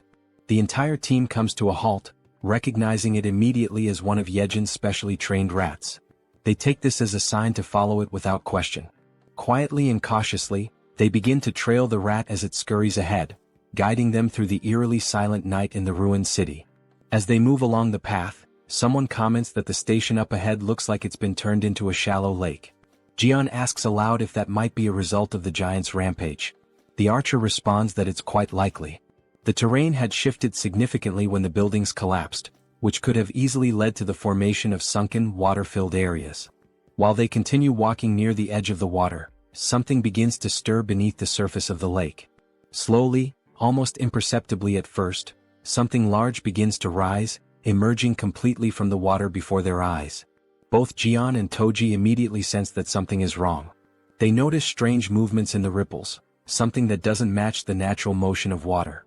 The others ask them what's going on, and Jaehyeon replies that he just heard something that didn't sound like it belonged there. He narrows his eyes and looks carefully ahead, straining to make out details through the dim light. Suddenly he points toward a distant figure and says that there's someone up ahead. As they all focus their gaze, they try to make sense of what they're seeing. The silhouette appears humanoid at first, and they question whether it might be a woman. But as their eyes adjust and they examine the figure more closely, they notice something strange, something moving behind her. It's a tail. The creature stares directly at them with an unnatural intensity, and then it opens its mouth wide and releases a deafening, high-pitched scream that pierces the still night air. In immediate panic, the healer shouts out a warning to everyone, urging them to cover their ears as fast as they can. The creature, despite her appearance resembling that of a woman, is no ordinary monster. What stands before them, shrieking in a voice that seems capable of tearing through their very minds, is, in truth, a siren. In a sudden, desperate reaction, everyone in the group instinctively raises their hands to tightly cover their ears, trying to block out the piercing, bone-shaking scream of the siren. Toji quickly begins to show visible signs of exhaustion, struggling to keep his hands pressed firmly against his head, his arms trembling under the strain. Meanwhile, Yeonju looks around in shock, unable to comprehend what's happening, her voice filled with disbelief as she questions the situation unfolding around her. Toji, even more bewildered, realizes with growing horror that his body is starting to move involuntarily, his limbs betraying him as if something else is controlling them. Moments later, as if pulled by some unseen force, both he and Yeonju begin to slide helplessly toward the edge of the lake. The pull is strong and unrelenting, and they're dragged across the ground without being able to resist. When Yeonju hits the ground and feels the cold touch of water, she immediately understands the danger. Watching Toji move toward the depths at such a rapid pace, she senses that if he continues like that, he'll be in serious danger. Suddenly, at that very moment, sharp fangs emerge from the water and lunge toward her feet, forcing her instincts into high alert. Reacting instantly, she tries to swim upward toward the surface, but the monstrous creatures grasp her legs with vicious strength, pulling her back down into the water with raw, furious force. Meanwhile, back above the surface, Han and the others are still locked in a battle of endurance, struggling to withstand the siren's excruciating scream. Their faces contorted with pain, their bodies weakened, they try to hold out just a little longer. Amid the chaos and panic, the healer closes her eyes and focuses, summoning all her remaining strength. With a surge of energy, she casts a protective magical armor over the group, enveloping them in a glowing, defensive aura. Now shielded by the magical barrier, Han feels a noticeable difference. He comments that he feels much stronger, more capable of resisting the siren's debilitating scream. The man with glasses then asks, almost breathless, what exactly the young healer's power is. Exhausted and barely able to stay on her feet, she pleads with them to hurry and save Toji and Yeonju before it's too late. But just as she finishes speaking, something in the water catches her eye. A dreadful blue creature, barely visible beneath the surface, begins to emerge from the depths of the lake. From a distance, the rest of the group watches the movement and begins to question, what are those bastards? Before anyone can respond, the creatures launch a sudden, brutal assault, moving with terrifying speed and aggression. Sensing the incoming clash, Han immediately calls out to everyone, urging them to prepare themselves for battle. He warns them that the creatures are closing in fast. Without a moment of hesitation, the monsters leap through the air, aiming directly at the group. Han quickly raises a steel rod in both hands, bracing for impact, ready to counterattack. With powerful force, his weapon collides with the creature's strike, sending shockwaves through the air. Just as the creature begins to recover, it's struck by a well-aimed arrow, finally going down. However, only one of the monsters is defeated, while several others continue to emerge from the shadows. The female archer, clearly frustrated, mutters under her breath about the relentless, never-ending wave of creatures. Without delay, the monsters reach the surface, surrounding the group from all sides with terrifying speed. In growing distress, Han insists that they can't afford to waste time, they have to save Toji and Yeonju now. Meanwhile, from the opposite side of the lake, something begins to draw the creature's attention. It's the werbear woman returning from the depths, carrying Toji in her strong arms. As she surfaces, Toji gasps and coughs, expelling the water from his lungs. He mutters that he genuinely believed he was going to die. Overcome with relief, the group's faces light up with joy at the sight of their safe return. Toji then turns to Yeonju and, with deep sincerity, thanks her for saving him. But their moment of reunion is abruptly interrupted. The bastards resume their relentless assault without giving the group a second to breathe. The team quickly realizes the creatures aren't going to let up, not even for a moment. Toji immediately activates his magical armor, his body lighting up with protective energy. As the monsters continue charging forward, he yells to the group that they'll hold the line and fight until the very end. In that moment, the Werbear woman plants her feet firmly and prepares to strike. As one of the creatures lunges forward, she throws a heavy punch that lands squarely on its face, sending it flying backward through the air. The creature crashes violently into a thick wooden pillar, splintering it with the force of impact. Atop that very pillar, a goblin's body had been suspended, tied in place. At that instant, both Han and Toji glance upward and shout for everyone to move away quickly. Without hesitation, the group leaps back just in time as the place they had been standing is struck. Moon immediately turns and asks Han if he's okay. Han replies that he's fine and asks what just happened. As he sees the wreckage more clearly, Toji freezes in place, unable to speak. It was the body of the goblin, still tied to the broken pillar, that had fallen from above. As the group stares at the unsettling sight, the man with glasses urges everyone to look up. When they do, they are horrified by what they see: numerous goblins, their bodies bound and suspended high above, arranged in the shape of a massive cross. Han comments that the group had been so focused on the danger below that they hadn't even noticed what was above them. And in that moment he comes to a terrifying realization. These bastards don't care whether their victims are monsters or humans. Just then, the female archer's bow slips from her hand and falls to the ground. Her body begins to tremble uncontrollably, and she becomes completely speechless. She simply can't believe what's in front of her eyes. In complete silence, she wonders to herself, could that man really be her father? Suddenly, one of the creatures charges forward at full speed. Han watches in horror as the beast sprints directly toward the defenseless archer, who remains frozen, completely unaware of the incoming attack. Without hesitation, he desperately screams her name. At that very moment, a loud gunshot echoes through the air. The bullet hits the creature midair, striking it down and sending it crashing to the ground. Holding the weapon was Moon, who immediately turns to ask the archer woman if she's all right. Han commends him for his quick reflexes in such a dire situation, but soon notices something is terribly wrong. The archer is now kneeling on the ground, visibly shaken, her expression distant and broken. Suddenly, the man with glasses appears, urgently calling out to Han. He says he may have found a way to deal with the situation they're trapped in. He explains that, through black, he has been able to observe the surroundings from above, and that's how he discovered something crucial. The agonizing sound that's been tormenting them is also what's commanding the creatures. Han is taken aback by the revelation. The man in glasses adds that he still can't fully understand what the siren is saying, but he noticed that every time she opens her mouth, the fish-faced creatures react and begin to move. He then states that if they can find a way to cut off the sound, it's highly likely that the creatures will lose their coordination and retreat due to the lack of command. In the midst of this tense and increasingly hopeless situation, Han agrees that the idea is worth trying. However, he expresses concern that the creatures won't give them the opportunity to make it happen. Wanting to clarify things, Toji asks directly if the entire plan boils down to simply stopping the sound. Han confirms it, with seriousness in his voice. Then, with resolve burning in his eyes, Toji declares that he'll be the one to bring down that damn thing and that he has a plan. Meanwhile, on the other side of the battlefield, the siren opens her mouth once more, releasing the dreadful sound, and like obedient soldiers, the creatures respond as if bracing themselves for another coordinated assault. Observing their behavior closely, Han notices that the creatures are changing their formation.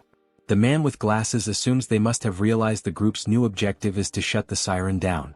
Han then turns to Toji and asks if he can really rely on him. Toji confidently answers yes, urging everyone to trust him, and makes it clear that all they have to do is open a path for him. He'll take care of the rest on his own. Without hesitation, Healer affirms that she will stay behind to protect the archer. And with the plan now in motion, the group charges forward with unwavering determination. Each member of the team focuses solely on creating that crucial opening for Toji, attacking the enemy forces without mercy and taking down one creature after another with relentless resolve. Han pauses for a brief moment, glances back at Toji and shouts for him to move now. This is the chance. Toji locks onto his target, plants his feet, and grips his halberd with precision and strength. Then with all his might, he hurls the weapon through the corridor, aiming straight for the siren. The weapon cuts through the air at incredible speed, but the siren reacts swiftly, dodging with ease. The halberd misses its mark and continues its path, clattering past her. The group freezes in stunned silence, watching as the opportunity they carved with so much effort vanishes in a single instant. Yet Toji remains completely unfazed. The siren erupts into maniacal laughter, along with her grotesque creatures, mocking his failure. But Toji simply smiles, calm and collected. With a sharp glint in his eye, he asks Han if he's already forgotten something. Confused and frustrated, Han doesn't understand what he's referring to, until in a sudden realization his eyes widen. With a trace of sarcasm, Toji then asks, "What's the best way to deal with a fish?" As he speaks, he lifts his hand and activates the recall command on his halberd. The weapon obeys the order, and on its way back, it slices cleanly through the siren's back, impaling her and cutting off her laughter for good. At that moment, the system notifies the group. A level 33 siren has been hunted down. Experience points have been awarded. The halberd returns to Toji's hand as everyone turns to stare at the siren's lifeless body. The fish-faced creatures become disoriented, clearly lost without their leader, and quickly retreat back into the depths of the lake. This sudden disappearance brings a wave of relief over the group, as they now have one less threat to face. Without wasting a second, Han approaches the archer woman and gently asks how she's doing. She remains trembling, unable to compose herself. Concerned, Healer turns to Han, asking what they should do now. Han considers going to find June. Then, the archer woman suddenly reveals, with a trembling voice, that one of the bodies hanging on the crosses above is her father. Han is struck speechless. He quickly turns around, unable to accept that his father-in-law could be among those mutilated victims. Overwhelmed by a deep, unbearable grief, the archer collapses into uncontrollable tears, mourning the fate of her father. Beside her, Han falls to his knees, consumed by panic and disbelief. The entire group around them feels the weight of her sorrow as if it were their own. And right there before their eyes, hanging from a cross in an appalling state, was her father's body, a heartbreaking sight that pierced the soul of every witness. At that very moment, the system displays a mission reconstruction screen, this time with the archer as the target. The reward, to bring her father back to life. However, the system clearly warns that resurrection is only possible within the boundaries of the absolute domain. Staring at the screen in a mixture of urgency and desperation, June taps rapidly on the system window, trying to complete the reconstruction process. Jaehyeon, seeing him in such a state of despair, is left absolutely stunned by his behavior. But then all of a sudden June stops. He begins to reflect more deeply on the situation and on the trust the group had placed in him. He knew that if things had escalated to a point where lives were truly in danger, he would have been summoned without delay. With that in mind, he tried to convince himself that this meant there was no real danger, no other option, no action to take. But even as he tried to settle his thoughts, a lingering doubt echoed persistently in his mind. Was it really true that there was no other choice? Being dragged underwater, surrounded by a group of armed fishmen, didn't feel like something that could be brushed off or ignored. It was clearly a serious threat. June couldn't help but worry about his own family, filled with a desire to see them again as soon as possible. But he also recognized that this longing wasn't his alone. The others had their loved ones and personal stakes too. Even so, he tried to suppress that reality, convincing himself that saving his own family had to come first, above everything and everyone else. His hands trembling, he finally selects an option from the system window. A new mission is created for the group. The goal is to build a tomb within a 1-hour limit. The reward is a small amount of experience and the mission comes with no penalties. When the archer reads the notification, she becomes even more shaken. A sense of hopelessness and deep grief takes over her body, weighing down her spirit. Meanwhile, from afar, June watches silently, filled with regret, observing the entire painful scene through the lens of his ultimate eyes ability. Eventually the tomb is completed. The entire group now stands in front of it, solemn and silent. Han turns to the archer and gently asks if she's truly okay with all of this. She replies firmly that her father would have wanted it this way. She explains that he was obsessed with his job, constantly speaking of how he wanted to be buried near the railway tracks when he died. Then, holding a metal plate with her father's name engraved on it, she remembers how, as a child, she thought that wish was ridiculous. But now she's fulfilled it. He is resting exactly where he always said he wanted to be. And the metal plate bearing his name marks the place. From a distance, Jun finds himself struck by a sudden, unsettling thought. Maybe one day this same pain might become his own. He can only hope that their sorrow never becomes his. It's precisely because of that fear that he makes a decision, to protect them no matter what. Looking back at the system screen, he realizes something. To do that, he's going to need stronger people by his side. And so, in that moment he makes up his mind, the person who matters most now is... But the scene shifts before the thought is completed. Somewhere else, a goblin is struck by a man who possesses the power of water. At that instant, the system displays a notification. The loyalty of citizen Jun Hyuk has surpassed 30, and he now qualifies for registration as a vassal. Immediately afterward, another notification confirms his successful registration. A woman appears behind him, catching his attention and informing him that his body is glowing. He quickly glances down at his hands and is astonished by what he sees. He becomes completely intrigued, wondering what on earth it all could mean. At that moment, the system notifies that he has reached level 40 and obtained the titles of 12th Bell, Knight and Mage. He now has 59 trust and 51 loyalty points, and his awakened skills are related to water manipulation. Shortly after that, a new mission appears. The power of mage abilities has been increased by 100%. One of his new skills, Water Bomb A rank, allows him to summon high-temperature compressed water that explodes with force proportional to the amount of mana used. The other skill, Water Control S rank, grants him the ability to freely manipulate water using mental energy. The system then sets the objective. Use these skills within 10 minutes. The reward is an increase in mental power. The penalty for failure is mental fatigue. Standing at the location, Jun Hyuk is stunned by what he sees before him. The mission notification appears once again. As he reads it, someone nearby asks if he's okay, but he responds by asking for a moment. A smile slowly spreads across his face as he begins to understand the nature of the mission. He quickly realizes there are more than enough enemies nearby to use his powers on. Without delay, water begins to materialize around him, initiating the execution of his challenge. A massive sphere of water forms before everyone's eyes, leaving the goblins completely shocked and unprepared.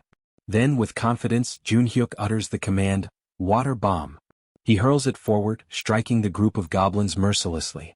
The resulting explosion creates a crater in the ground, leaving every single one of them dead, as Jun Hyuk stands watching in silence. He extends his hand again, activating the water control ability. With unwavering concentration, he begins to lift the droplets of water into the air. What happens next surprises two men who are silently watching everything unfold. The man wearing a black coat asks in complete disbelief if it is truly Jun Hyuk who is doing all of that.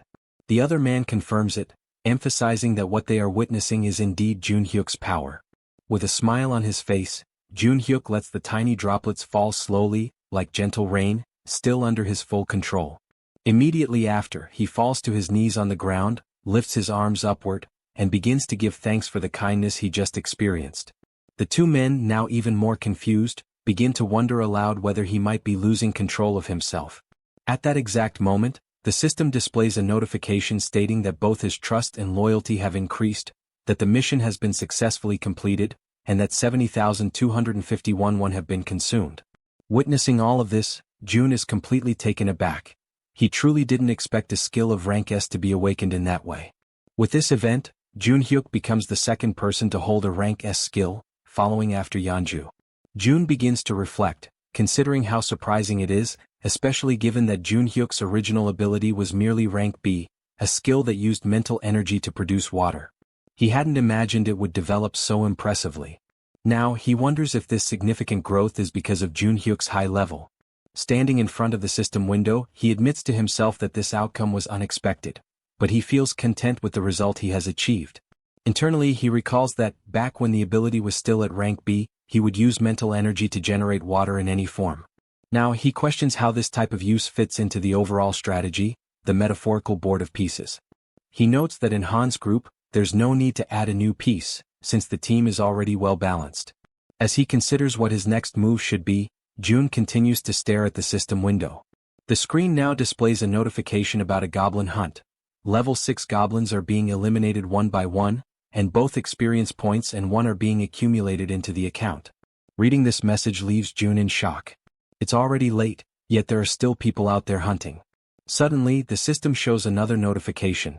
The skill level has increased, and the declaration of return to home has now reached level 20. With this, 3 additional skill points have been gained, along with the acquisition of a brand new ability. Jun goes into a state of panic as he reads the latest update. The system further informs him that the territory is expanding, and with that expansion comes an intense, unbearable pain that spreads through his entire body. He screams out, overwhelmed by the agony, while Jaehyeon watches in terror, completely uncertain of what she should do. The pain becomes excruciating, but despite it, the territory continues to expand further and further without stopping. With his vision blurred, Jun barely manages to see Jaehyeon as she urgently asks if he is okay. Jun is overwhelmed by a pain far greater than any he has ever felt before. It feels as though enormous needles are tearing through his entire body, ripping him apart from the inside out. Jaehyeon persists, her voice filled with desperation, commanding him to breathe. Frantically, she asks what she can do to help him in that critical moment, visibly shaken and desperate to ease his suffering. Jun forces his eyes open, his mind clouded and dazed. Through his blurry sight, he catches a glimpse of her face, partially obscured by the haze of confusion and the relentless agony. Startled, he realizes she is getting dangerously close to his face, inching towards him with clear intent. With a strained voice, he asks her what exactly she thinks she is doing. Embarrassed and flustered, Jaehyeon immediately backs away in a hurry, apologizing profusely. She quickly explains that for a moment she feared he had stopped breathing and was about to perform CPR on him. But before she can continue, Jun cuts her off, assuring her firmly that he is fine. Behind him, Cammy is crying, visibly distressed and filled with concern. Jun reaches out, gently stroking Cammy to calm him down, softly repeating that everything is going to be all right. Still in the process of recovering his composure, Jun activates his ability, Ultimate Eyes. Through the lens of his awakened power, he observes the expansion taking place, and is immediately taken aback by the sheer magnitude of its scale. The zone has spread both to the west and to the north, engulfing streets within a full kilometer radius surrounding the complex. Lying on the ground, he finally understands the true cause behind the overwhelming pain he just endured. The territory has expanded to its largest size yet. Turning his attention to the system screen, Jun reflects that no matter how exhausted and drained he feels, now is certainly not the time to rest. The system displays a message indicating he has earned 3 skill points for reaching level 20. Jun has already decided which ability he will upgrade next. He chooses to enhance the skill he considers the most vital for the current operation, Ultimate Eyes. Immediately after making his selection, the system notifies him that Ultimate Eyes has reached level 4. Soon after, a new message appears on the screen, informing him that a multivision function has been unlocked and added to the ability. With this newly acquired attribute, Jun feels his field of vision expand dramatically, as though he is now surrounded by countless CCTV monitors, each displaying different angles. However, he quickly notices that maintaining this expanded vision places a significant strain on his focus. He realizes that handling 3 simultaneous views is his current limit. Once again, Jun checks the system and sees that he still has 2 remaining skill points to allocate. He decides to invest them in enhancing the skill known as Preservation of Dignity. Moments later, the system displays an update stating that the skill has now reached level 5 and that a new feature called Mystic Draw has been activated. In addition, he is granted a reward of 300 crystals, which catches him completely by surprise. Shortly after, the system clarifies that it was through this Mystic Draw feature that he has received those 300 crystals. Jun finds no reason to reject the unexpected gift, so he clicks on the notification to accept them. As soon as he does, a bright circle forms on the ground beneath him. The circle emits a radiant light so intense that it causes discomfort to Jaehyeon, Cammy, and even Jun himself, forcing them to shield their eyes. After a few moments, the circle of light vanishes, yet a concentrated, powerful glow remains suspended in the air. From within this brilliant light, an object begins to materialize. It is a ring. The system promptly notifies him that this is a communication ring, designed specifically to transmit Jun's voice directly to his vassals. Jun slides the ring onto his finger, still uncertain about its practical use. As he considers its function, it becomes clear to him that its ability to project his voice could be perfectly suited for Dabin. But then he remembers that Dabin has already been officially registered as one of his vassals. He accesses the vassal management interface within the system, which displays detailed information about Dabin. Level 25, holding the title of 11th servant, trust at 77, loyalty at 100, and a newly awakened skill, telepathy. Astounded by Dabin's awakened ability, June acknowledges to himself that telepathy is indeed the perfect skill for someone tasked with such communication-driven responsibilities. Suddenly, through the multivision function of his ability, June sees a disturbing scene. 50 people are crammed together, sharing a single housing unit to sleep in. Inside that crowded unit, Dabin tries to explain to the agitated group that the situation is only temporary. However, her words are met with anger and indignation, as if she were treating them like they were insignificant, like they were nothing. One man, visibly furious, raises his voice and shouts, reminding her that they've all seen countless empty houses along the way. He demands to know what she's even talking about, as though her excuses were entirely unreasonable. Clenching their fists in frustration, several others step forward, insisting that at least the children should be allowed to sleep comfortably. They demand that some of the vacant rooms be opened up so everyone can rest properly after enduring so much. Overwhelmed by the escalating situation spiraling out of control, Dabin hurriedly apologizes, struggling to maintain her composure as she explains that current policy does not permit such allocations. All the while, from a distance, June watches everything unfold in silence through his ultimate eyes. At that moment, the system displays a new notification. A skill named Ultimate Shut-in's Door has been activated. With this, June is now able to connect to and control all doors within the territory he has declared as his own domain. Back inside the unit, just as Dabin desperately tries to regain control of the situation, a door suddenly swings open on its own. Annoyed and suspicious, one of the men immediately questions the audacity of barging into someone else's home during an emergency. He reminds everyone that in times like these, people should be helping each other, not creating pointless conflicts and divisions. He demands to know why so much unnecessary resistance is being put up against such a basic request. At that precise moment, June steps through the open door, catching Dabin completely by surprise. He turns to the man, his expression unwavering, and declares bluntly that if the man disagrees with the house policies, then he is more than welcome to leave his house immediately. The man, stunned by June's words, demands that he repeat what he just said. But June, without the slightest hesitation, simply proceeds to evict him on the spot. Witnessing this abrupt and firm action, the rest of the group begins murmuring among themselves, remarking how things have suddenly calmed down. June then turns to face them all and poses a sharp question, asking if anyone else has complaints they wish to bring up. With a cold and resolute tone, he announces that from that moment onward the electricity, water, and gas supply to that entire unit will be cut off. Hearing this, a young woman, visibly alarmed, questions whether he is being serious about such an extreme measure. June locks eyes with her and responds curtly that, in fact, that's exactly the question he wanted to ask them. With an unwavering gaze, he states that it's no coincidence they appeared right after the fall of the giant. He then asks if they came because they judged this place as being capable, just like so many others who arrive every single day with the exact same mindset and expectations. His words strike the group like a bolt of harsh reality, leaving them momentarily speechless. But June doesn't stop there. He continues, explaining that giving in to such demands would lead to 3 major problems. First, all the empty rooms would eventually be exhausted, making it impossible to accommodate new arrivals who genuinely need shelter. Second, the residents who have been living there, those who are already settled and abiding by the system, would begin to feel disrespected and marginalized. And third, once they give in to one demand, the cycle of requests and entitlements would never come to an end. With absolute ruthlessness, June raises his voice and declares that the basic rights and welfare they expect to find here simply do not exist in this place. He emphasizes that the South Korean government has already collapsed, and that he, standing before them, is not the representative of anyone's ideals or dreams. He acknowledges that some might perceive him as a tyrant, abusing the power he holds. But he warns them that the world has become far too brutal, far too unforgiving, for naive ideals like rights and welfare to survive without being fought for and earned. He points out that if they wish to enjoy such privileges, they must first prove themselves worthy of them. He goes on to explain that the other survivors, those who arrived before them, are enduring extremely harsh conditions, organizing rotating shifts just to catch some rest. And despite all the discomfort and hardship, these people are still making sure to care for the children and the weakest among them, choosing to fight for survival as a community. Finally, June delivers a firm and non-negotiable order. They are to return immediately to the accommodations that have been designated for them.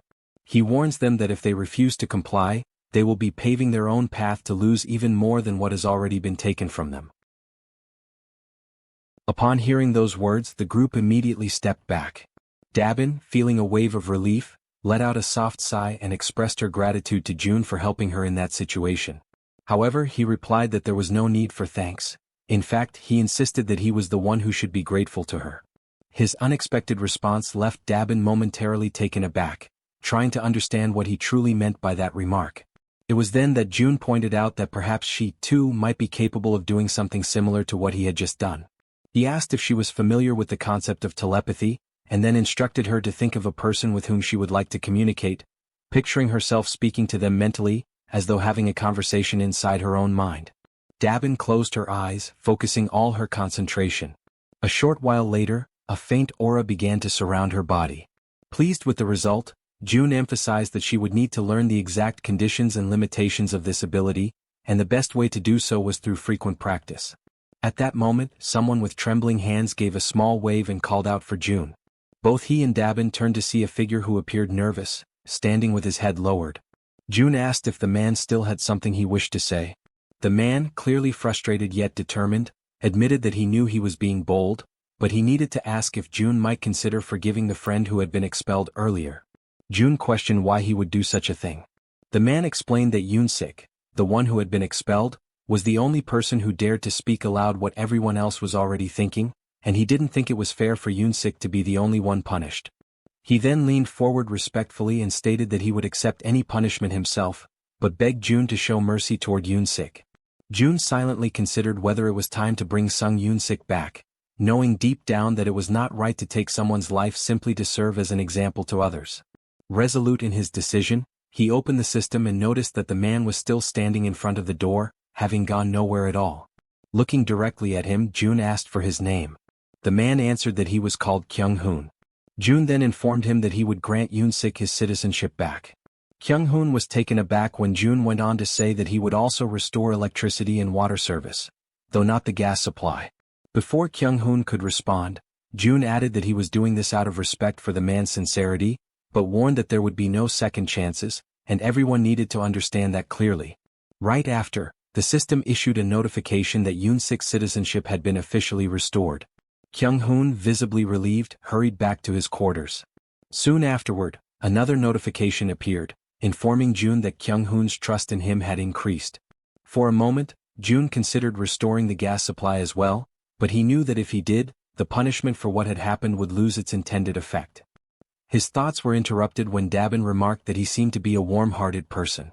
June asked if she was truly giving him a compliment, to which she confirmed with a smile. He thanked her, but she playfully teased that he seemed to be getting embarrassed. Changing the subject, June asked her to inspect the facilities in 3 buildings, adding that he intended to have one in each of the 25 buildings. The idea left Dabin utterly surprised. Without hesitation, she asked how many members he currently had.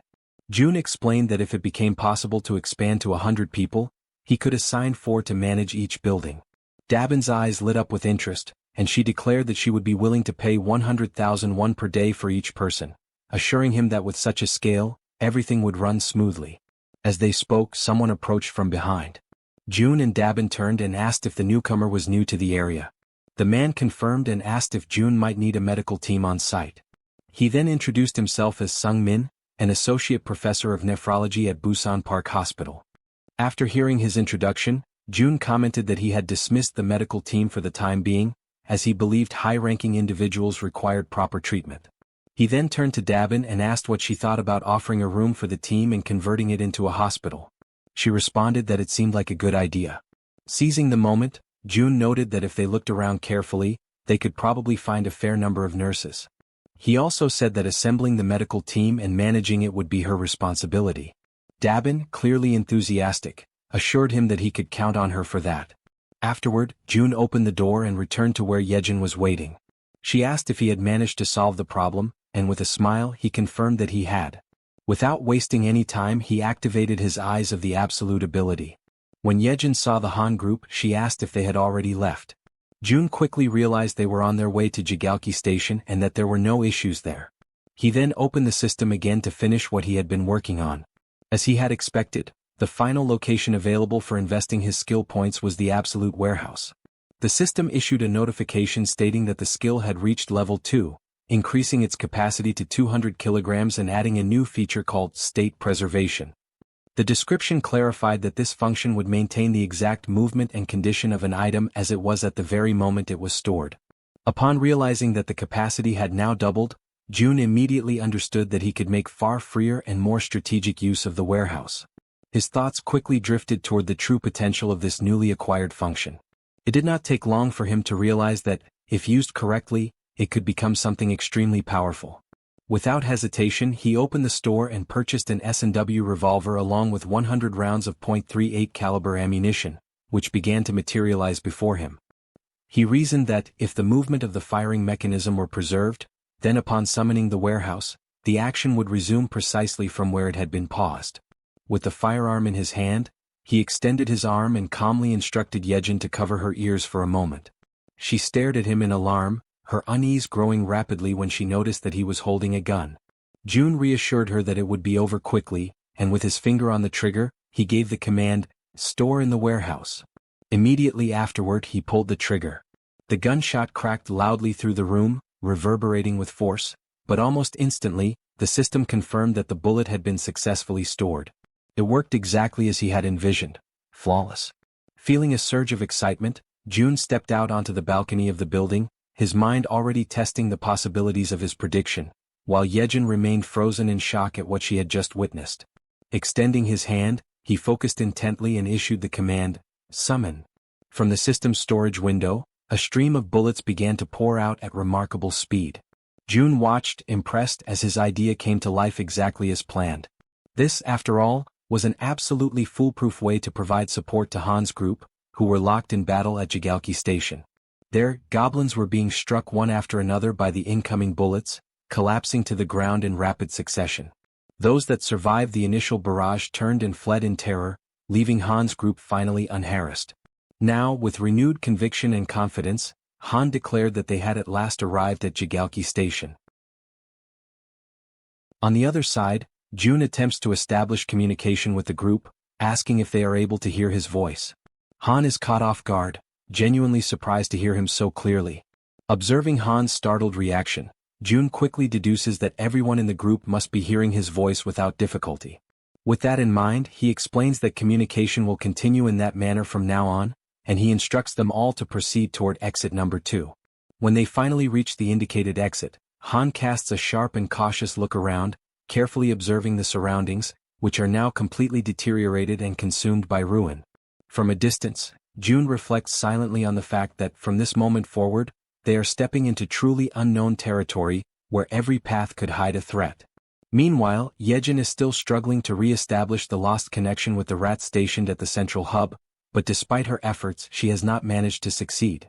Without that crucial link, the group advances blindly, entirely unprepared for whatever might await them ahead. In the midst of this uncertainty, Han breaks the silence, voicing the question that weighs heavily on everyone's mind: where should they go now?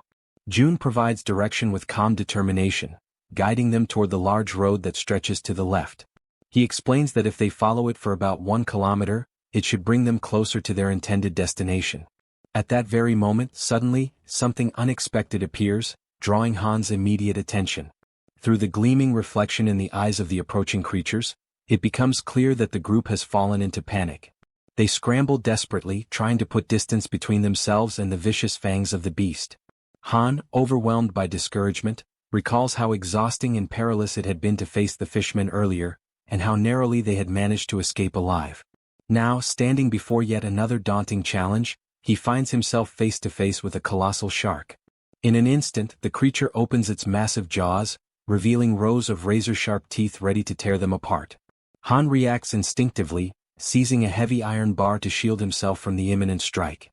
The man with glasses raises his weapon and unleashes a storm of gunfire at the shark, the bullets hammering into its body, leaving the beast dazed and confused.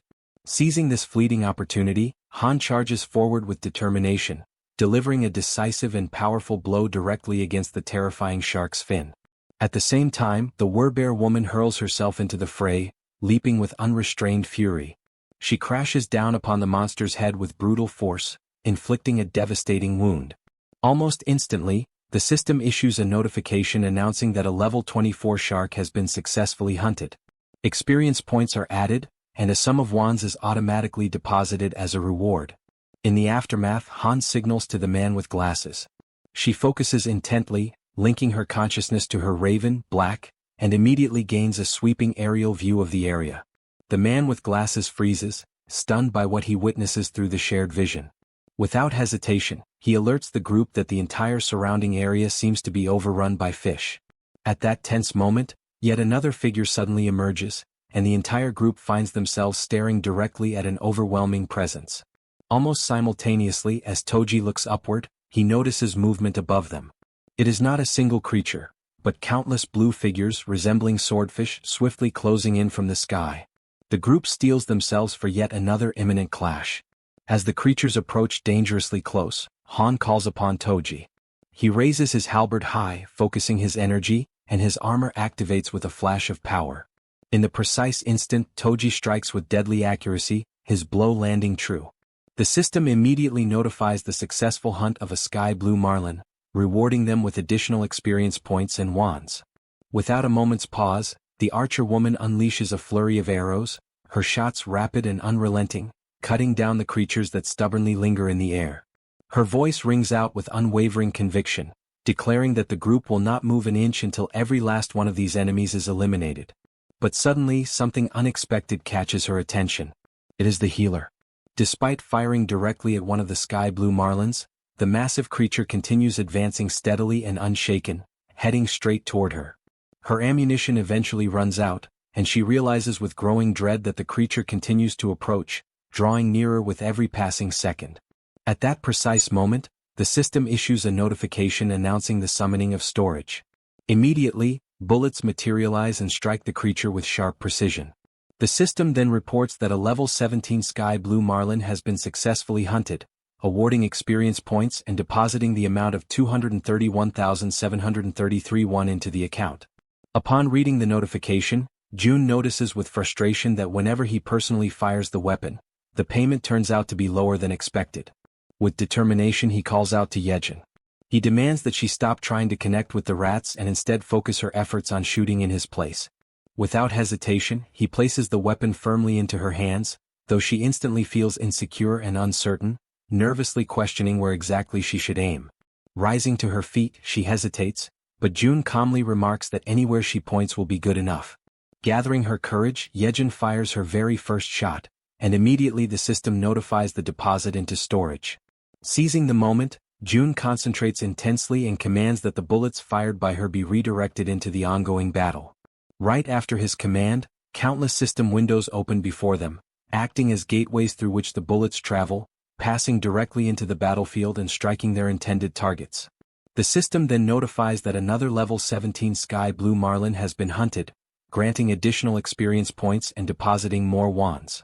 Amid the unfolding situation, Jaehyeon urgently warns Jun to step aside and reload quickly so that the assault can continue without delay. Absorbing the urgency of the moment, Jun reflects silently that the overall efficiency of the operation has now increased for the 6th time. Even though he feels genuine pity for Jaehyeon, who is clearly overwhelmed, he knows deep down that this approach is absolutely necessary. At that instant the door swings open. Hyerin, known as the Poison Girl, enters the scene, her expression filled with intrigue as she takes in the chaotic sight before her. Upon noticing Jaehyeon firing repeatedly, she questions the reason behind the gunfire, trying to discern whether what she is witnessing is reality or merely some kind of dreamlike illusion. In the middle of the chaos, a massive creature suddenly attempts to strike at them. However, both Han and the werbear react swiftly, dodging the violent attack just in time.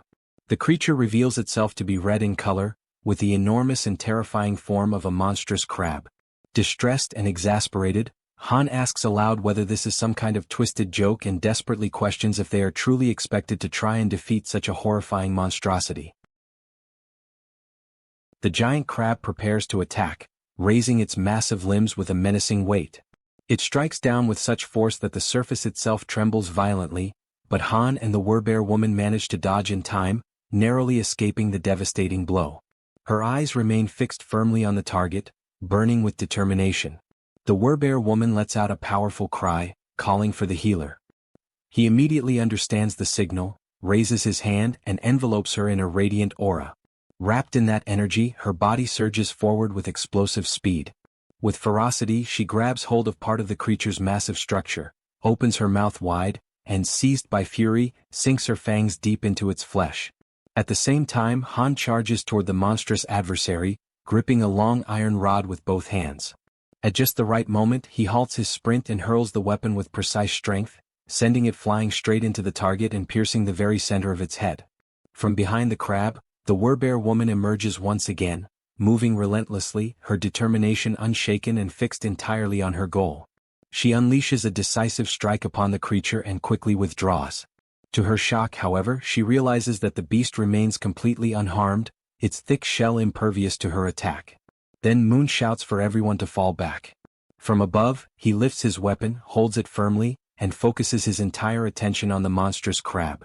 Without pause, he begins firing, unleashing a relentless storm of bullets that rain down upon the creature's dreadful body. Amid that chaos, Han comments on the insane durability of the enemy, his voice heavy with frustration, and he questions aloud what they should possibly do now. His eyes remain locked on the beast, and for a fleeting moment, doubt takes hold of him as he wonders if there truly is no chance of victory. At a certain distance, carefully observing everything, June notices something crucial. He realizes that this creature is not like the ordinary projectiles they have faced before. What they need is not just sharp strikes but a blow of overwhelming impact, something heavy and crushing like a hammer.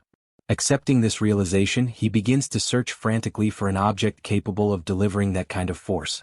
His gaze scans every corner until, finally, he discovers a gem. A satisfied smile spreads across his face, for he has found exactly what he was searching for. The system promptly notifies him of an item being stored in the deposit. Through his ability of communication, June instructs the Werbear woman that when he gives the signal, she must leap onto the crab's shell, because he has found something that can break through it. Soon after, June raises his hand and summons a heavy barbell, which begins to materialize right before him. Inwardly, he apologizes to the boy who used to own it, silently promising that he will buy a new one for him later. His plan is clear. First, he allows the heavy bar to fall freely, letting gravity build up its full kinetic energy, and only then does he store it in the deposit. Immediately afterward, June invokes the bar again. It shoots forth through the system's window and hurtles toward the center of the crab's head. At that exact moment, he uses his communication skill and gives the long-awaited signal to the Werbear woman. The bar pierces the target with brutal force, splitting open its head and sending streams of blood spurting outward. Without hesitation, the Werbear woman launches herself straight at the point of impact. Her claws are ready, sharpened and gleaming, her body fueled entirely by determination and fury.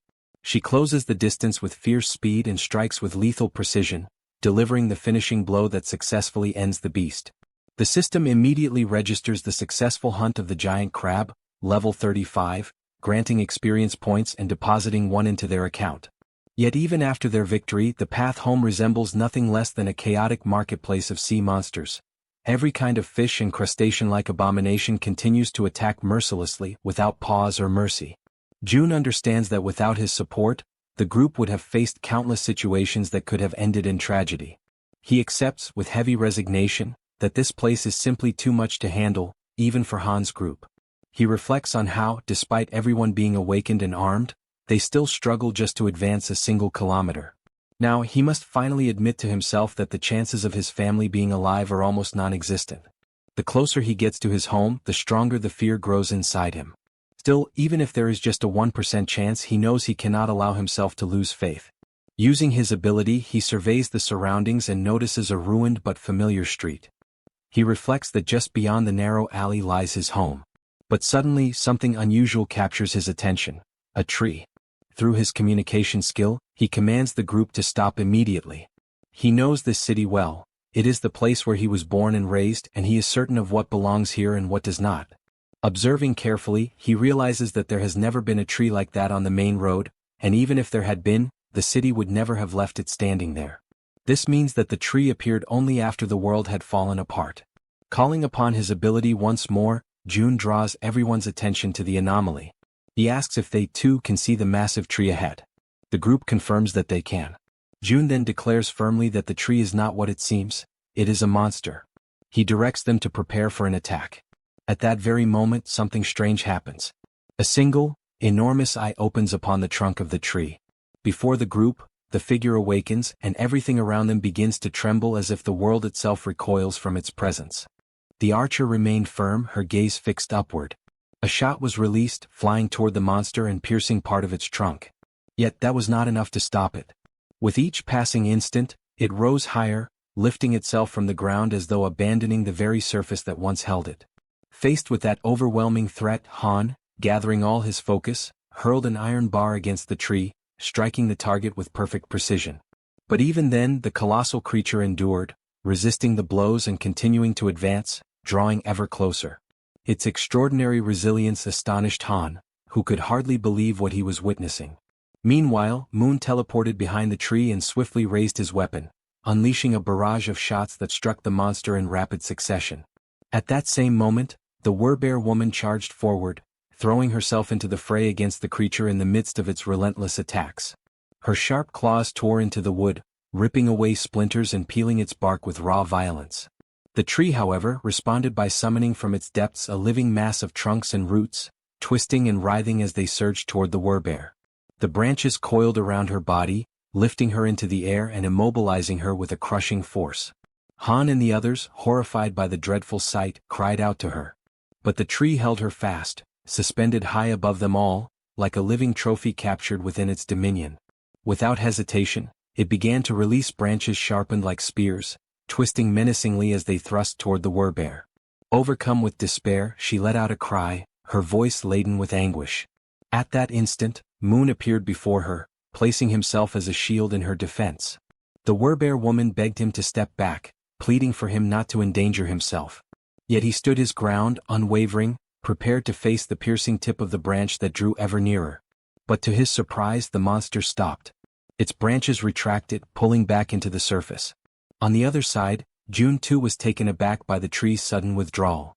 The unexpected pause forced him to reflect on what could have provoked such a change. Through his ability of communication, June ordered Han to have Yeonju retreat, while the others pressed forward against the creature. Han hesitated, questioning if it truly should be only Yeonju who withdrew, but June confirmed without faltering. Thus Han relayed the command. While the companions readied themselves to resume the attack, she obeyed and stepped back as instructed. From a distance, June observed carefully, analyzing the scene and wondering if the reason behind the creature's withdrawal was indeed what he suspected. Toji, on his side, prepared himself, double-checking that everything remained under control. At that moment, the great tree began to move once more, and as everyone braced for combat, confusion spread among them as they asked themselves what was truly happening. Then, the monster slowly returned to its original place as though nothing had occurred.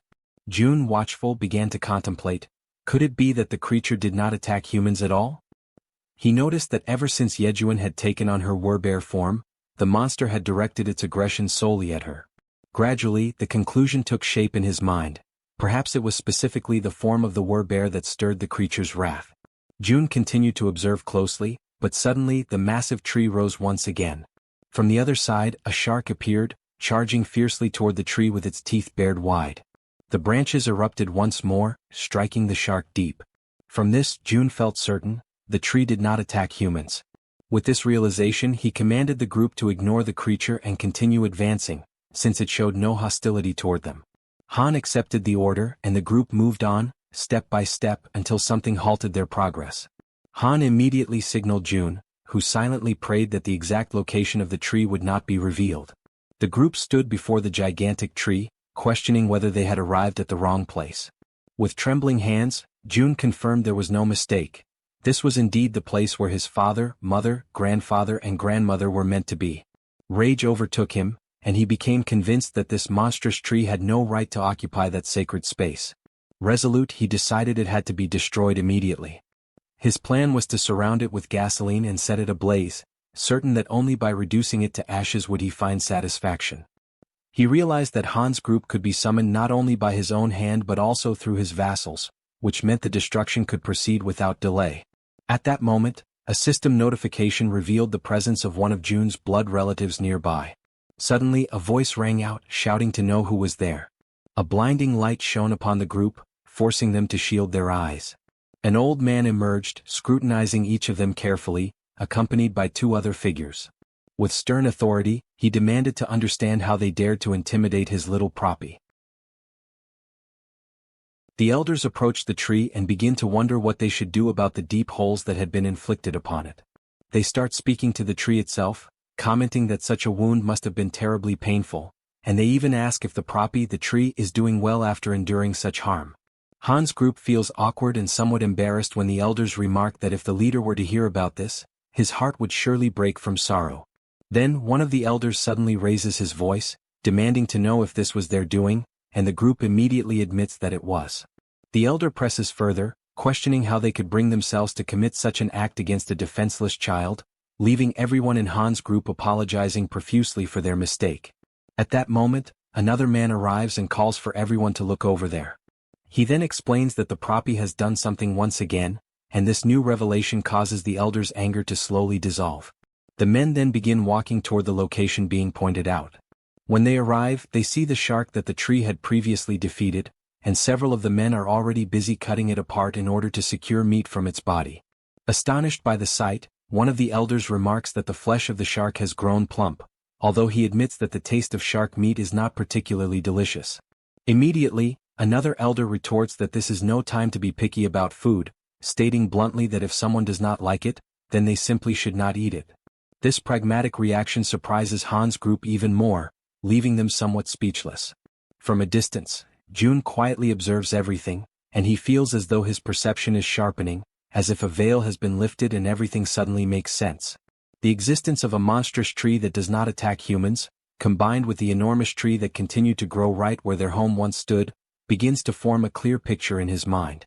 June recalls that ever since he was very young, their house had always been filled with plants. In the garden, the flowers would change beautifully with the seasons, and on the rooftop, several fruit trees would bear harvests at different times of the year. All of this had started after his grandfather retired, when he built a rooftop garden, and at times those very vegetables would appear on the dinner table, much to young June's delight.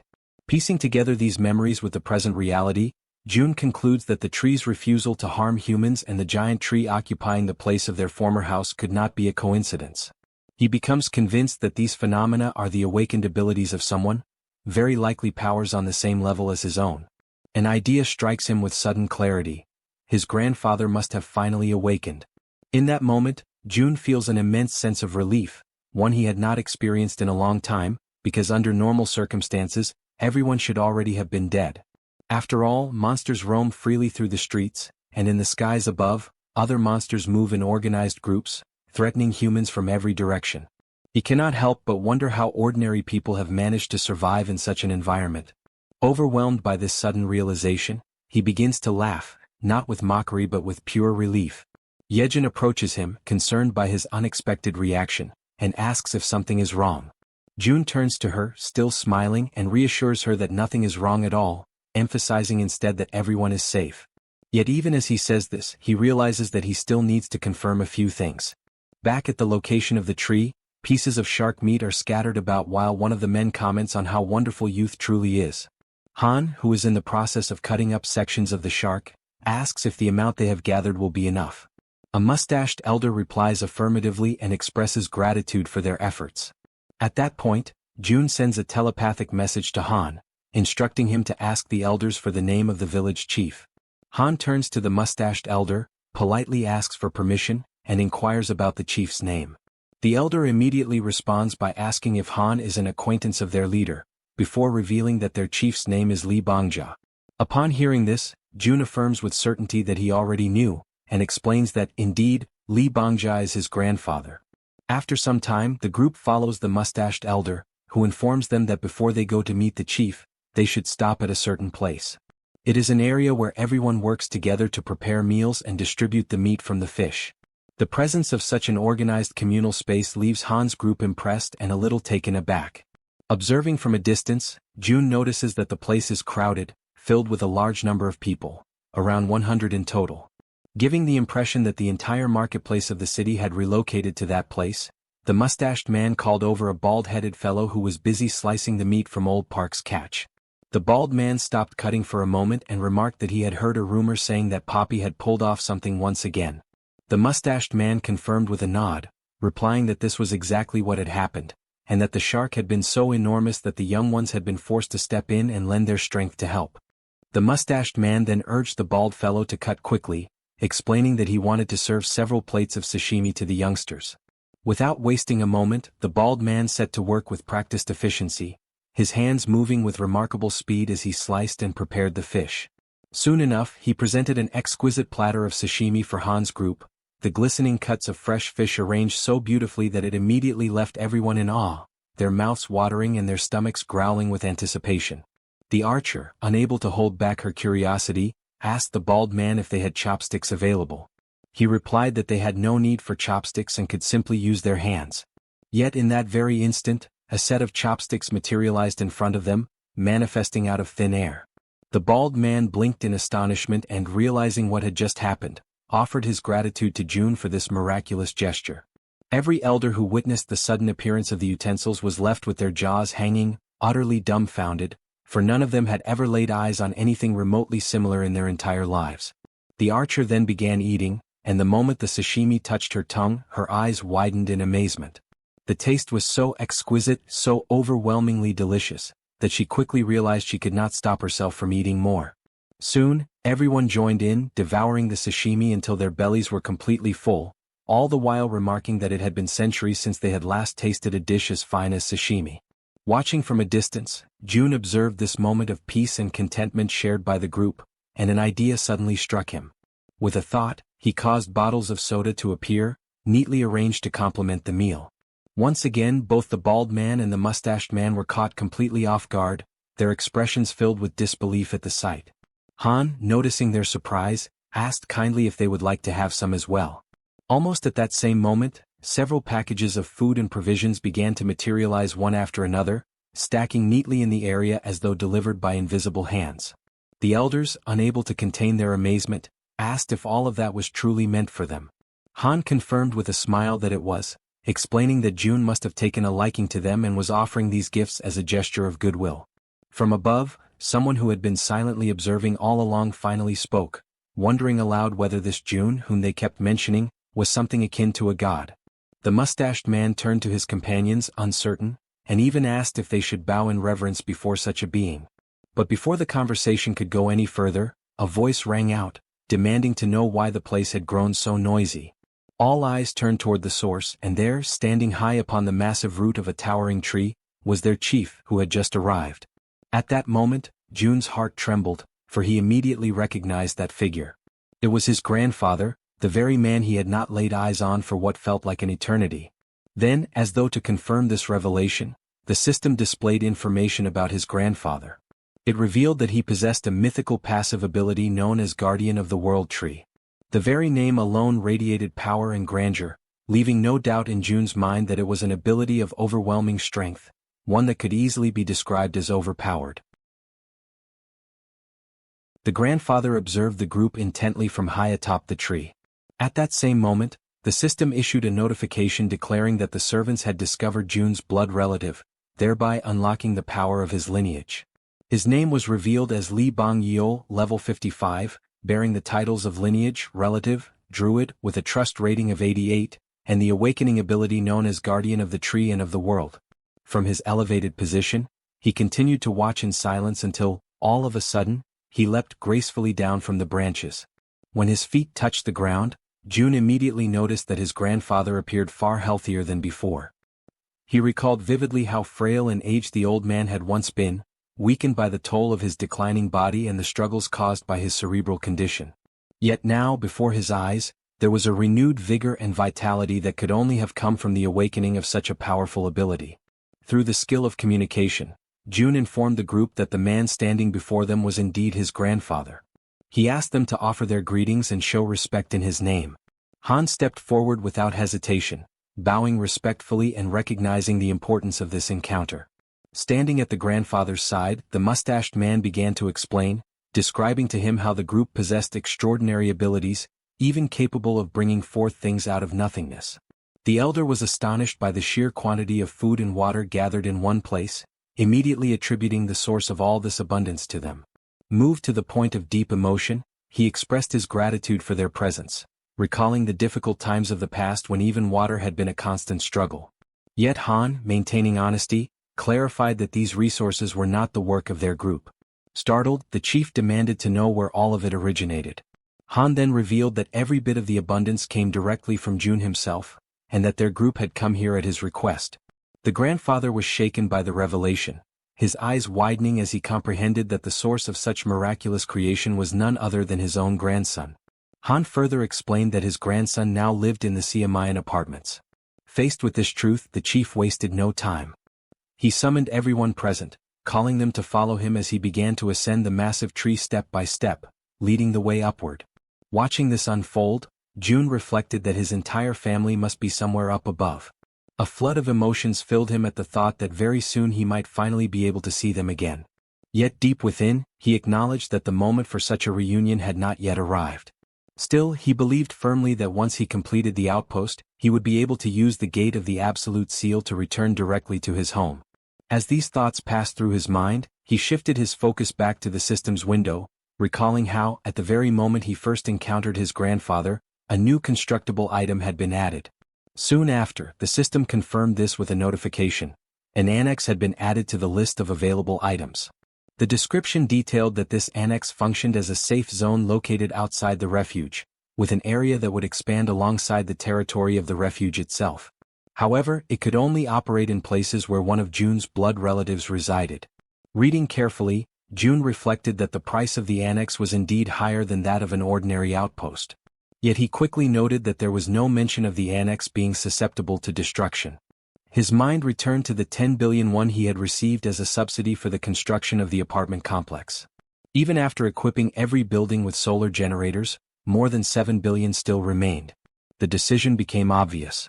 He calculated that investing only 3 billion in the installation would be sufficient, and compared to the vast sum he had at his disposal, that expense no longer seemed significant. Without hesitation, he issued the command to initiate construction. Immediately, the ground beneath his feet began to shift, and a structure started to take form. Watching the process with keen eyes, Jun wondered if the system was showing him a preview of what the annex would ultimately become, for its size and shape seemed to mirror almost exactly the space where he was now standing. He concluded that the annex's expansion must directly follow the growth of the territory itself. When comparing the overall cost, he realized that the 10 billion price tag made the annex far more advantageous than a simple outpost with its limited reach. Then, another notification appeared. The annex required the presence of a blood relative for a duration of 7 full days. Jun confirmed and authorized the construction, prompting the system to update the timeline. The projected completion was set at 167 hours and 11 minutes. Quietly, Jun reflected that while the annex was being built, he should ask his grandfather not to leave the country. Yet before he could dwell on the thought for long, his focus was abruptly pulled away by another system notification. Another blood relative of Jun was revealed. The name disclosed was Kim In-sim, level 21, bearing the title of lineage with a trust rating of 99, but without any sign of an awakening ability. Inside the vast tree, an elderly woman lay upon a bed. The grandfather held her hand with firm gentleness and asked her to listen carefully to the words being spoken by the group. A faint aura spread over the connection formed by their joined hands, and he softly informed her that their grandson Jun was still alive, and that these people had been sent there directly by him. At that very moment, Jun communicated with his companions and instructed them to ask his grandfather what had happened to his grandmother. Jaehyeon faithfully conveyed the question in Jun's name. Yet the elder turned abruptly, his expression tense, and demanded to know how Jun could possibly be aware of his grandmother's condition. Soon, however, it was explained that Jun was sharing his vision through them, perceiving everything they saw with his own eyes. Reassured, the grandfather tried to soothe their worry, explaining that the woman was not gravely ill but merely in a state of shock. Still, they pressed him further, asking since when the grandmother had failed to awaken. With a heavy and sorrowful face, he recalled that it had been since the very day the monsters appeared and the world itself began to collapse into chaos. From that moment onward, she had remained in a deep, unbroken sleep. Jun, watching through their perspective, noticed the expression etched onto his grandfather's face. It struck him powerfully, for it was the first time he had ever seen his grandfather like that, so burdened, so utterly weighed down by grief. The sight pierced him with an even deeper sense of the gravity of their situation. Tears welled up in his heart as he reflected that, despite everything, he felt an immense relief knowing his grandmother still lived, even though she had been in a coma for nearly a month. Outwardly, she appeared perfectly healthy as if peacefully asleep, and June concluded that this stability could only be maintained by his grandfather's awakened ability, which was undoubtedly sustaining her. Inwardly, however, he lamented that the system did not allow him to assign missions to blood relatives. If it had, perhaps he could have devised some way to improve her condition. Even if he tried to apply the power of a healer, he knew deep down that his own skill was insufficient for such a task. As his thoughts swirled in silence, he began to grow uneasy. It was strange. 7 people had entered the house and yet no one else had stepped out to investigate. The oddity gnawed at him, and so, through his group, he asked his grandfather about the fate of his parents. The old man, acknowledging that June was following everything closely, chose to speak as though addressing his grandson directly. He explained that, on that fateful day, June's mother had left for work, while his father also departed to earn money for the household.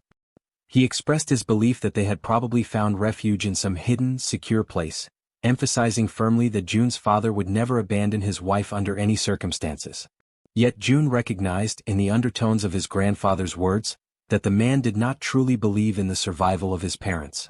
And within himself, June felt the same grim certainty. Without a transcendent ability like the one his grandfather possessed, the chances that his parents had survived were almost non-existent. But still he refused to let go of hope. Through his ability, June issued a new order. The next target must be the Wawang Nursing Hospital, even if the chances of finding them there were small. Acknowledging the efforts of his group, he decided that they should rest for the night. He made it clear, however, that when dawn came, nothing else would matter. Tomorrow they would all go after them. At that instant, the system interrupted his stream of thoughts with yet another notification. To his shock, the message declared that a blood relative of the Absolute had been detected in the vicinity. Without hesitation, June issued a command to Jaehyeon, who quickly relayed his orders to the rats. The young woman asked what precisely she should convey, and June instructed that every single nearby survivor was to be located without delay. Then he noticed something crucial. The alert was not pointing toward Dongjeon's, but rather toward his very own location. Conviction settled deep within him. The ones approaching could only be his mother and father. The scene shifts to a street where people are hard at work, cutting apart and stripping the hides of the animals and strange creatures they have captured. One man comments that the work is still far from over, even at such a late hour, while another replies that this only means there will be an abundance of food for everyone. Suddenly, something unusual catches the attention of one of them, and immediately all turn their eyes upward. High above in the sky, countless dreadful creatures are flying, each with a terrifying and distinct appearance, none resembling the other. Without warning, a bell begins to ring frantically, its rapid toll echoing like an urgent alarm across the area. From the top of a watchtower, a man spots the approaching swarm and shouts to announce the arrival of monsters. Chaos quickly spreads. People begin running in every direction, rushing to move everything into the seafood storage house and to close the shutters with haste. The order is unmistakably clear. Everyone must move as fast as possible. The panic intensifies when one of the men shouts for the village chief to come out immediately. The group accompanying June's grandfather turns toward him for guidance, and he promptly informs them that a massive horde of monsters is approaching. From a distance, the grandfather and the group gaze upon the advancing scene, watching in silence as the creatures flood across the horizon. Han, overwhelmed by the sight, questions aloud whether all those beings can truly be considered monsters. The grandfather raises his hand and confirms, his voice grave, while simultaneously giving the command for the trees to move. The command is obeyed without hesitation, the forest itself responding to his will. Meanwhile, Han recognizes the gravity of the situation and volunteers to join the fight. However, the grandfather firmly instructs them to stay back, explaining that the monsters are not targeting humans. He adds, with a grim tone, that everything suggests these creatures are actually fleeing from something far greater and far more dangerous than themselves. Yet he warns that even so, they will not pass without leaving destruction in their wake. A radiant green aura begins to envelop his body, spreading outward in waves of power. At that moment he connects with the surrounding forest, and numerous trees shift together, intertwining and forming a massive living barrier meant to shield them from harm. Inside the protective wall of trees, the group watches in astonishment as the winged creatures soar above them, passing over without striking. It becomes clear that the group was never their intended target.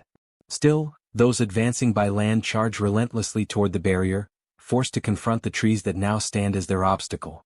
The pressure mounts, and once again Han offers his assistance, but the elder sternly refuses, demanding that they remain within the safety of the barrier. At that instant, the old man lifts his leg and at his command, countless trees surge forward, their sharp branches piercing through the creatures on the ground. The entire group is shaken, overwhelmed with shock, as they witness the overwhelming display of the grandfather's power.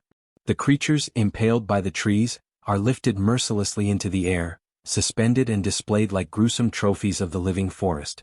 Yet more monsters appear, hurling themselves at the barrier, biting and tearing savagely at the trunks. But the grandfather remains steadfast, his control unyielding, forcing the trees to strike again and again, driving their sharpened limbs into the new enemies without pause. The system begins to flood with notifications, marking each victory. A message appears, declaring that a level 24 land shark has been hunted. Shortly after, another states that a level 23 saw ray has been slain. Then comes a level 29 blue crab. The list continues endlessly, with each notification announcing new experience points and rewards. Another message informs that all attributes of the group increase in trust. Their gained experience is multiplied tenfold and evenly shared, although the ascent rewards remain monopolized by the hunter himself. Inside the building, June observes the entire scene with his mouth agape, stunned by the cascade of notifications piling up before his eyes. He realizes that the level of power displayed is comparable to someone at level 55. His grandfather, too, receives the notifications, though he does not fully comprehend their meaning. June reflects that, in the beginning, he believed his grandfather was merely being reckless, acting without thought for the danger. Yet with a single strike, hundreds of monsters are wiped out in an instant. Faced with such overwhelming power, he concludes that the best thing they can possibly do is to stay out of the way and avoid becoming a hindrance. In June's eyes, his grandfather transforms into a monster in his own right, a being so powerful that he could no longer be compared to ordinary humans. The notifications continue to flood in without pause. The system announces the successful hunt of a level 31 giant crab, followed shortly by a level 29 giant lobster, and then a level 30 sawtooth crab. Each message also confirms increases in skills and abilities. Suddenly, June realizes that he himself has just leveled up, but before he can process it, an intense and suffocating pain overwhelms his body. The agony spreads through every nerve, as though each part of him were being broken apart and reduced to dust, all while the school in the city continues to grow in influence and power. Amid this torment, a new notification appears before his eyes. The system announces that beings capable of receiving citizenship have been discovered, and the question is posed: grant it or not? June's mind clings desperately to a single crucial thought: whether among those names his parents might be included.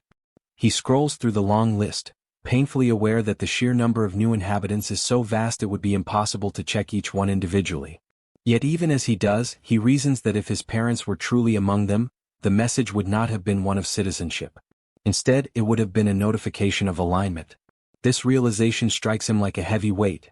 It means that his parents are outside the reach of those people now registered by the system. He also notices Jaehyeon focusing with all her strength, pushing herself to the limit as she attempts to track down the location of his parents. And June convinces himself that the moment they are found, he will know instantly. Despite feeling his body torn apart from the inside, he affirms to himself that there is no time to rest, no room to pause. His mind then turns to the other side of the battlefield, questioning what is happening with his grandfather. Observing carefully, he senses that something is wrong, a subtle strangeness in the situation. He shares this unease with Han's group, who quickly question the old man. The grandfather realizes the difference. Before, the monsters would leave remains scattered across the ground, but now they vanish completely, not even bones left behind. Han explains that this change is due to June's influence. Ever since the system manifested, the corpses no longer remain after death. Intrigued, the grandfather acknowledges that even the mysterious glowing letters appearing in the air are also the work of his grandson. With the immediate threat apparently under control, the old man decides to go to the warehouse to bring out some of the people hiding there. He explains that if they intend to consume the flesh of the monsters, the creatures must be slaughtered in the proper way, ensuring the meat stays fresh and edible. The group agrees, but June internally is struck with surprise at this detail. Never before had he thought of monsters as a source of food, and for the first time he begins to truly consider the possibility. He extends his hand and issues the order to register the item. Before him, a creature begins to materialize, its form gradually solidifying until its outlines are clear and distinct. The system then notifies the success of the registration, categorizing the item as fish. Pleased, June realizes that his attempt has worked, and that this could indeed feed hundreds of people. Jaehyeon suddenly gasps, her eyes widening in shock as she locates someone of immense importance.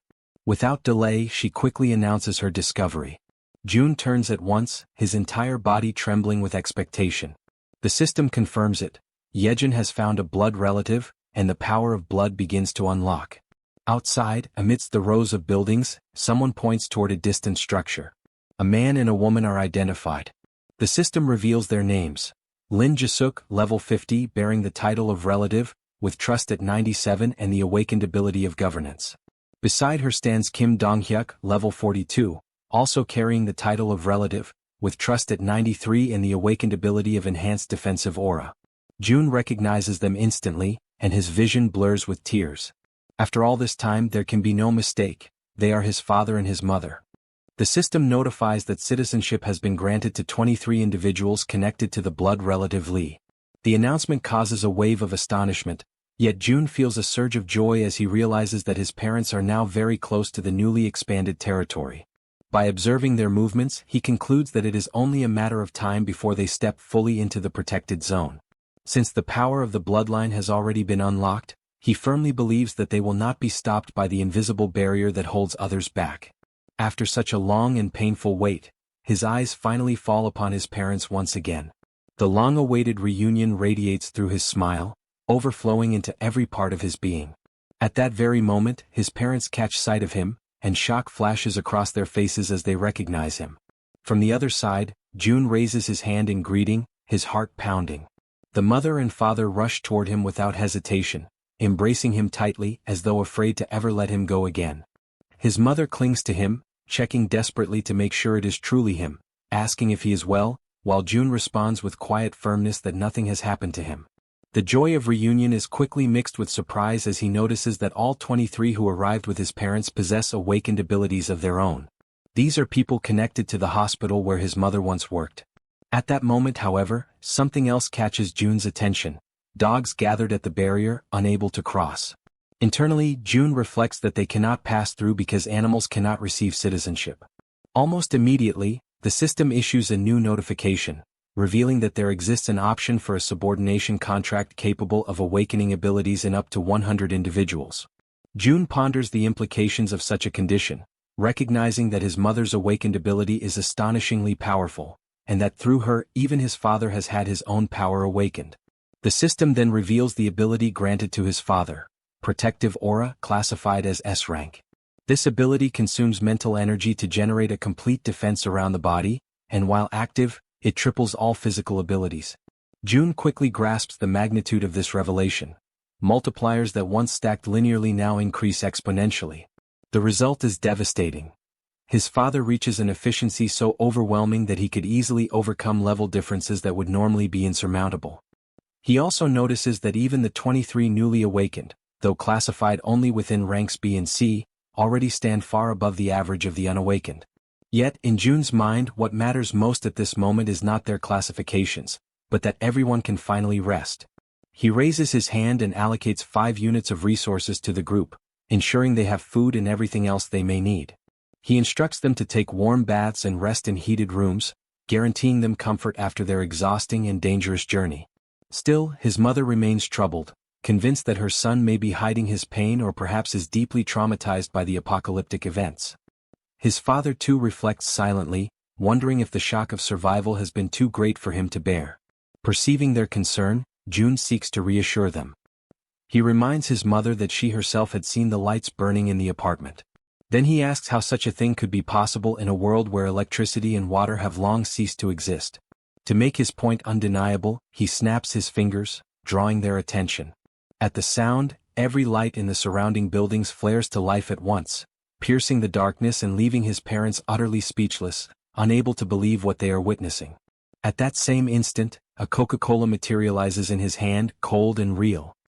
He raises the drink and, with a calm smile, asks if anyone happens to be thirsty. A young girl rushes forward almost immediately, clutching the bottle with trembling hands, asking in disbelief if it is truly real and whether she can actually drink something so rare. June then conjures a drink for each person present and invites them all to follow him, guiding them toward what will become their future homes. After some time, using the gate of the ultimate shut-in, he leads them across into the apartment complex. There, June personally escorts his mother's subordinates to the residences they are to occupy. In each home he provides rice, ramen, eggs, milk and every item they request. As they walk together down the hallways of the building, his mother cannot hold back her worry and finally asks if it is truly acceptable for them to occupy residences that once belonged to other people. With a calm smile, he explains that if any resident eventually returns, they will immediately return the property, but for now no one has come back. He gently asks his mother not to worry, and then opens the door of one of the apartments, inviting them to step inside quickly. Once inside, two companions of the group lower themselves respectfully, bowing and greeting with polite gestures. The father and mother, astonished, remain frozen in place at the unexpected sight. The woman, overcome with curiosity, asks whether one of them might be her son's girlfriend. He denies it at once, and one of the young women firmly declares that both of them will serve his parents with dedication and care. However, he responds with firmness, questioning why they should be the only ones responsible for looking after his parents. Acknowledging the effort they had already put forth until now, he soon allows them to rest, and the two quietly withdraw in silence. Left alone as a family, they gather together at the table. June then begins to ask about everything that had happened to his parents since the beginning of the chaos. He recalls how his father, who worked as a taxi driver, had gone that day, as usual, to pick up his mother after her work shift. It was at that exact moment that the monsters suddenly appeared. Side by side, they managed to protect each other and, as a result of their determination, survived. And just as June had suspected, it was his mother who awakened her abilities first. After listening attentively to their account, he shares his own journey in return, the skills he had acquired, the dangers he had faced, and the ways in which he had managed to survive up to that point. He also tells them about the condition of his grandmother and the constant care his grandfather had been devoting to her. Their stories weave together, filling the night with memories and emotions. Time flows by, midnight approaches, yet the warmth of the long-awaited family reunion transforms their home into the safe refuge they had been yearning for all along. The scene shifts to the city hall of Nagasaki, where heavy rain was falling over the waters of a river. At its edge, a man lifted his eyes toward the sky, deeply intrigued, while his companion stood beside him, equally confused by what was unfolding before their eyes. From the dark depths of the river, a colossal monster began to emerge. Both of them watched the enormous creature moving before them, unable to hide the terror that gripped them. One of the men shouted in a mixture of ecstasy and fear, repeating over and over again that the monster was passing by. The sheer size of the beast made it clear that wherever it went, only destruction and ruin would remain in its wake. The scene then shifts to the following day. June immediately shares with his grandfather the astonishing news that he had found his parents, recording a quick video to show them. On the other side, through the screen of a phone, the grandfather beamed with radiant joy at the sight of them, while showing them to the grandmother at his side. The mother, overcome with emotion, asked if she could also see a recording of her father. Han responded without hesitation, filming the video that showed him. As she watched, her eyes quickly filled with tears, and June, trying to comfort her, reassured her that very soon they would all be able to reunite. The completion of the annex, combined with the power of the absolute gate, would allow them to reach the main house where the grandfather resided. In the meantime, he organized Han's group so that they would continue hunting monsters until the construction was finished, using the main house as their central base. The presence of Han Yoo-jun and Kim De-jong made the progress of the construction much more efficient. Soon, a notification appeared, revealing that 3 servants bearing the title of knight had joined the construction site, which instantly increased its efficiency by 50%. However, the wave of monsters from the previous night had significantly raised their numbers in the surroundings of the main house. Hunting in that region was proving to be far more profitable, since the monsters were now everywhere. He reflected that with the expansion of Haven, hunting within its borders had lessened, and many creatures continued to wander without realizing they had already entered the sanctuary's territory. All the goblins in that area had already been exterminated during the leveling up of the day before. Making a firm decision, June summoned his ability and called upon Dabin, instructing her to deliver a message. Focused and attentive, she stood silently, waiting for his words. He ordered her to inform everyone that with the new expansion, they were only allowed to hunt beyond Siamayan Station. In addition, he requested the formation of a rescue team to save survivors, including those who had specifically asked for medical assistance. Dabin accepted each order with absolute seriousness, determined to carry them out flawlessly. Inwardly, June reflected on the grim reality that within the newly expanded area there were still thousands of survivors living in terrible conditions. Even within the safety of the refuge, more than 10 people were dying due to the lack of water, since leaving the area was impossible. Humanitarian aid was arriving, but it was still far from sufficient. With renewed determination, he reaffirmed to himself that he had to save as many people as possible. He emphasized inwardly that if necessary the absolute gate must be used to reach them directly, or if not, other means must be found to heal and sustain them. The mother noticed the serious expression on her son's face, and even before he could explain the reason behind it, she immediately understood the situation. She offered her help without hesitation, a gesture that left him surprised. Among the people she had brought, some possessed healing abilities, particularly effective against dehydration, fainting, and poisoning. Because of this, she believed that by establishing subordination contracts with the team, they might be able to awaken proper healing abilities. Her intuition soon proved correct. More than 80% of the new subordinates manifested healing gifts, even if only at a basic or low level. Although they lacked significant offensive power, the rescue team quickly calmed the chaos, stabilizing those in distress with remarkable efficiency. For 3 full days and 3 long nights of continuous effort, they moved tirelessly from house to house, saving countless lives in the process. Only after this relentless work was completed did he finally throw himself onto the sofa, utterly exhausted, reflecting on how each day had been so overwhelming and filled with urgent demands that there was hardly even time to breathe. But the relief was short-lived. A sudden system notification announced that a being meeting the requirements for citizenship was approaching the refuge, offering him the option of granting it. Still lying on the sofa, he accepted, recalling that ever since the last expansion of territory, new citizens had been arriving without pause, and the population had already grown close to 10,000. While lost in thought, rain began to fall outside.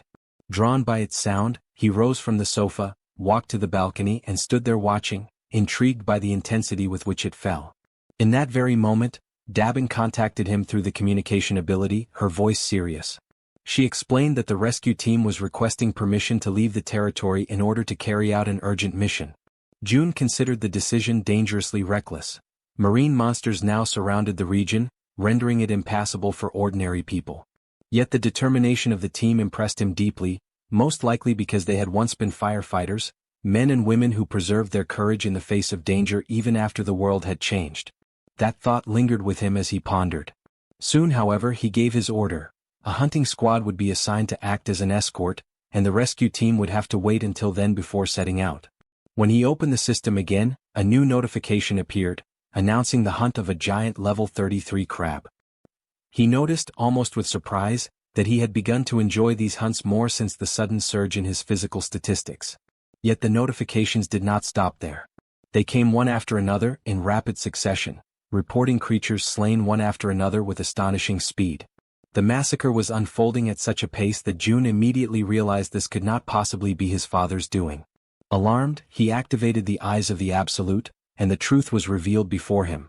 It was his grandfather, advancing with unshaken resolve, destroying everything that stood in his way. Concerned, June sought immediate contact with Han's group, only to hear their report that a new wave of monsters had risen in the region. The news unsettled him, for the proportion of marine creatures was increasing at an alarming rate, and this time on a scale far greater than usual. On the other side, his grandfather observed the strange situation unfolding. He remarked that even now, something about it seemed unnervingly unusual. What troubled him most was the way the creatures were fleeing in desperation, driven not by instinct but seemingly guided by a deeper fear, as if trying to escape from something far worse. He asked himself, from what exactly could they be running? Elsewhere, June followed every detail through his ability, and the same haunting question tormented his thoughts. Fear of what, precisely? Before the answer could surface, a colossal marine monster suddenly rose before Han's group and his grandfather, leaving them paralyzed in horror. From afar, June watched the scene unfold in desperation, his heart racing with dread, as the same question echoed within him with greater force than ever before. What in the end could this terrifying thing that emerged possibly be? The creature before them was a white dragon, a colossal being of level 63. Everyone stared upward, their necks strained, their faces pale with dread, as fear and despair took hold of their hearts. The group questioned among themselves whether what they were seeing was truly a dragon, or something even more terrifying, something that defied understanding. From a distance, June observed the scene in tense silence. He knew that if he were to use the vassal summoning, he might be able to save Han's group from certain death. However, as the guardian of the world tree, he could not stray far from it. To do so would expose him, leaving both himself and the sacred tree vulnerable. Even so, he couldn't bring himself to order them to fight a white dragon. Doing so would be the same as sending them to their deaths. As doubt consumed him, the system emitted a notification. The remaining time until the completion of the annex construction was 38 hours. June reflected that, once the annex was finished, the territory would expand enough to drive away those monstrous creatures.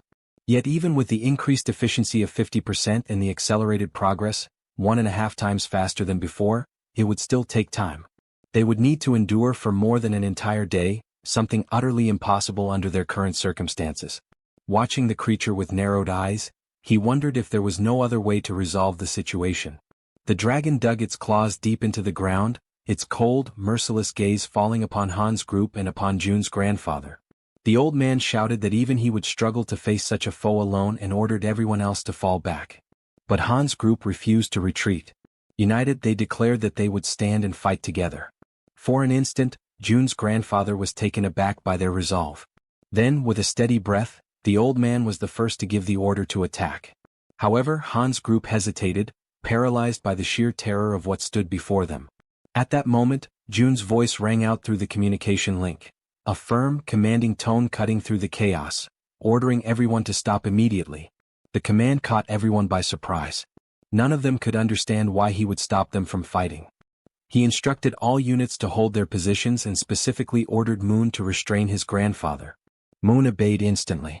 The old man turned toward him, demanding an explanation, insisting that striking first was essential in any battle. Moon apologized, repeating only June's exact words. These were direct orders. Yet the grandfather persisted, clearly dissatisfied, unable to comprehend the reason behind such restraint. As the battlefield fell into a heavy stillness, June stood deep in thought. Then a system window materialized before his eyes, displaying vital information. The white dragon, level 63, had recently laid its eggs. It was weakened, and its eggs could only hatch beneath the roots of the world tree. June realized, with a surge of understanding, that the dragon had not come to fight. It had come seeking the world tree's protection to safeguard its offspring. In that instant, the white dragon's eyes glowed faintly, and its voice echoed directly within the guardian's mind. Startled, the grandfather sensed that this was no illusion. This was telepathic communication. The creature's voice resonated calmly within his thoughts, requesting that they make a pact. The old man hesitated, unsure of the creature's intentions, uncertain whether to trust or fear it. The dragon explained that it needed the help of the world tree to restore its strength. In return, it vowed to protect them from harm.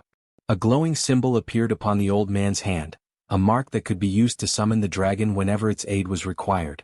Slowly, the majestic creature stepped forward, its immense presence radiating both power and serenity, extending something toward the old man. The light from its body condensed, transferring into his hands. Along with it came a solemn request, that he take care of its child.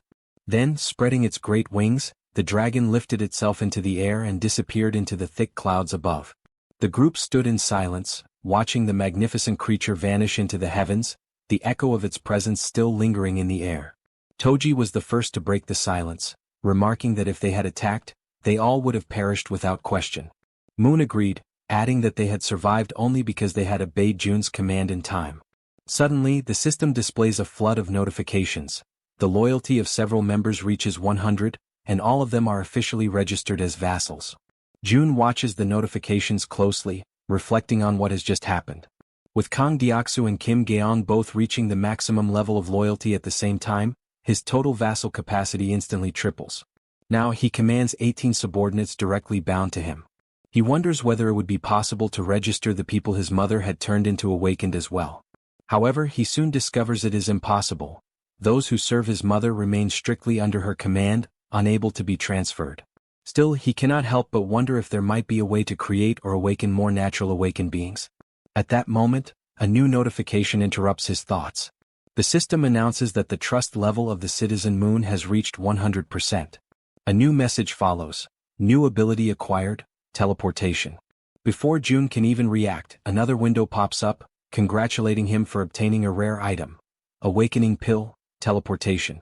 The description explains that the item can grant the power of teleportation, the same ability possessed by Moon. June immediately begins to consider who should receive it, and the answer comes to him almost instantly. Through his communication ability, he calls for his father to come to him at once. As soon as Donghyuk arrives, he is met by his son, who opens his hand to reveal the small glowing pill. Donghyuk looks at it with curiosity, slightly puzzled, and asks what it is. June simply tells him that all he needs to do is swallow it. Without a hint of suspicion, his father accepts and takes the pill. In the next instant, he feels something stir deep inside his body. Confused, he looks at June and asks what is happening to him. With a faint, almost teasing smile, June replies in an enigmatic tone, suggesting that he imagine what it would be like if he could teleport. Donghyuk repeats the word softly under his breath, trying to process it. Then, almost by instinct, his body reacts. In a blink, he vanishes, and reappears several meters away. He stands there, completely stunned, unable to believe what just happened. June watches in silence, thinking that for someone like his father, a warrior who relies entirely on his physical body and raw strength, gaining the power of teleportation is like granting wings to a tiger. Amid his quiet awe, the system flashes another notification before his eyes. Trust level of Donghyuk has reached 100%. New ability acquired, enhanced protective energy. June reads the message in disbelief, realizing that even the abilities of close relatives can be obtained once their trust reaches full capacity. A new idea begins to take form in his mind. If he could raise his mother's trust to 100%, he might be able to gain her ability as well. He quickly checks the system data. His mother's trust level stands at 97%. A faint smile crosses his lips.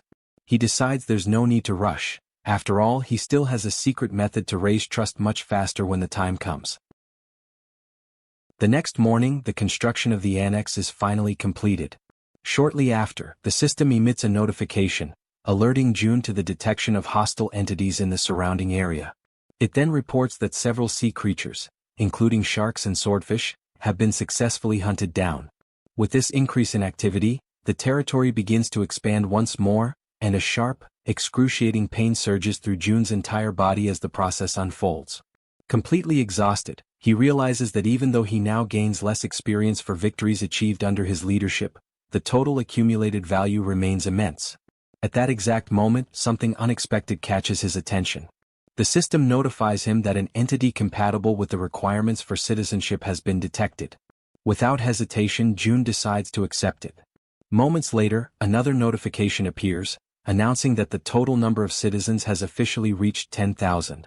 As a result, the system unlocks a new feature, the Institute of Professions, allowing the inhabitants to finally obtain jobs and specialize in their respective fields. Although every one of these messages holds great importance, June feels that something even more urgent requires his attention. He opens the door to his room and calls for his mother. Concerned, she immediately appears and asks what happened, wondering if her son has something important to tell her. June thanks her for her patience and announces, with a warm and emotional tone, that they will finally be able to visit his grandfather together. The words strike deeply within her heart. Overcome with emotion, Jae-suk's eyes fill with tears. She can barely believe what she has just heard. At that moment, from the trunk of the great tree, where his grandparents reside, a door begins to glow with a radiant, golden light. June approaches it, places his hand gently on the handle and opens it. Beyond the threshold, he sees his grandfather sitting beside his grandmother, as if they had been waiting for him all this time. The old man, startled by the sudden appearance, asks who is there. When he recognizes his grandson, his face lights up with indescribable joy. He asks, trembling, if the person standing before him is truly his June. The young man confirms it, his voice trembling with emotion. Unable to contain herself, Jae-suk runs toward Lee Bangja, her father. The elderly man, still in shock, murmurs that what he is seeing cannot possibly be real.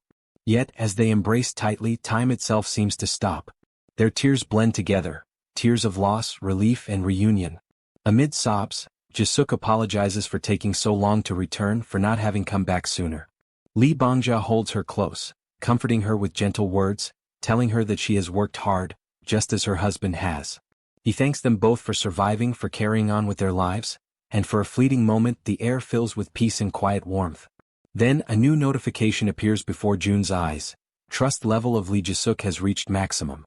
Lineage contract obtained. He takes a silent breath, realizing that his father is currently out rescuing people alongside the relief team, which is why he couldn't bring him along this time. But that's fine, he thinks. The priority was to bring his mother first. For now that was enough. The scene shifts. Lee Bangja is watering the plants, moving with slow and careful motions. His grandson approaches him, curious, and asks whether the world tree had grown around the house naturally. The old man nods, saying that even he had been astonished when he first saw it. Jun then asks about the water and electricity, wondering how they managed to live since the massive tree has altered the entire structure.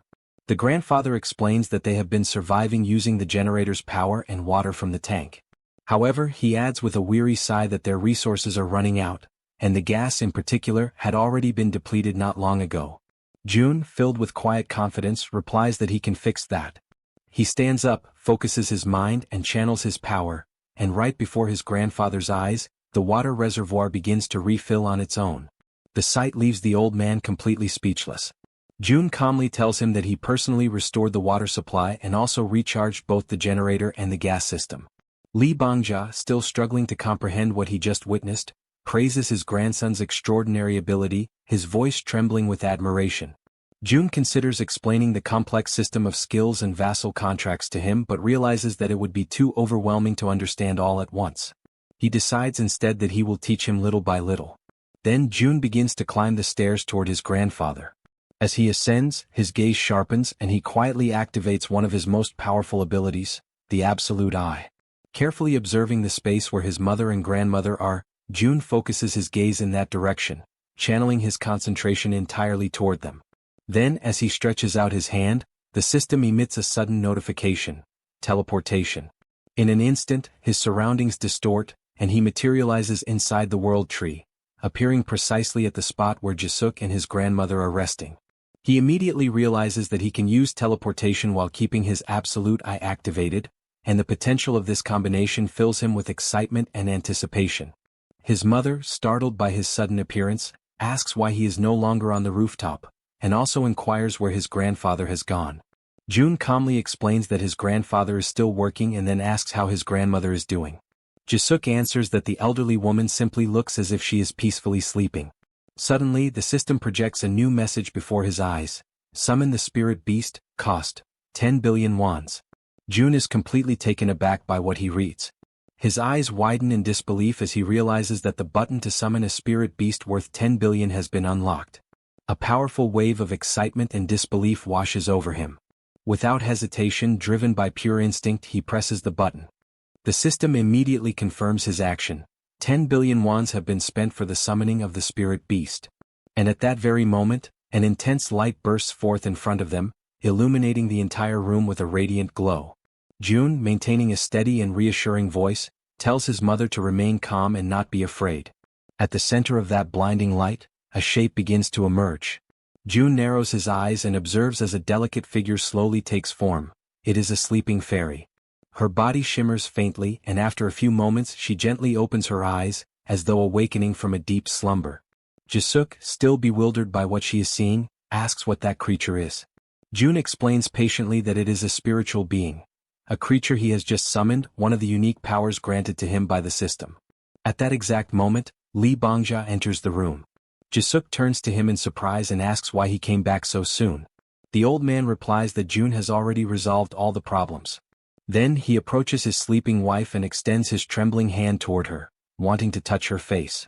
The fairy, noticing his movement, slips gently from Jun's arms and flies forward, positioning herself right in front of the old man.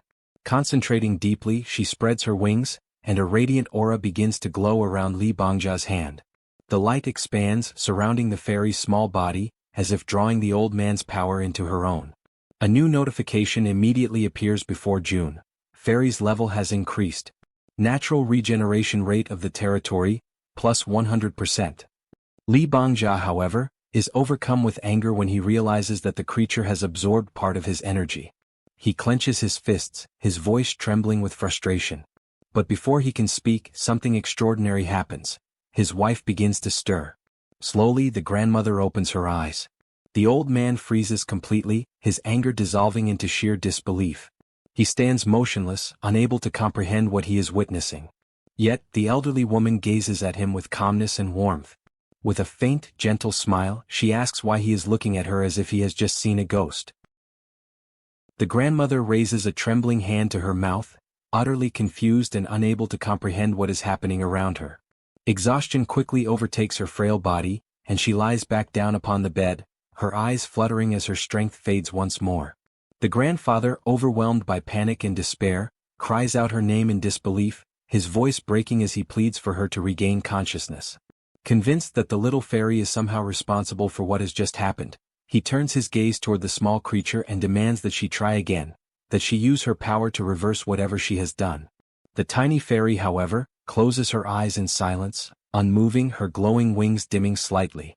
Her quiet refusal only deepens his desperation, and he shouts once more, ordering her to attempt it again. At that moment, June steps forward and intervenes, speaking in a calm but firm tone as he asks his grandfather to steady himself. The old man takes a deep breath, lowers his head and after a brief pause, admits that he lost control of his emotions. With a trembling voice he apologizes. June approaches him slowly and explains that the fairy's energy level is still very low. He advises his grandfather to provide her with vitality regularly so that as she continues to absorb energy, she will gradually evolve and her power will increase over time. The stronger she becomes, the longer his grandmother will be able to remain awake and conscious. The old man listens attentively, his face softening as relief slowly replaces his anguish. As June observes the scene, his thoughts drift. He begins to reflect that the summoning of magical creatures might not be entirely random. After all, the fairy seems deeply connected to the world tree. If that connection truly exists, then each summoning must serve a specific purpose and follow its own hidden conditions. Even though he cannot yet discern what those conditions are, he finds comfort in knowing that for now the important thing is that his grandmother can awaken again, even if only for short periods. Soon after, he grows restless and tells his grandfather that he is going to rest for a while in his room. The old man simply nods in understanding, asking him to call if he needs anything.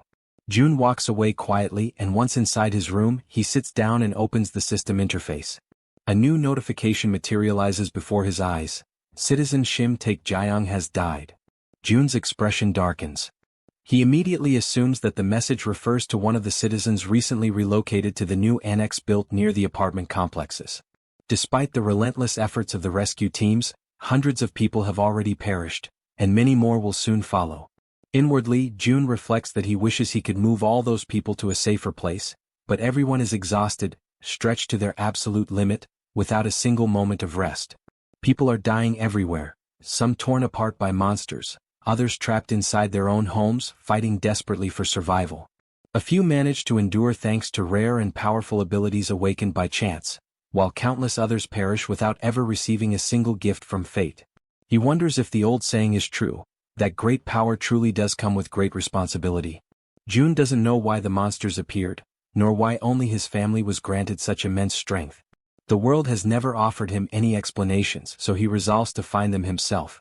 In that moment of solitude, he reaches his own conclusion. Responsibility belongs to those who possess power. And he decides to embrace it fully. He silently vows that he will save his country, at least as much of it as he possibly can. As he reviews the system data, he notices that the total number of people to whom he can grant citizenship reaches 220,000, yet only 10 have been officially registered so far. Sitting cross-legged on the floor, June makes a quiet but determined decision. He will continue to expand his reach until that number is filled to its very limit. And while he contemplates all of this, he recalls that the negotiations had been halted once the number of citizens reached 10,000. The inhabitants are allowed to acquire professions, yet nothing has changed in the administration window. With this realization, he concludes that the first step must be the construction of a professional training institute. The system indicates that the Institute of Professions costs 2.5 billion wons and grants citizens the ability to develop commercial skills after researching their chosen occupations. He notices, however, that the structure requires a vast and isolated plot of land, and he plans to build it on the very ground the giants had leveled earlier. The system informs him that the institute requires 30 citizens working for 7 days, each receiving a payment of 200,000 wons, and asks if he wishes to begin the installation. He confirms without hesitation and decides to instruct Dabin to hire 30 more workers. Ancient words of wisdom resurface in his mind. Cultivate the body, put the house in order, govern the nation, and bring peace to the world. Before one can change the outside world, one must first bring harmony within one's own home. Jun understands that if he truly wishes to save his nation, he must first gather the families of his subordinates. Until now, all of them have risked their lives for him. Now it is time for him to act on their behalf. Activating the absolute eyes, he observes his companions from afar. Without hesitation, he grips a door handle and, with the ability that manipulates both doors and distances, opens a passage to another place. Jun knows that Han's group has been advancing toward the vicinity of Jaehyeon Station, searching for the mother of the archer woman. He also recalls that during the construction of the annex, they had opened routes toward Daechidong, but the new wave of monsters had made further advancement nearly impossible. Nevertheless, he soon realizes that he cannot move beyond that point. Even so, he decides to take action. He activates the communication ability and summons everyone to gather. Moments later, Moon appears running toward him, surprised to see him there. It is their first meeting after a long time. Jun smiles, and Moon immediately understands that the power which annihilated the monsters had indeed been his. Soon after, Han approaches, surveying the surroundings carefully. She asks if that place now belongs to Jun's territory, to which he calmly confirms, but adds that this is not the only reason the group has gathered there. He explains that the monstrous wave has made travel to Daechidong extremely dangerous. However, now that the new annex is complete, everything has changed. He assures them that they will be able to reach Daechidong, the place where the archer woman's family lives, before the day is over. Upon hearing this, she hesitates, her expression showing doubt that such a thing could be possible. Yet Jun answers her with composure, stating that he possesses a method. Soon, he extends his hand toward her and reveals that there is something he wishes to propose, causing the air around them to grow heavy with tension. When the construction of the annexed house finally comes to an end, the territory expands all the way to the front of Jaehyeon Station, granting direct access to the subway. Jun begins planning to take Jaehyeon there so that they can once again employ the poisonous gas strategy against the swarming rats. He also notes that he will ask Dabin to strengthen the workforce at the Professional Institute's laboratory. Soon, all the preparations are completed. The only thing left is to put the plan into motion. Jaehyeon then focuses her mind, forming a connection with the rats and sending them to explore the passageways between Jaehyeon Station and Siadeskim. As she observes the tunnels through their senses, she realizes that if she had been sent there alone, the result would have been disastrous. Jun contemplates the situation and concludes that it is far worse than he anticipated, as he initially believed that with the monster waves gathering mostly on the surface, the underground area would be nearly empty. Yet it no longer matters.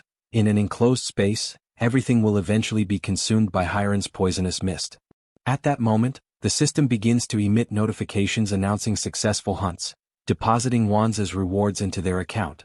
Another notification follows shortly after, confirming the extermination of a dark race, with additional funds credited as compensation. Jun feels a deep sense of satisfaction, for the amount is significant. The bounties earned from monsters slain by Hiren's toxic mist are steadily increasing, largely due to the power she inherited from her mother, the ability known as poisonous mist. The system displays that Hiren has now reached level 34, possessing 94 points of trust and 100 of loyalty. Upon signing the Oath of Allegiance, she earns the title of Knight, which in turn enhances the rewards she receives. But Hiren is not the only one to undergo transformation. Jaehyeon's title of Knight evolves into that of Baroness. Although the experience multipliers and general conditions remain the same, the effect of loyalty on her overall statistics grows immensely. What once influenced only her physical strength now extends to all attributes, and with twice the magnitude. Moreover, Jaehyeon acquires a new ability called Enhancement, through which her improved rats now move at a much faster pace and become significantly harder to destroy. By the time their operation through the tunnel concludes, Hiren announces that the entire subway line has been successfully cleared. Observing their progress, Jun realizes that he should not limit his loyalty contracts to just those two. Instead, he should extend the proposal to everyone. With that in mind, he turns toward Han's team and presents his idea. They listen carefully and after some consideration, all agree to his terms. As a result, Han, the female archer, and Riller each obtain the title of Baron, while Yeonju ascends to a higher rank, that of Viscountess. The difference between a Baron and a Viscount is of great importance. Vassals who attain the title of Viscount gain an additional 3 slots for follower registration. Consequently, the number of vassals under Yeonju's command rises to 21. At that very moment, the system issues another notification.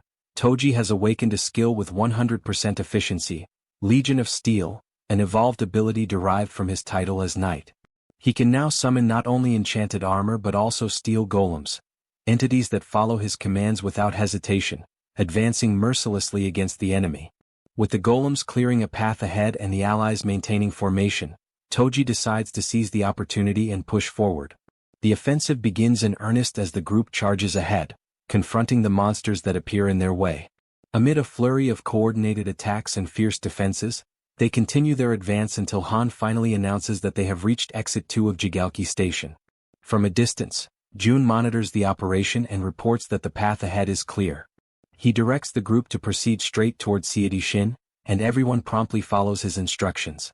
Jun reflects that the distance to the station is approximately 3 kilometers, but thanks to their enhanced physical abilities, they are able to cover the distance in just 10 minutes. After some time, upon reaching their destination, the female archer notes with satisfaction that they managed to arrive within a single day. The man with glasses, curious, asks what their next step will be. She replies that they should exit through Gate 2, as her family's condominium is located just beyond it. However, that very exit is overrun with hungry goblins lying in wait for them. Han, ever vigilant, warns his companions about their presence. Amid the growing tension, the archer steps forward and commands the monsters to clear the way. She then releases a spear of light with devastating force and precision. The weapon's energy splits into dozens of radiant beams that scatter in every direction, piercing through the surrounding enemies. The system notifies them of a series of successful kills. The goblins are eliminated one after another. On the other side, Jun observes the archer's newly revealed ability in action, known as Light Arrow. Before even reaching the target, the light detonates and multiplies, turning each beam into a lethal weapon. Meanwhile, something catches Jun's attention. He notices that the entrance to the nearby building is barricaded. This obstruction can mean only one thing: there are survivors inside. Han decides to take action, removing the debris blocking the door and giving orders to the group. He and the archer will go up to investigate the situation, while the others are to remain on guard at ground level. With steady steps and weapons at the ready, Han and the archer ascend the silent building, prepared to uncover what, or who, might still be holding on inside. On the upper floor they come upon a closed door. The archer approaches and knocks several times, yet silence prevails. No sound comes from the other side. Desperation spreads across her face. The absence of any response is unbearable. She falls to her knees before the door, overwhelmed by a crushing sense of loss. For a moment, the only sounds are her quiet sobs and the wind whispering through the cracks in the hallway. Then suddenly the door opens. A young man stands before them, and for a brief instant the world seems to stop moving. Through her tears, she recognizes him immediately, and both are enveloped in a wave of surprise and emotion so profound that it silences everything around them. The female archer approaches Myung Van and asks where her mother is, to which he quietly replies that she is inside. When the archer's mother catches sight of her daughter, an overwhelming wave of emotion sweeps over her. She immediately reaches out, placing trembling hands upon her daughter's shoulders, while the archer struggles to contain her tears, her eyes glistening with emotion. The mother examines her in desperation, her gaze darting over every detail, asking anxiously if she is unharmed. Then, in a trembling voice, the archer mentions her father, and the entire atmosphere changes in an instant. The mother freezes, visibly shaken, as if trying to push away the painful truth, but the silence that follows already says everything that words cannot. The tears intensify, spilling freely as reality sinks in. Everyone around them slowly understands what has happened. The father did not survive. The grief spreads among them like a slow, suffocating wave. The three are overtaken by sorrow, their cries rising together, echoing through the quiet halls for long, agonizing minutes. From a distance, Jun watches the scene in silence, his expression unreadable but his eyes heavy with empathy. Within himself he reflects on what must be done next.